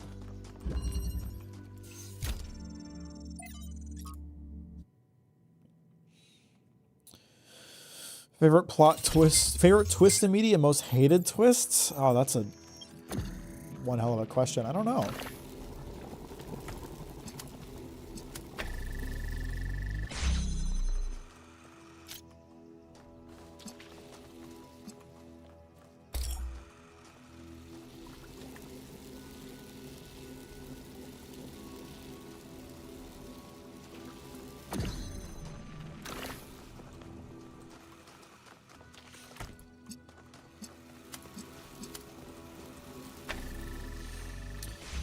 I like the art software IoT with the story. I personally just can't get into it. This is like the witness where everything is in the game becomes a puzzle. Essentially. Your hat made a mango. You can't criticize my Rohan baby. Why do mecha anime more often than not have a protagonist that struggles with having a grasp on their sexuality? I don't know. I don't know about that.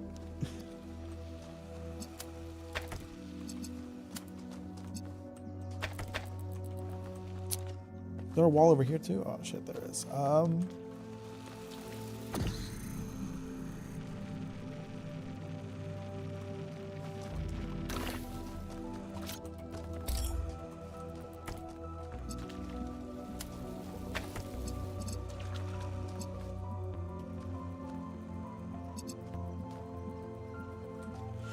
Let me think. I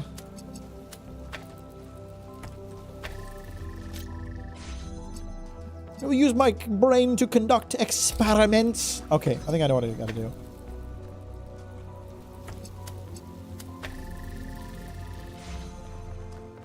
Vaguely.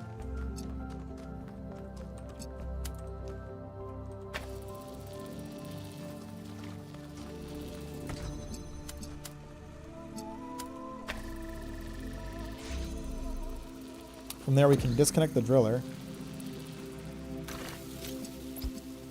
Boom! That was brutal. I think a gender version of Chainsaw Man would have been more interesting. More interesting? No, I don't think so. Here's the thing, when it comes to like, it's like we talked about this a while ago. The best way to write a female character is to write a character. Denji doesn't need to be male. Denji doesn't need to be female. You can write him the exact same way as woman. Shinji is gay. Recent Gundam protag is gay. I think it just comes off as a struggle because Japan is afraid of leaving the closet.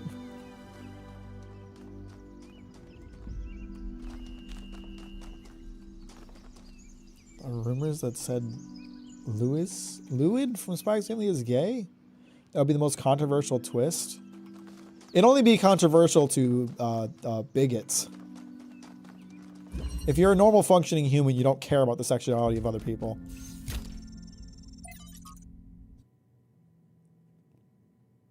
I also don't know who Lewid is. I don't remember that name.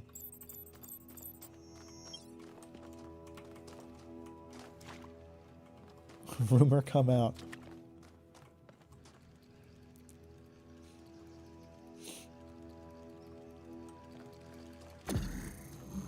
It's crazy that characters don't change depending on their gender. Unless, like, gender identity or gender struggles are an important part of a character's journey, right? Like, if a character, like, being a man and struggling with being a man, or being a woman and struggling with being a woman, or struggling to find, you know, figure out what they are, is an important part of their character, then generally speaking, no. What gender a character is shouldn't have an impact, shouldn't change how they're written at all.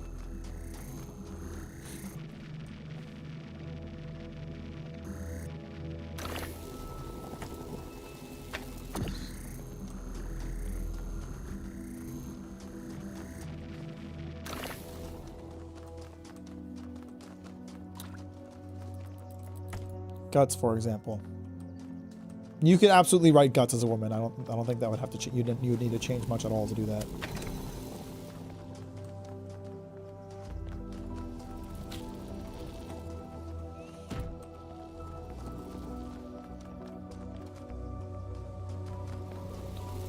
Doesn't someone's gender affect the character they are from before the story begins, though? No, I don't think so at all. If that is your belief, then I would say that if that is your belief, you are coming at it from the perspective of, how do I put this? That someone's gender affects who they are as a person, when in reality it does not.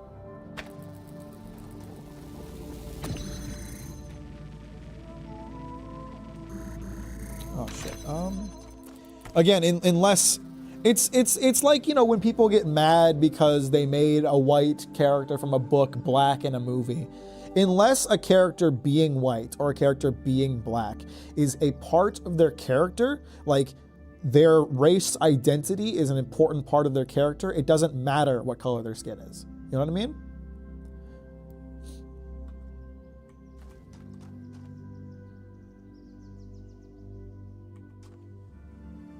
Denji being 16 would be so fucked up. He is 16.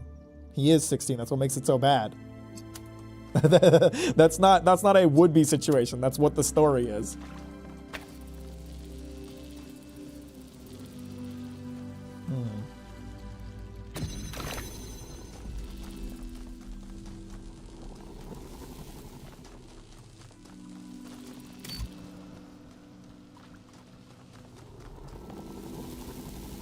Fuck.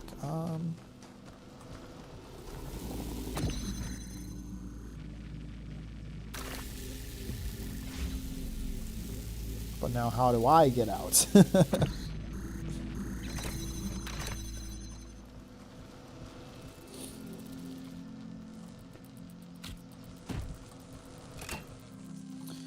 But when that book is from Norway, where black people / black Vikings didn't really exist, and it cracked the entire world building and makes the world less believable. I mean, I'm not going to argue against that. But that's not really what we're talking about. We're talking about people getting mad because they made Ariel black in the Little Mermaid live action. Regardless of the quality of the movie, that is a stupid fucking reason to be upset. Ariel being white is not a part of her character, nor is it necessary for her to be white.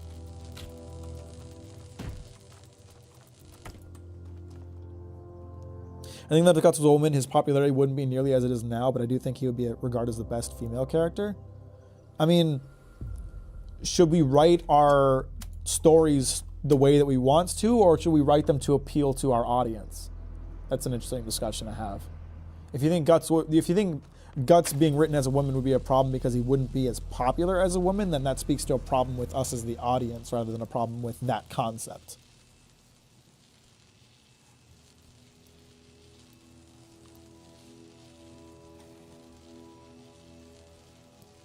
Character change as gender change should make sense within the world.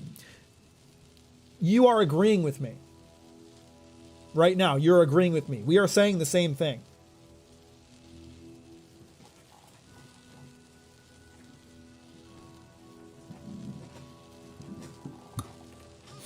We're saying the same thing. This is what I'm saying. Like, if a character's gender or race identity is a part of their character or a part of the world, whatever, then yeah, leave it the way it is. But if it isn't, it doesn't matter if you change it. Like Nojiko from One Piece, when they made Nojiko black and people got angry. Nojiko and Nami are not blood related. It doesn't matter if Nojiko is black. So people who got mad about that, they have nothing to be mad about. But yes, Cleopatra being black didn't make sense at all. We're agreeing. We're saying the same things, Deathlord. You're agreeing with me.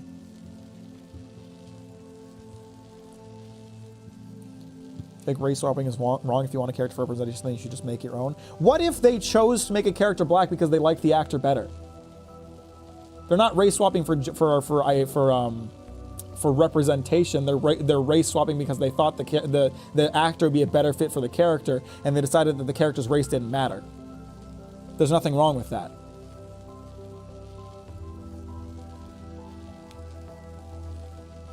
I was about to discuss a bunch, but Nojiko exam made me realize what you mean. Thank you. Yeah, it's really not like super complex. It's just,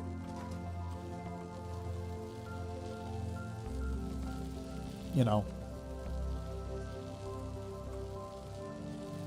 See, that's where we're going to disagree, Islam, and where I want this discussion to be put to bed, because we are not going to have a discussion about the differences between men and women. The circumstances men and women have to deal with are more different than men and women are inherently.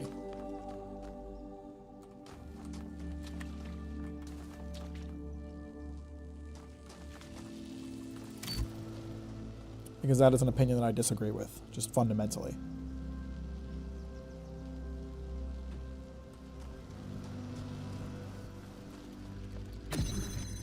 Gender isn't real anyway, true dat. Real as fuck. But also not real.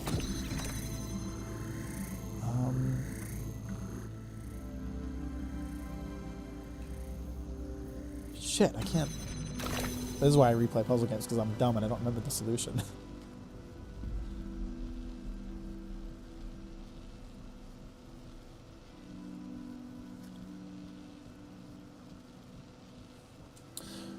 here's my take on it. I really don't want to have this discussion, and I'm going to say that like this is my final piece on it, and we aren't going to have this discussion, and I don't want to see this discussion going on in chat.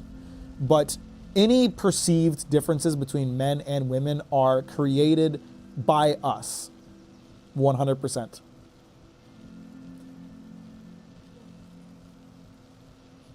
I would say like what we would perceive as being fundamentally different about women was created by the societal structure we created.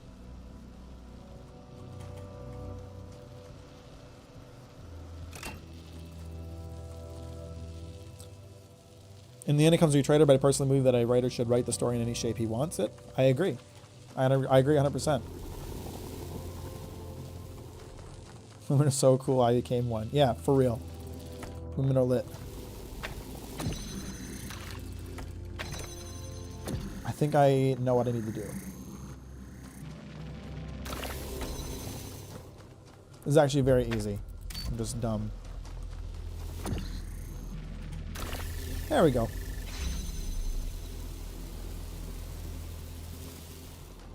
I want to say that any further discussion on this is going to be timed out. Yes, thank you, Skippy.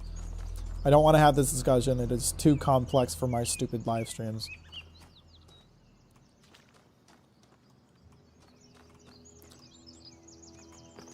Men are okay. 5 out of 10.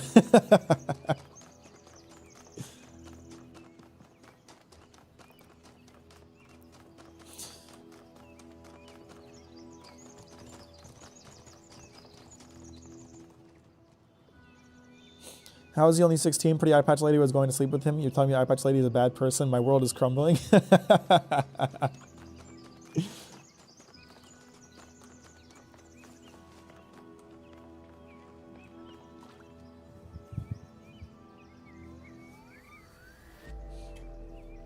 Here's the thing. We can't, when companies decide to, you're right. You're right, Skippy. We're not talking about it anymore. You're right. You're at least like a 5.3. Come on. Well, thank you, Anthithron. I truly want to have this discussion with you one day, but I do respect your wishes. It's a discussion that I enjoy thinking about, and having a like respectful discussion about it with people who want to have it is something I'm for. But the internet is not a kind place and does not respond well to this kind of discussion, and so I'd rather just avoid that struggle. You feel me?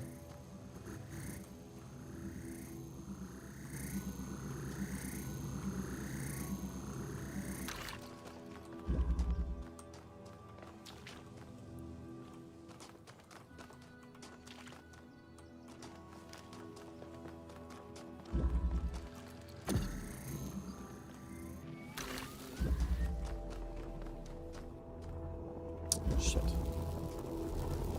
How do I gotta reach it? Fuck. I cannot reach the thing. Oh, here we go. Well, that still doesn't help me. Piss.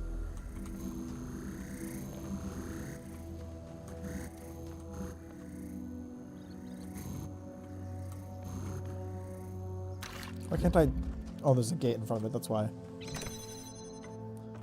Keep being mesmerized by the hole gun. Genius. Yeah, the quantum driller is really fun. It's a really cool puzzle mechanic. Here, I bet I can do this. Can I flip this switch from the other side? Yes, I can. There we go.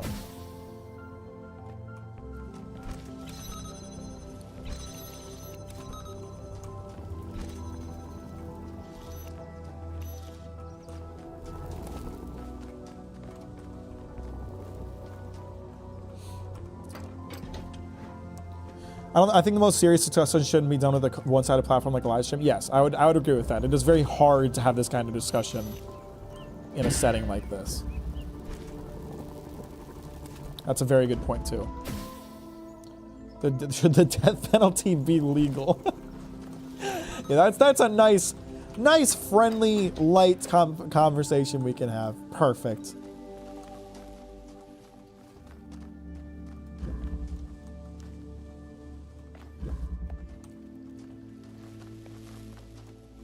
Okay, here's what we do. Here's what we do. Put driller there. No, I have no plans about a video on JJK. I have nothing to say about it. Nothing interesting to say, at least.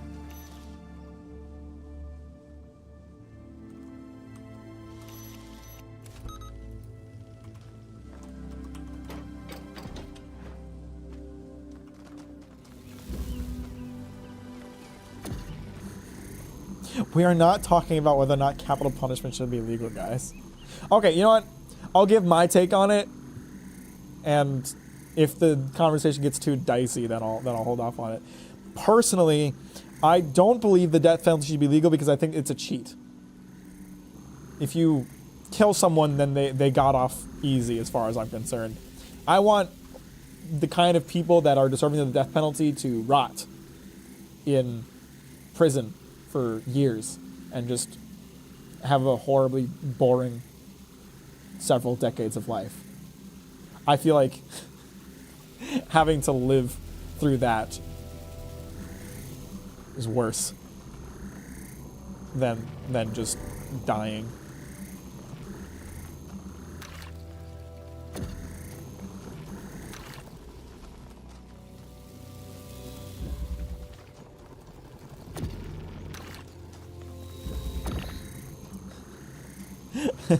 Gwendolyn made a mistake bringing this up.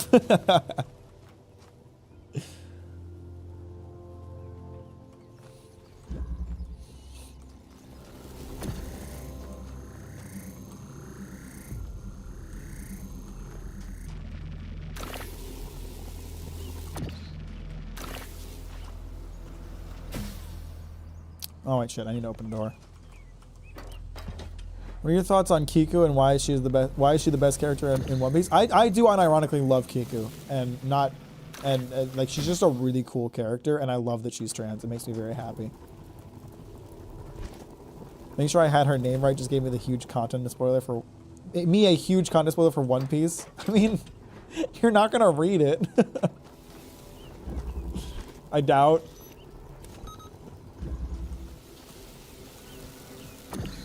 Kiku's such a cool character. She's such a badass.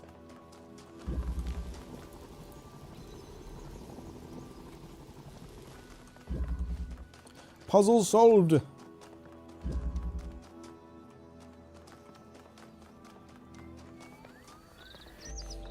I would take it even further than that, Death Lord. I would say that the anime fucking sucks compared to the manga. It's just an actively worse experience. This is the last book you read. I read a book on growing bonsai. I have a few books on that I'm reading through.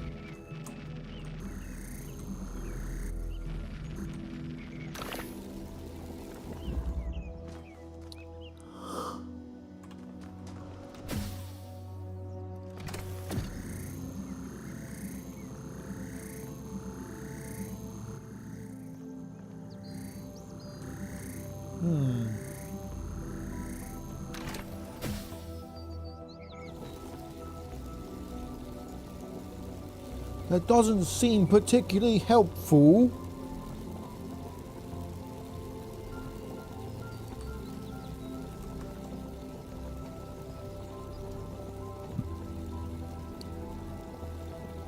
Unwatchable yet very readable, yeah.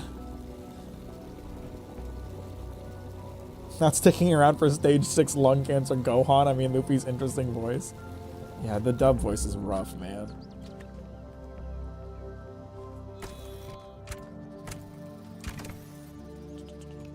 Here's what we do. We'll take this.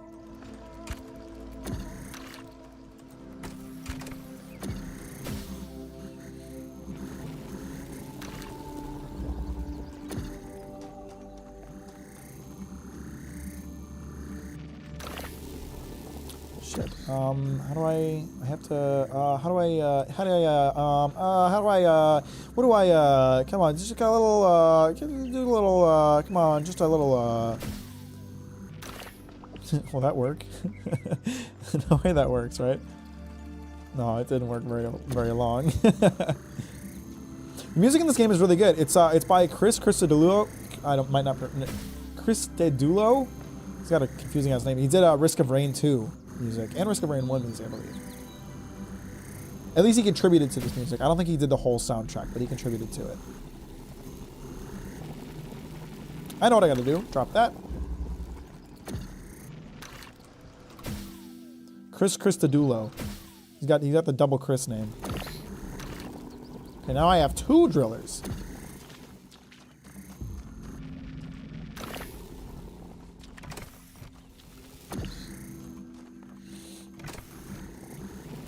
And I can make 2 holes. Yes! 2 holes, get!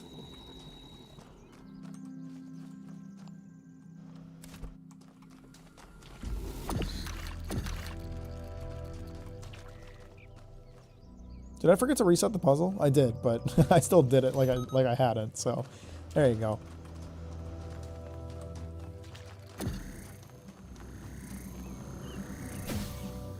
When you make your One Piece videos, do you think you'll use anime clips like you do with the Demon Slayer, or will you stick to the manga panels so as not to endorse the anime?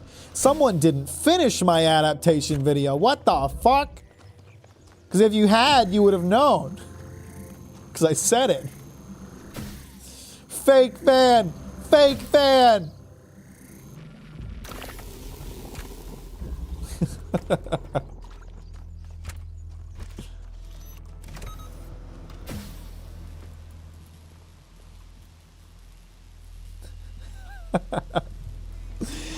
In the One Piece video, I talked about how when I make my One Piece videos, or in the adaptation video, I talked about how when I make my One Piece videos, I will not be using anime footage. Partly because Toei is really bad about copyright, but mostly out of protest because I don't like what they did to One Piece.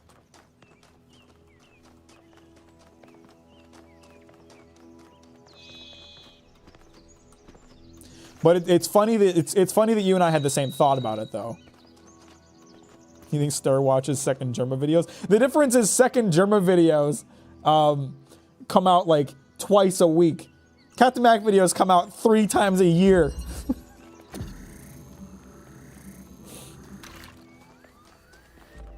The One Piece video is less than 6. If One Piece video is less than 6 hours, I'll be running my stream likes. So the plan for One Piece is to make multiple videos on it. So across several videos, I would imagine they'll be over 6 hours, but I don't know if there'll be a single 6 hour long video. Maybe when I get to Wano, that one's gonna be a long one to cover.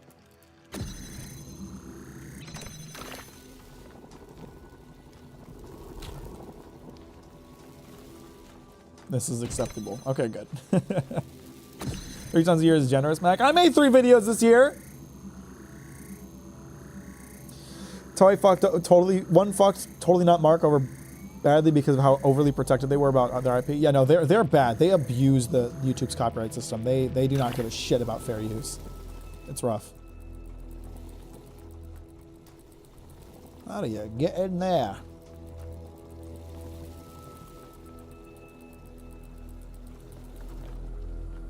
What the fuck?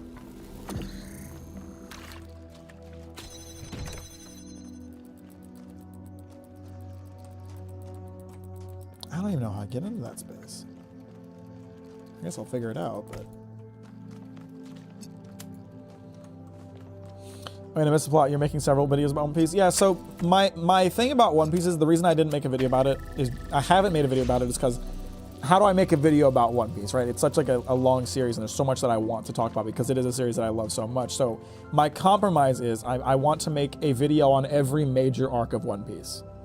So like we'll do East Blue, then Alabasta, then Skypiea, and then Enies Lobby, then Thriller Bark and Shibondi, and we'll do the entire the entire Marineford section, and Shibondi, and Fishman Island, and Punk Hazard to Dressrosa, Zoda Whole Cake, Wano, and then Egghead probably to the end.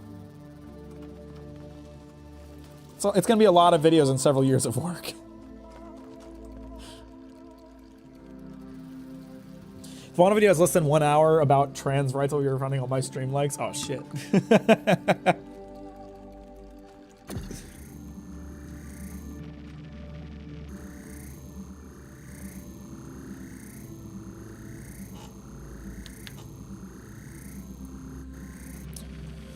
I don't really watch other anime YouTube videos, to be honest with you. Like, I know of Totally Not Mark and Melon Tree, but I haven't watched either of their videos. Any of either of their videos. How do I get in there? I need to get into to get access to this jammer, obviously. But, like... How the fuck do I get in there? I'm confused. I know how to get in there now.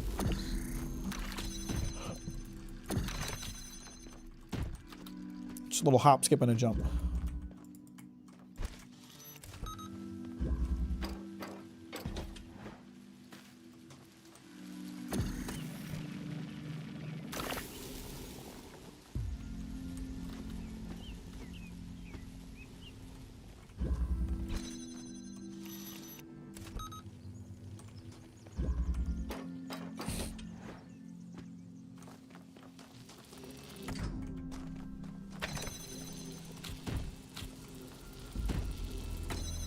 It's obvious, Mac. How could you not see it?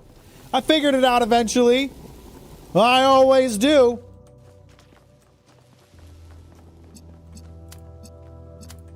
I 100% completed this game. I did all the secret puzzles. I did all the hidden puzzles. I did all the optional puzzles.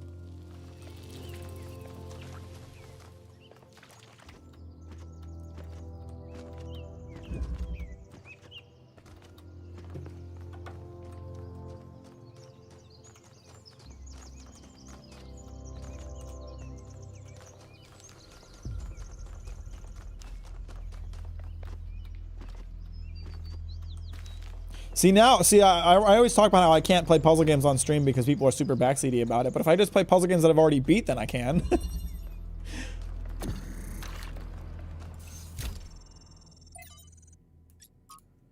Do not play on Subnautica on stream because if you do, we will have endless supply of clips of you dying of fear. I mean, that's funny though. That's funny, and then I can upload them as clips, as shorts. You bring a companion cube through all the levels. I killed that sucker. It deserved it when you think about it.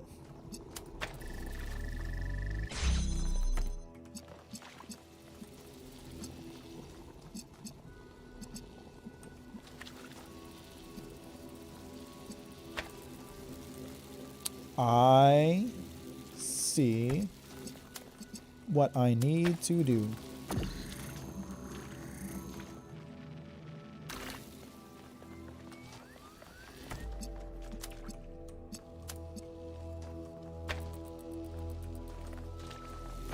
This game's got some clever puzzles, tell you what. Shit. Shit, it's hitting the wall. I fucked up.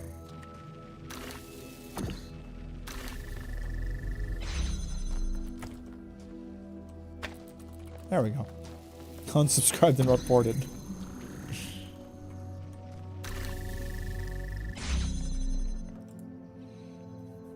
It's funny, but it'll be hell for you. Yeah, but kind of funny. My mental well-being isn't a factor in whether or not I play games. It's more of whether or not it'll be fun for the viewer.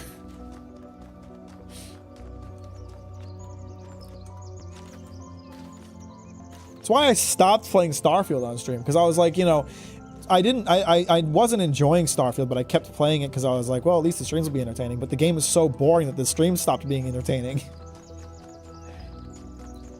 Which, I'll admit, some fault. I wish I was a good enough streamer that I could have made Starfield fun to watch, but it was just miserable for me. It was miserable for the viewers, so I stopped streaming it.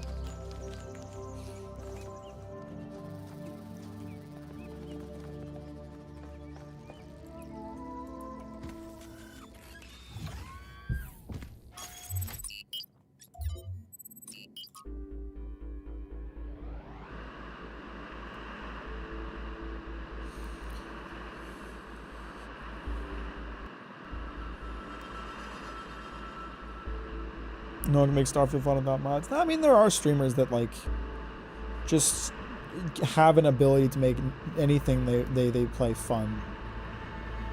Jerma comes to mind. I love watching Jerma because he can just play any game and I'll think it's funny because he's so fucking unhinged. But me, I'm not quite there yet. I'm working on it. I'm always trying to improve my my streaming capabilities, but I'm not there yet. I need the game to pull a little legwork.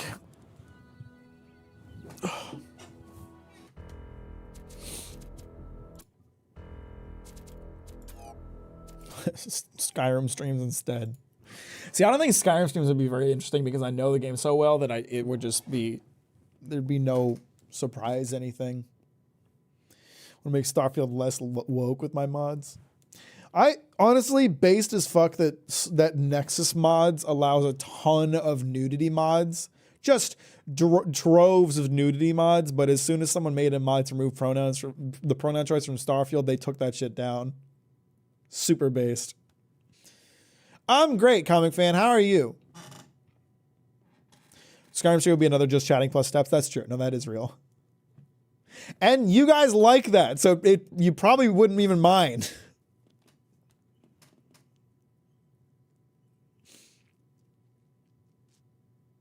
I say you guys like that, but I like it too. The just chatting with more steps is a lot of fun for me.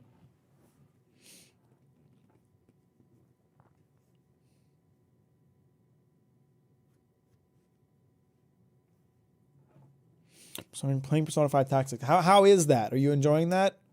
I don't know. I don't know what the reception of that game is. Is it good?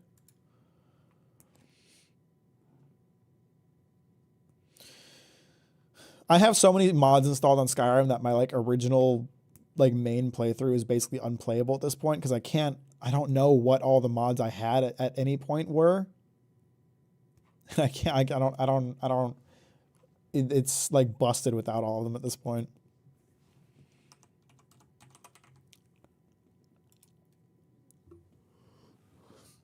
Okay, I'm seeing Persona 5 Tactics has mostly positive overall, but recently mixed reviews. That's interesting.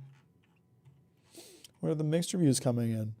Very underwhelming and disappointed with this one. It's really enjoyable and gets you into the action right away. There's plenty of challenge as well. Very fun. Well, Cyrus on the Steam reviews doesn't agree.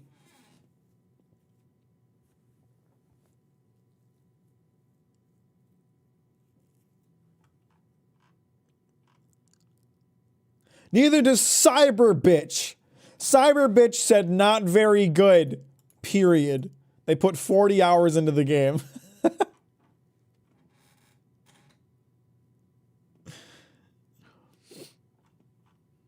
Easy, spend 80 hours to remod, play 5 hours, forgot for 5 months, and then repeat. I have done that, absolutely.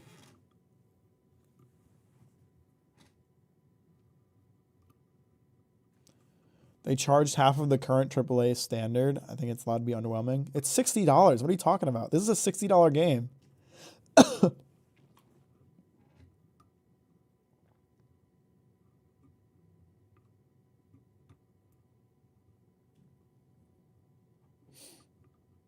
These people are wrong source, my opinion.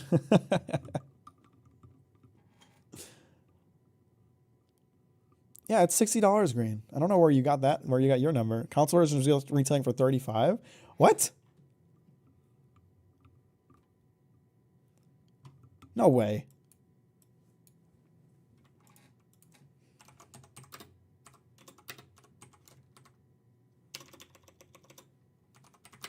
Are we looking at the same game, Green?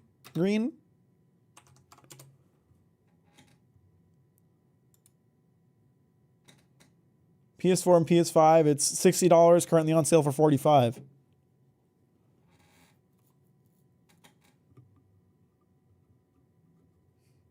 Appreciate Jane Thron. Have a good night. Thanks for joining the Patreon. You're an absolute legend. I hope you have a good time. Bye bye. What can we do without the opinion of Cyberbitch? Honestly, Cyberbitch is kind of like the de facto opinion I go towards. Let's see what else they reviewed and what they thought about it. Okay, I see it's... Okay, Green has sent me an image. I see $35 for Switch, PlayStation 5, and Xbox One. That's so weird. I don't know why you're getting those prices. That's not what I'm seeing. Hang on. It's definitely $60 on Steam, I can tell you that much.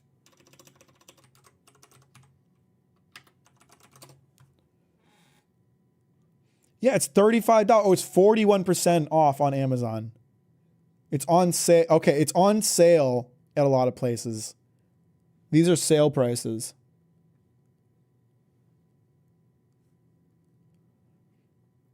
Why is it on sale for so much? Is it Yeah, so it's $35 on Amazon. This one's GameStop is also $35, but they're both sale prices. Weird. Oh, it's got a 1-star rating on GameStop. I want to know what else Bitch thinks. Has Cyberbitch posted any other reviews? Cyberbitch. What else have you reviewed? 41 reviews. They said they liked Lethal Company, Street Fighter, Rainbow Six Siege, Outlast Trials, Stick of Truth, Resident Evil 4, Destiny 2, Black Ops 3, some porn game, I think. Wait, what? Persona 3 Portable? This game contains content you have asked not to see, some nudity or sexual content. First of all, when did I say that I didn't want to see that? First of all. Second of all, it does? I'm going to have to pick up Persona 3 Reloaded. What the fuck?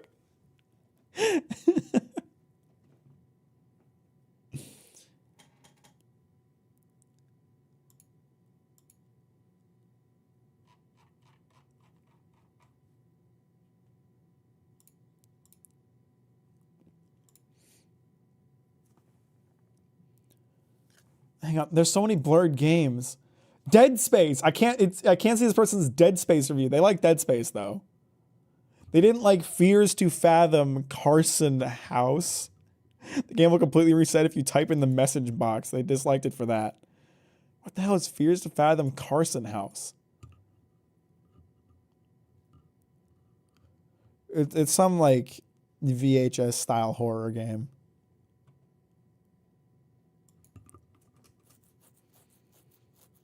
One of the dungeons has some very mature themes. I mean, there is that dick persona.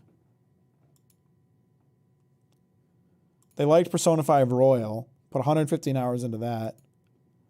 They liked Elden Ring, which is also blocked for me. They liked God of War. Wait, hang on. So hang on. hang on. So we have Resident Evil Verse. We have Resident Evil Verse. This is their review. Easily game of the year. The amazing Kino storyline alongside the masterfully crafted gameplay makes for one of the single best multiplayer games I've ever played in my life. I feel as though I was born to play this game and to spread the word of it. Not recommended.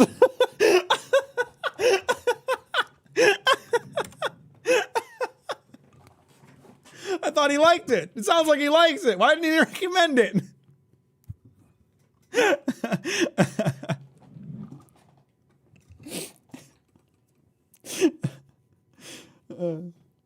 Can't say it because I'm at work. I'll be you've been having fun so far, Mac. Yeah, I had a little rage quit moment, but it's okay. Hope you're having a good day, Mimi. Thanks for liking the stream. Dude liked it so much it came around to not recommending it. Wanted to play it for himself. No one else can play it anymore. Also, despite being game of the year and a game that he was born to play, he only played it for 4 hours.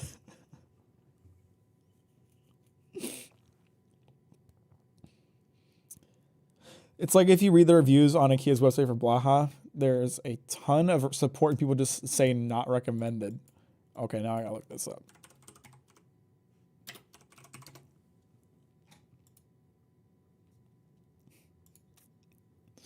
Loading reviews. Very soft and cuddly, perfect for my loved ones. 16-year-old son bought 2 of these sharks, one for himself, one as a present to a friend. Loves the shark so much that he took his sister and 2 cousins to IKEA to each get a shark for themselves. I see a lot of 5 stars. This one just says 5 stars, trans rights.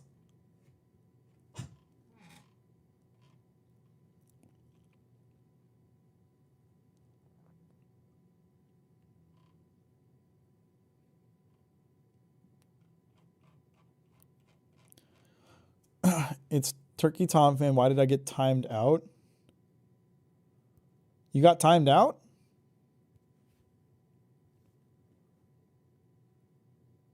Oh, because I said we weren't talking about the men versus females thing anymore, and you brought it up again, and Skippy timed you out because he said he was going to time anyone out who talked about it any further.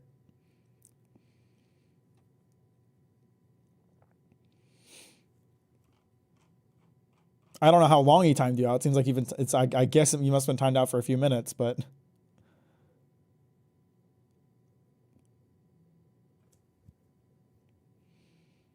Don't argue with it. Just accept it. We're not gonna have a discussion about it. I want to see some low ratings. Big stuffy toy bought. We bought it as a Christmas gift, but what a waste. Shape will be horrible after first wash. I bought this as a gift to myself. I love sharks, and I was disappointed with the quality. I feel like it needs more stuffing. It might be for kids, but I'm in my 20s, and there's no such thing as only for kids. Okay. My son bought this with his own money. That's all the negative reviews. After that, it's all positive. People love this shark.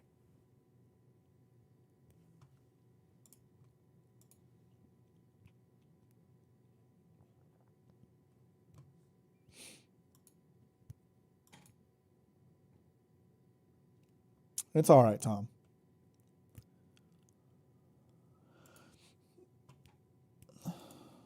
It's so weird that I can't like see Devil May Cry 5. It's blocked. I like being Dante because he is cool and I am cool. Fuck you. Good. That's a good review, Cyber Bitch.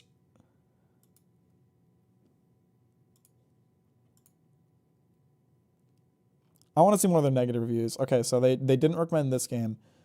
Hunt Showdown. Real fun game where you get placed against guys who have 3,000 hours on your first game. Also a major camping simulator where you all will get marked by someone sitting in a corner.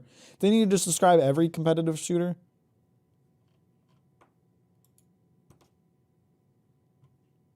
The first Borderlands didn't recommend buggy, intense lag, and frame rate drops in online mode and can only be fixed by tampering with game files. Story mode is short, has no character to it whatsoever besides the DLCs. Borderlands 2 recommended, their reviews just, I just like the killing. Recommended Left 4 Dead 2, which is the word murder. You changed the channel logo? Yes, I did.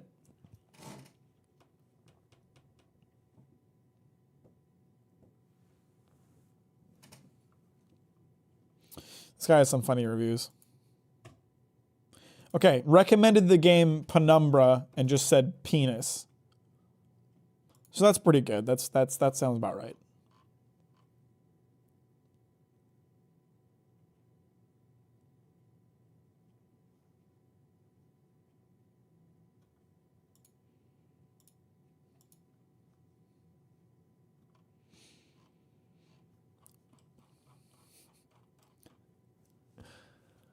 I had a friend recently transition from console to PC, and I had to explain to him how PC games from before 2010 have a very good chance of fucking your PC if you alt-tab. Yeah, that's a unique beast.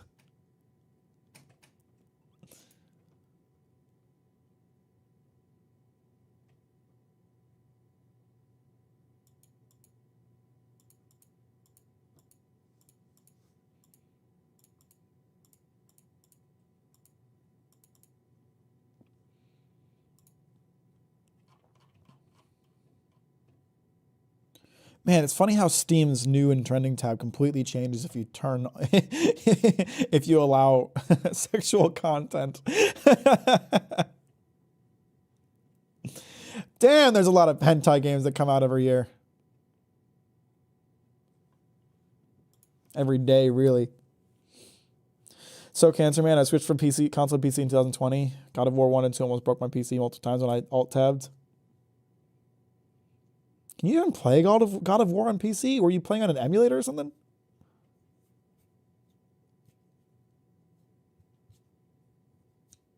Please check out 0-star reviews of a movie that you know is a masterpiece. I swear these people think they know better for disliking popular movies. All right. All right, that does sound interesting.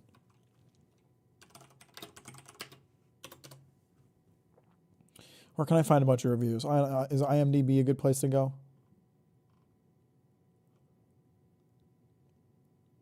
Where do I view some reviews? Or do you just get ratings on IMDb? Can you not see, like, reviews?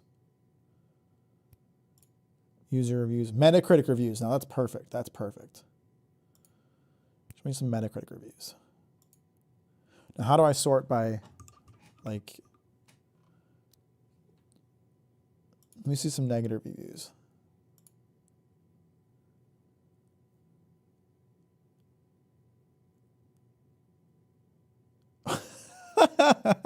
All right, I looked up some reviews for for Iron Giant. B Meyer 8 gave Iron Giant a 3. I don't know if I've seen this movie much, and I'm pretty sure I spoiled the whole thing, but this is a stupid excuse for an animated movie. I heard of and seen a part in the ending that the Iron Giant might be coming back, but it probably still made poor little children upset. So I think he's sad because it might have made kids sad.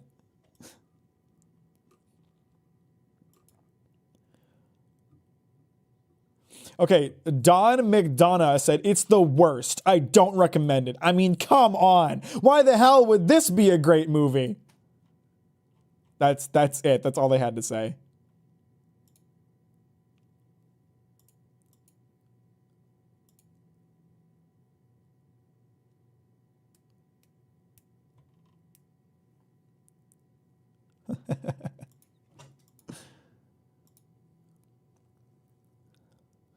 Checking out hentai games on Steam and seeing what your friends own is so funny to me. Why would I ever own hentai games on stream? You know, it's funny. Whenever I see a hentai game on Steam, there's a really good chance that either Morgan or Marina already owns it.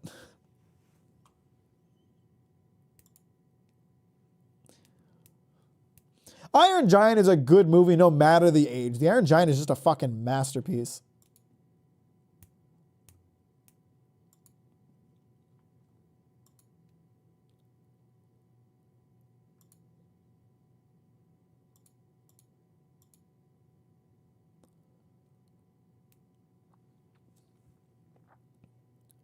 Is there any chance I could get timed out? What, you want me to time you out, or are you asking me to untimed out? I actually don't know how to turn it off, so I can't help you. It's also fun to look up reviews for movies you know are terrible and seeing the positive reviews for it. Oh yeah, that's fun too. All right, so we got some on IMDb too. I must have seen a different movie. Both of my kids got bored with this movie. Not to mention that I was disappointed that my kids wanted to leave in the middle of the film because I was hoping to catch a quick nap. Whatever. I'm glad everyone else liked it. We left and got our money back. My kids also couldn't make it to the end of Star Wars 1, so they have some amount of taste. So they have some amount of taste. All right, so this person's review is my kids didn't like it and I didn't get to sleep through it. That's why they didn't like the Iron Giant. No, this guy's right. No, this is real. The Iron Giant is pretty fucking shit when you think about it.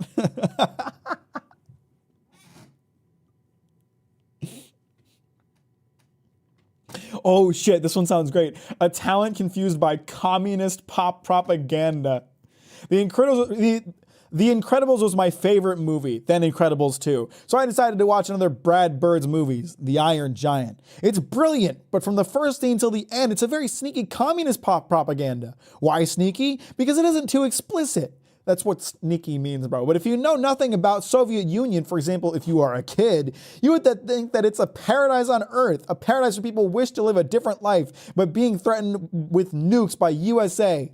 Can someone be so talented in something that it comes on the account on other abilities, like an ability to read? People didn't live in USSR a different life because they wanted to. Definitely not all of them. How one can know that? It's simple. People were executed for just an attempt to leave it, like in any other communist regime in history. What a surprise! Isn't it enough to derive everything else from it? I really love all three movies, but after watching The Iron Giant, I will not recommend them to anyone, not even Incredibles 2, because like me, they may like it and may decide to watch the sneaky commie Iron Giant. But unlike me, they may not be born in the USSR or may not know what it is for some other reasons, like being kids. This dude gave no explanation for what he's talking about. He's like, the Iron Giant pushes communist propaganda. Trust me, bro. Also, it's a great movie, but it's communist, so don't watch it. What is he on about?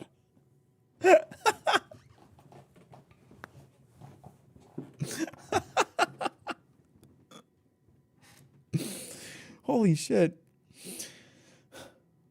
Since Skippy pops in and out, I'm effectively banned. No, the timeout, resets eventually, and you can talk again.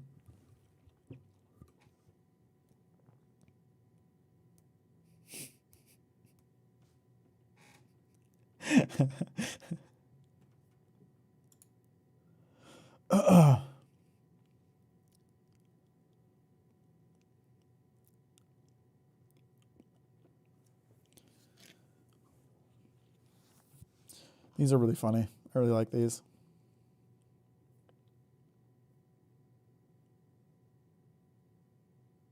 Oh, this one sounds good.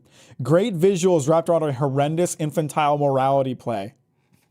This movie is beautiful and full of neat details. Visually, I'd give it at least an 8. There's a lot to love technically. Sound is great, the characters really work, and there's a lot of laughs. Unfortunately, the story is wretched at best and actively evil at worst.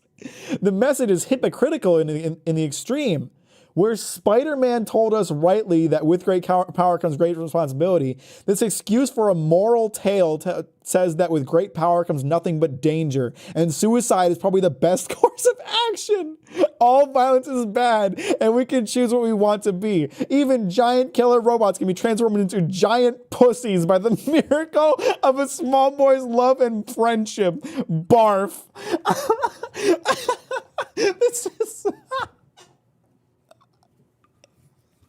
Oh my God, tell me you didn't get the Iron Giant without telling me you didn't get the Iron Giant, bro.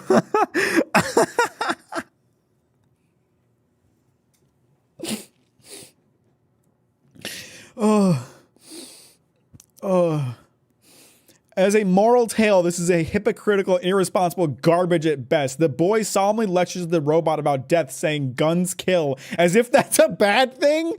They mourn the death of a deer at the hands of evil hunters. But the boy is not a vegan, nor is his mother, so killing is okay as long as someone else does it at a distance. That's amoral hypocrisy, nothing more. It gets worse. Obviously, the Iron Giant is a symbol, and he is the hero of the story because he's the only character who changes. What is he a symbol for? Well, for man's destructive and flawed nature. But the Iron Giant is obviously and explicitly a creation of something. He's a built artifact. So this implies a creator metaphor. We're talking about God as a creator here. But God in this story is flawed, defective. He built a good, tender, sensitive creature and made the mistake of encasing the gentle soul in the form of a weapon. Or he built a weapon and made the mistake of giving it a tender heart. Either way, God is flawed. Worse, the giant killer robot can't even distinguish a toy from a real threat, and thus self-defense is portrayed as unacceptably dangerous. And the only way to remedy the flaw is for the unfortunate creature to nobly sacrifice himself rather than taking responsibility and using its tremendous power for good. What the hell? The message is therefore ultimately satanic. God is bad and you're better off dead. When good people and robots refuse to take their power, bad people take it by default. After all, a key component of evil is the lust for power over others. When evil has convinced everyone that the only acceptable method of resistance is pacifism, disempowerment, surrender, and suicide, then evil has truly won.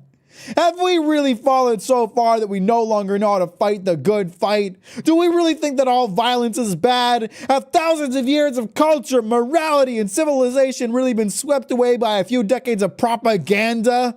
The fact that this artful piece of toxic amorality has gotten so much acceptance suggests that much has been lost. The film is worth seeing as a pretty film, but I'd recommend sitting down afterwards and discussing the values and lessons here with your family in a critical way. I sure as hell wouldn't plunk my kid down in front of this film with no discussion because it's a powerful piece of propaganda that needs deconstruction or just destruction. Oh, what the fuck? I have a headache. That gave me a headache.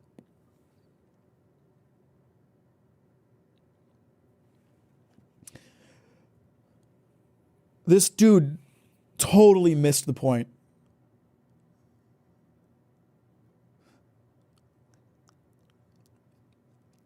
He doesn't seem to understand that. Okay, I'm not going to deconstruct his argument. We all know it's horrible. This is what did I just hear and read here and what did you just read, Mac? It's a review for the Iron Giant. Missed the point. Dude is on Mars. Oh my God. Can we make this a new stream segment? Reading reviews of good movies and just hearing what people have to say. Oh, that's so fucking funny.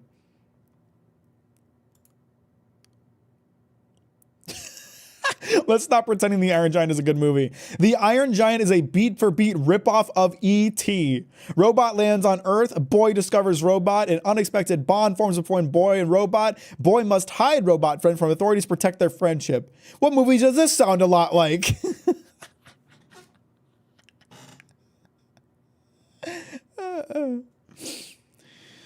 Oh.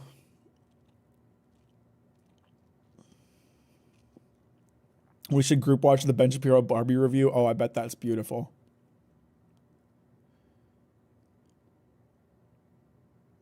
Oh my fucking God. Hang on. This is a different review that has the complete opposite perspective to the one we just read. Decent animation, but thoroughly outdated Republican fantasy.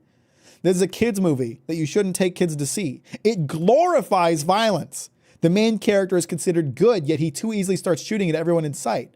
Deaths of people are trivialized. No one dies in The Iron Giant, just so we're all on the same page. The young boy, Hogarth, is armed with a BB gun, as is the sympathetically betrayed eponymous character. The death by hunter's gunfire for a deer is trivialized with some illogical nonsense philosophy, i.e. like Brad Bird's other obscenity, The Incredibles. The theme is might makes right, and good guys are allowed to respond to problems, even little problems, with extreme violence and subjectivity. What? It pushes religion down your throat. There's a saying grace scene at the dinner table, complete with mentions of a God and Satan. No thanks. The characters are religious. That doesn't mean it pushes religious themes. The movie takes place in the fucking 50s. People were Catholic. The robot is told that good living things have souls and souls never die. Cough, cough. It should be noted that this weak reasoning is meant to console the robot after he witnesses a deer being shot dead. Must have been one of those evil Satan-worshipping soulless deers, huh? He's saying that the deer lives on as a soul and that the deer is sympathetic. What are you talking about? In short, this is a hopelessly twisted Republican religious right morality play and puts the senseless in senseless violence. I plan to steer clear of this director's future films. What is this dude on about? What are you talking about? You know what? I actually appreciate this. I actually appreciate this to an extent, because you know what? Every movie that has a gay character is pushing a gay agenda, right? That's what they want you to believe. Every movie that has a gay character is pushing a gay agenda. This person is saying that because this movie has Christian characters, it is pushing a Christian agenda. Fair enough. Fair enough, bro.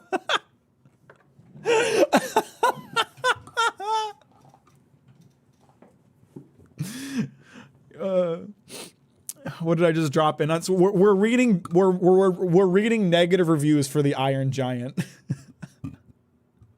Think you're getting trolled, Mac? I don't know. I don't think so. Because who is this for? Who's reading this but me? Professional yapper. It's hilarious how two completely opposing takes on The Iron Giant can both massively miss the mark of the actual message. It's actually insane. And this is why, when I'm reading the comments on my videos, I don't take every opinion I see seriously. Because some people are just fucking stupid. Agendas in The Iron Giant? Yeah. So one person said that The Iron Giant is is communist.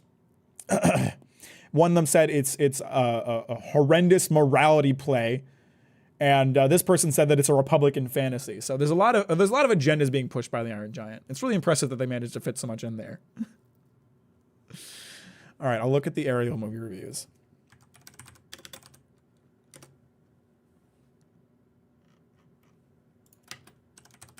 Is it called Ariel, or is it called The Little Mermaid? It's The Little Mermaid. What am I reading here? Am I reading negative or good reviews? I want to read the bad reviews.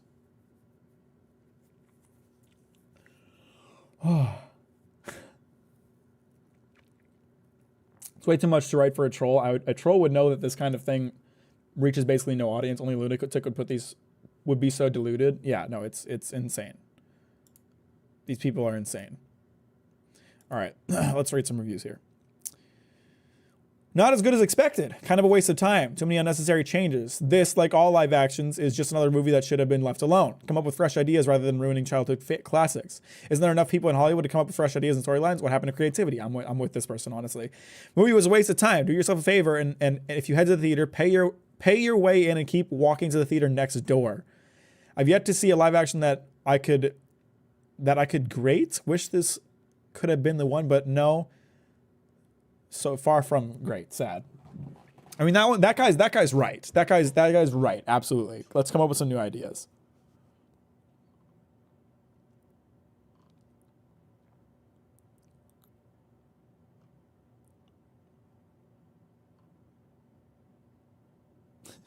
Terrible movie. Terrible movie. The fishes were scary and weird. The actress had zero salt. Everything else was empty. They had one of the classics on their hand. They just butchered it. The male dude was so empty and blank that makes you wonder why she would leave everything behind for such an empty vessel. You know, you can apply that same criticism to the original movie, to be honest with you. Just bad movie overall. They had incredible live actions like the Lion King and Maleficent, but they also had terrible ones. This one goes at the bottom of the list as the worst one I have seen so far. And I have seen some terrible ones like Dumbo. I feel like they just wanted a live action and nothing more. No depth. These are surprisingly tame, I'm not gonna lie. Oh, hang on, this sounds fun.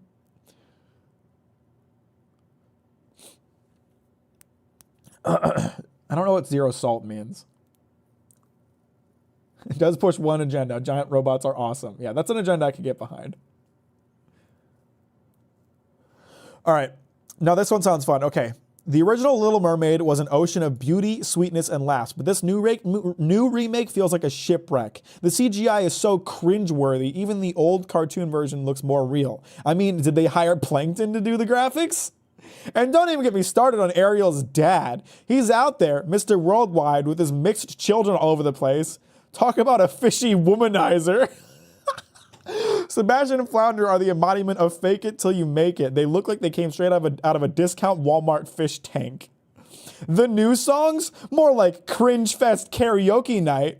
Ursula should have been a drag queen. Now that would have been fabulous. Let's be all inclusive and sprinkle some sparkle on this sea witch. I can't tell if they're being sarcastic, to be honest with you.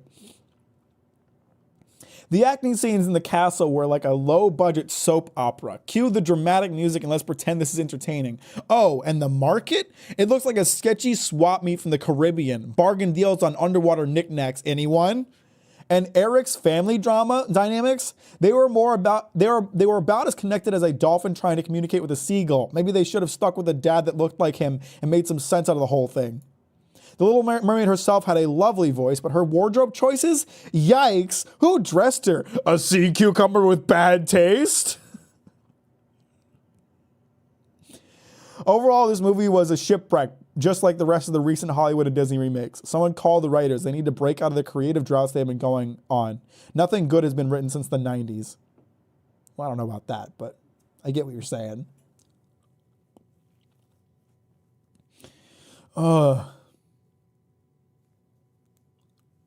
Who hurt him? Honestly, that one's just fucking funny. Like his, his disses are pretty good.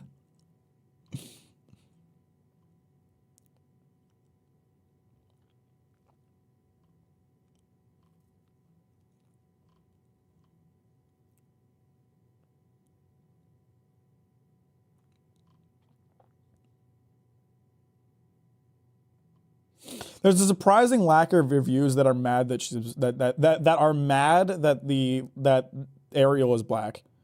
Like I expected more reviews that were just being openly racist. I'm not seeing a lot of them. I wonder if they're getting removed by IMDb. That wouldn't be too shocking.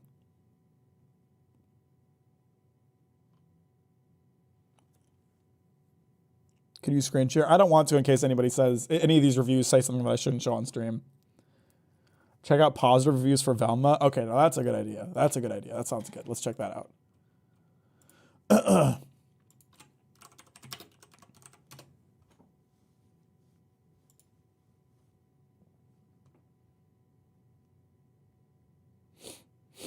If you want wild negative reviews, you got to find something that's actually bulletproof to begin with. Yeah, the negative reviews on that are not that interesting, but positive reviews on Velma, now that sounds good. That sounds fun. All right, let's see it.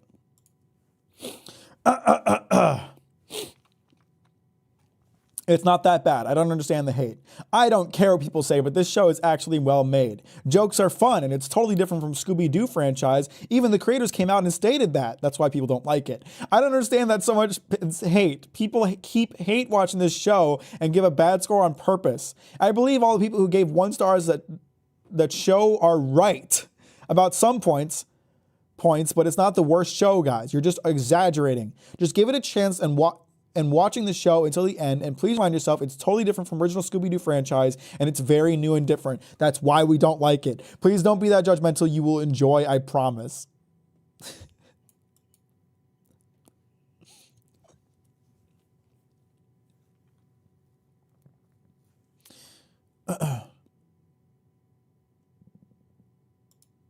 All right. I truly have no clue why this show is receiving so much hate. A reimagined Scooby-Doo origin story. So exciting! After watching the first 5 minutes, I realized I had no clue what I was in for. Oh my god, it became a dream come true, and I am all in on this roller coaster ride. The show rocks! All these Scooby-Doo purists hating on this show have forgotten why Scooby Snacks existed. Seriously, one of the most famous kids show ever is about seeing ghosts while always hungry. I wonder what could cause that. This show unleashes all the adult theme innuendo of the original and delivers on all the rumors and what if scenarios that have always made the gang's relationship a mystery. I love how this show cooks up every taboo rumor and serves them all up as a main entree. Please, oh please let there be another season or 5. I want to see how far the rabbit hole goes. And for all the haters, get over yourselves. Okay, we've all been decimated. We can't talk shit on Velma anymore. That guy's right. Oh, fuck. I can't believe it, man.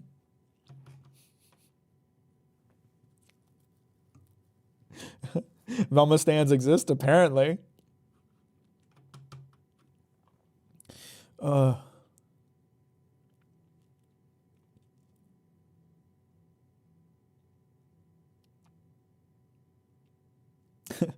Society is weird as hell. Okay. I decided to give this show a chance and see for myself what the fuss is all about instead of following the mass puppet hate train, and the show is actually entertaining. A lot of the jokes actually hit. I kind of like the direction of the characters. Things don't always have to be exactly like the original. That would be boring. People don't know how to laugh. People who don't know how to laugh won't appreciate this show at all. We don't always have to analyze, critique, and pull apart every show on this planet. Just turn off your cynical mind, relax, and enjoy. This show is actually funny, if you have a sense of humor.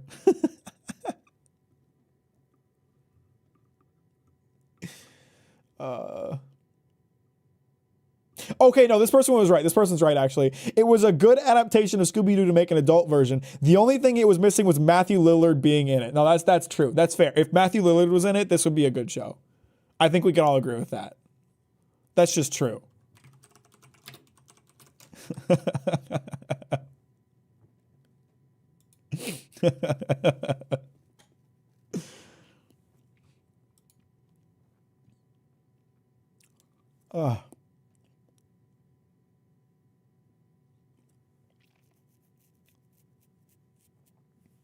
Learn humor, people. This show is hilarious. It's not a documentary. It's an over-the-top comedy. Relax. The first episode was a little slow, but it got some solid laughs in. The original is a show about 4 pothead kids driving around and solving mysteries with a talking dog. This new version is basically one character's self-involved take of what happens. It's an origin story as told by the most overlooked character. Only fools would expect it to be identical to the original. All the hype about this seems like it's coming from people who didn't appreciate or even understand the original. Mysteries? Check. Drugs? Check. Free love? Check. It's the same show with less innuendo. That's such a surface level take on it.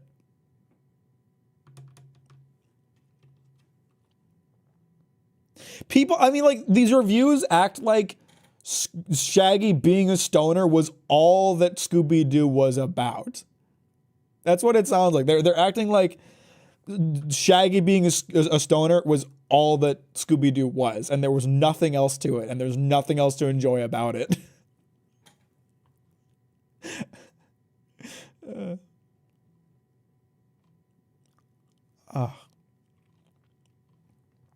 No, I'm not going to do the reviews for cats. I'm actually going to call it here. My throat is kind of giving out.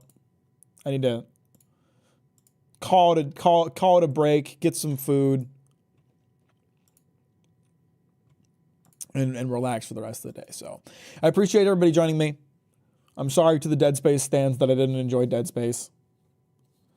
I'll be your what? What's your schedule? I stream on Saturday and Wednesday. Saturday it's around 11 a.m. PST. Wednesday it's around 5 a.m. PST. What made them think Velma, Daphne, and Fred were stoners? Yeah, I don't know about that one. That one confused me too. Mack is not the throat goat confirmed. Brother, I've been at it for 5 hours.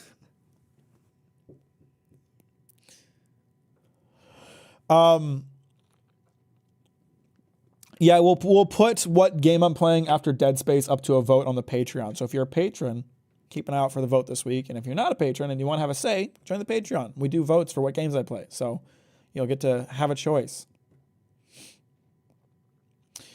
Appreciate you, everybody. Have a good night. Thanks for stopping by. And I'll talk to you on Wednesday, where we'll either be playing a new game or Cyberpunk. So later.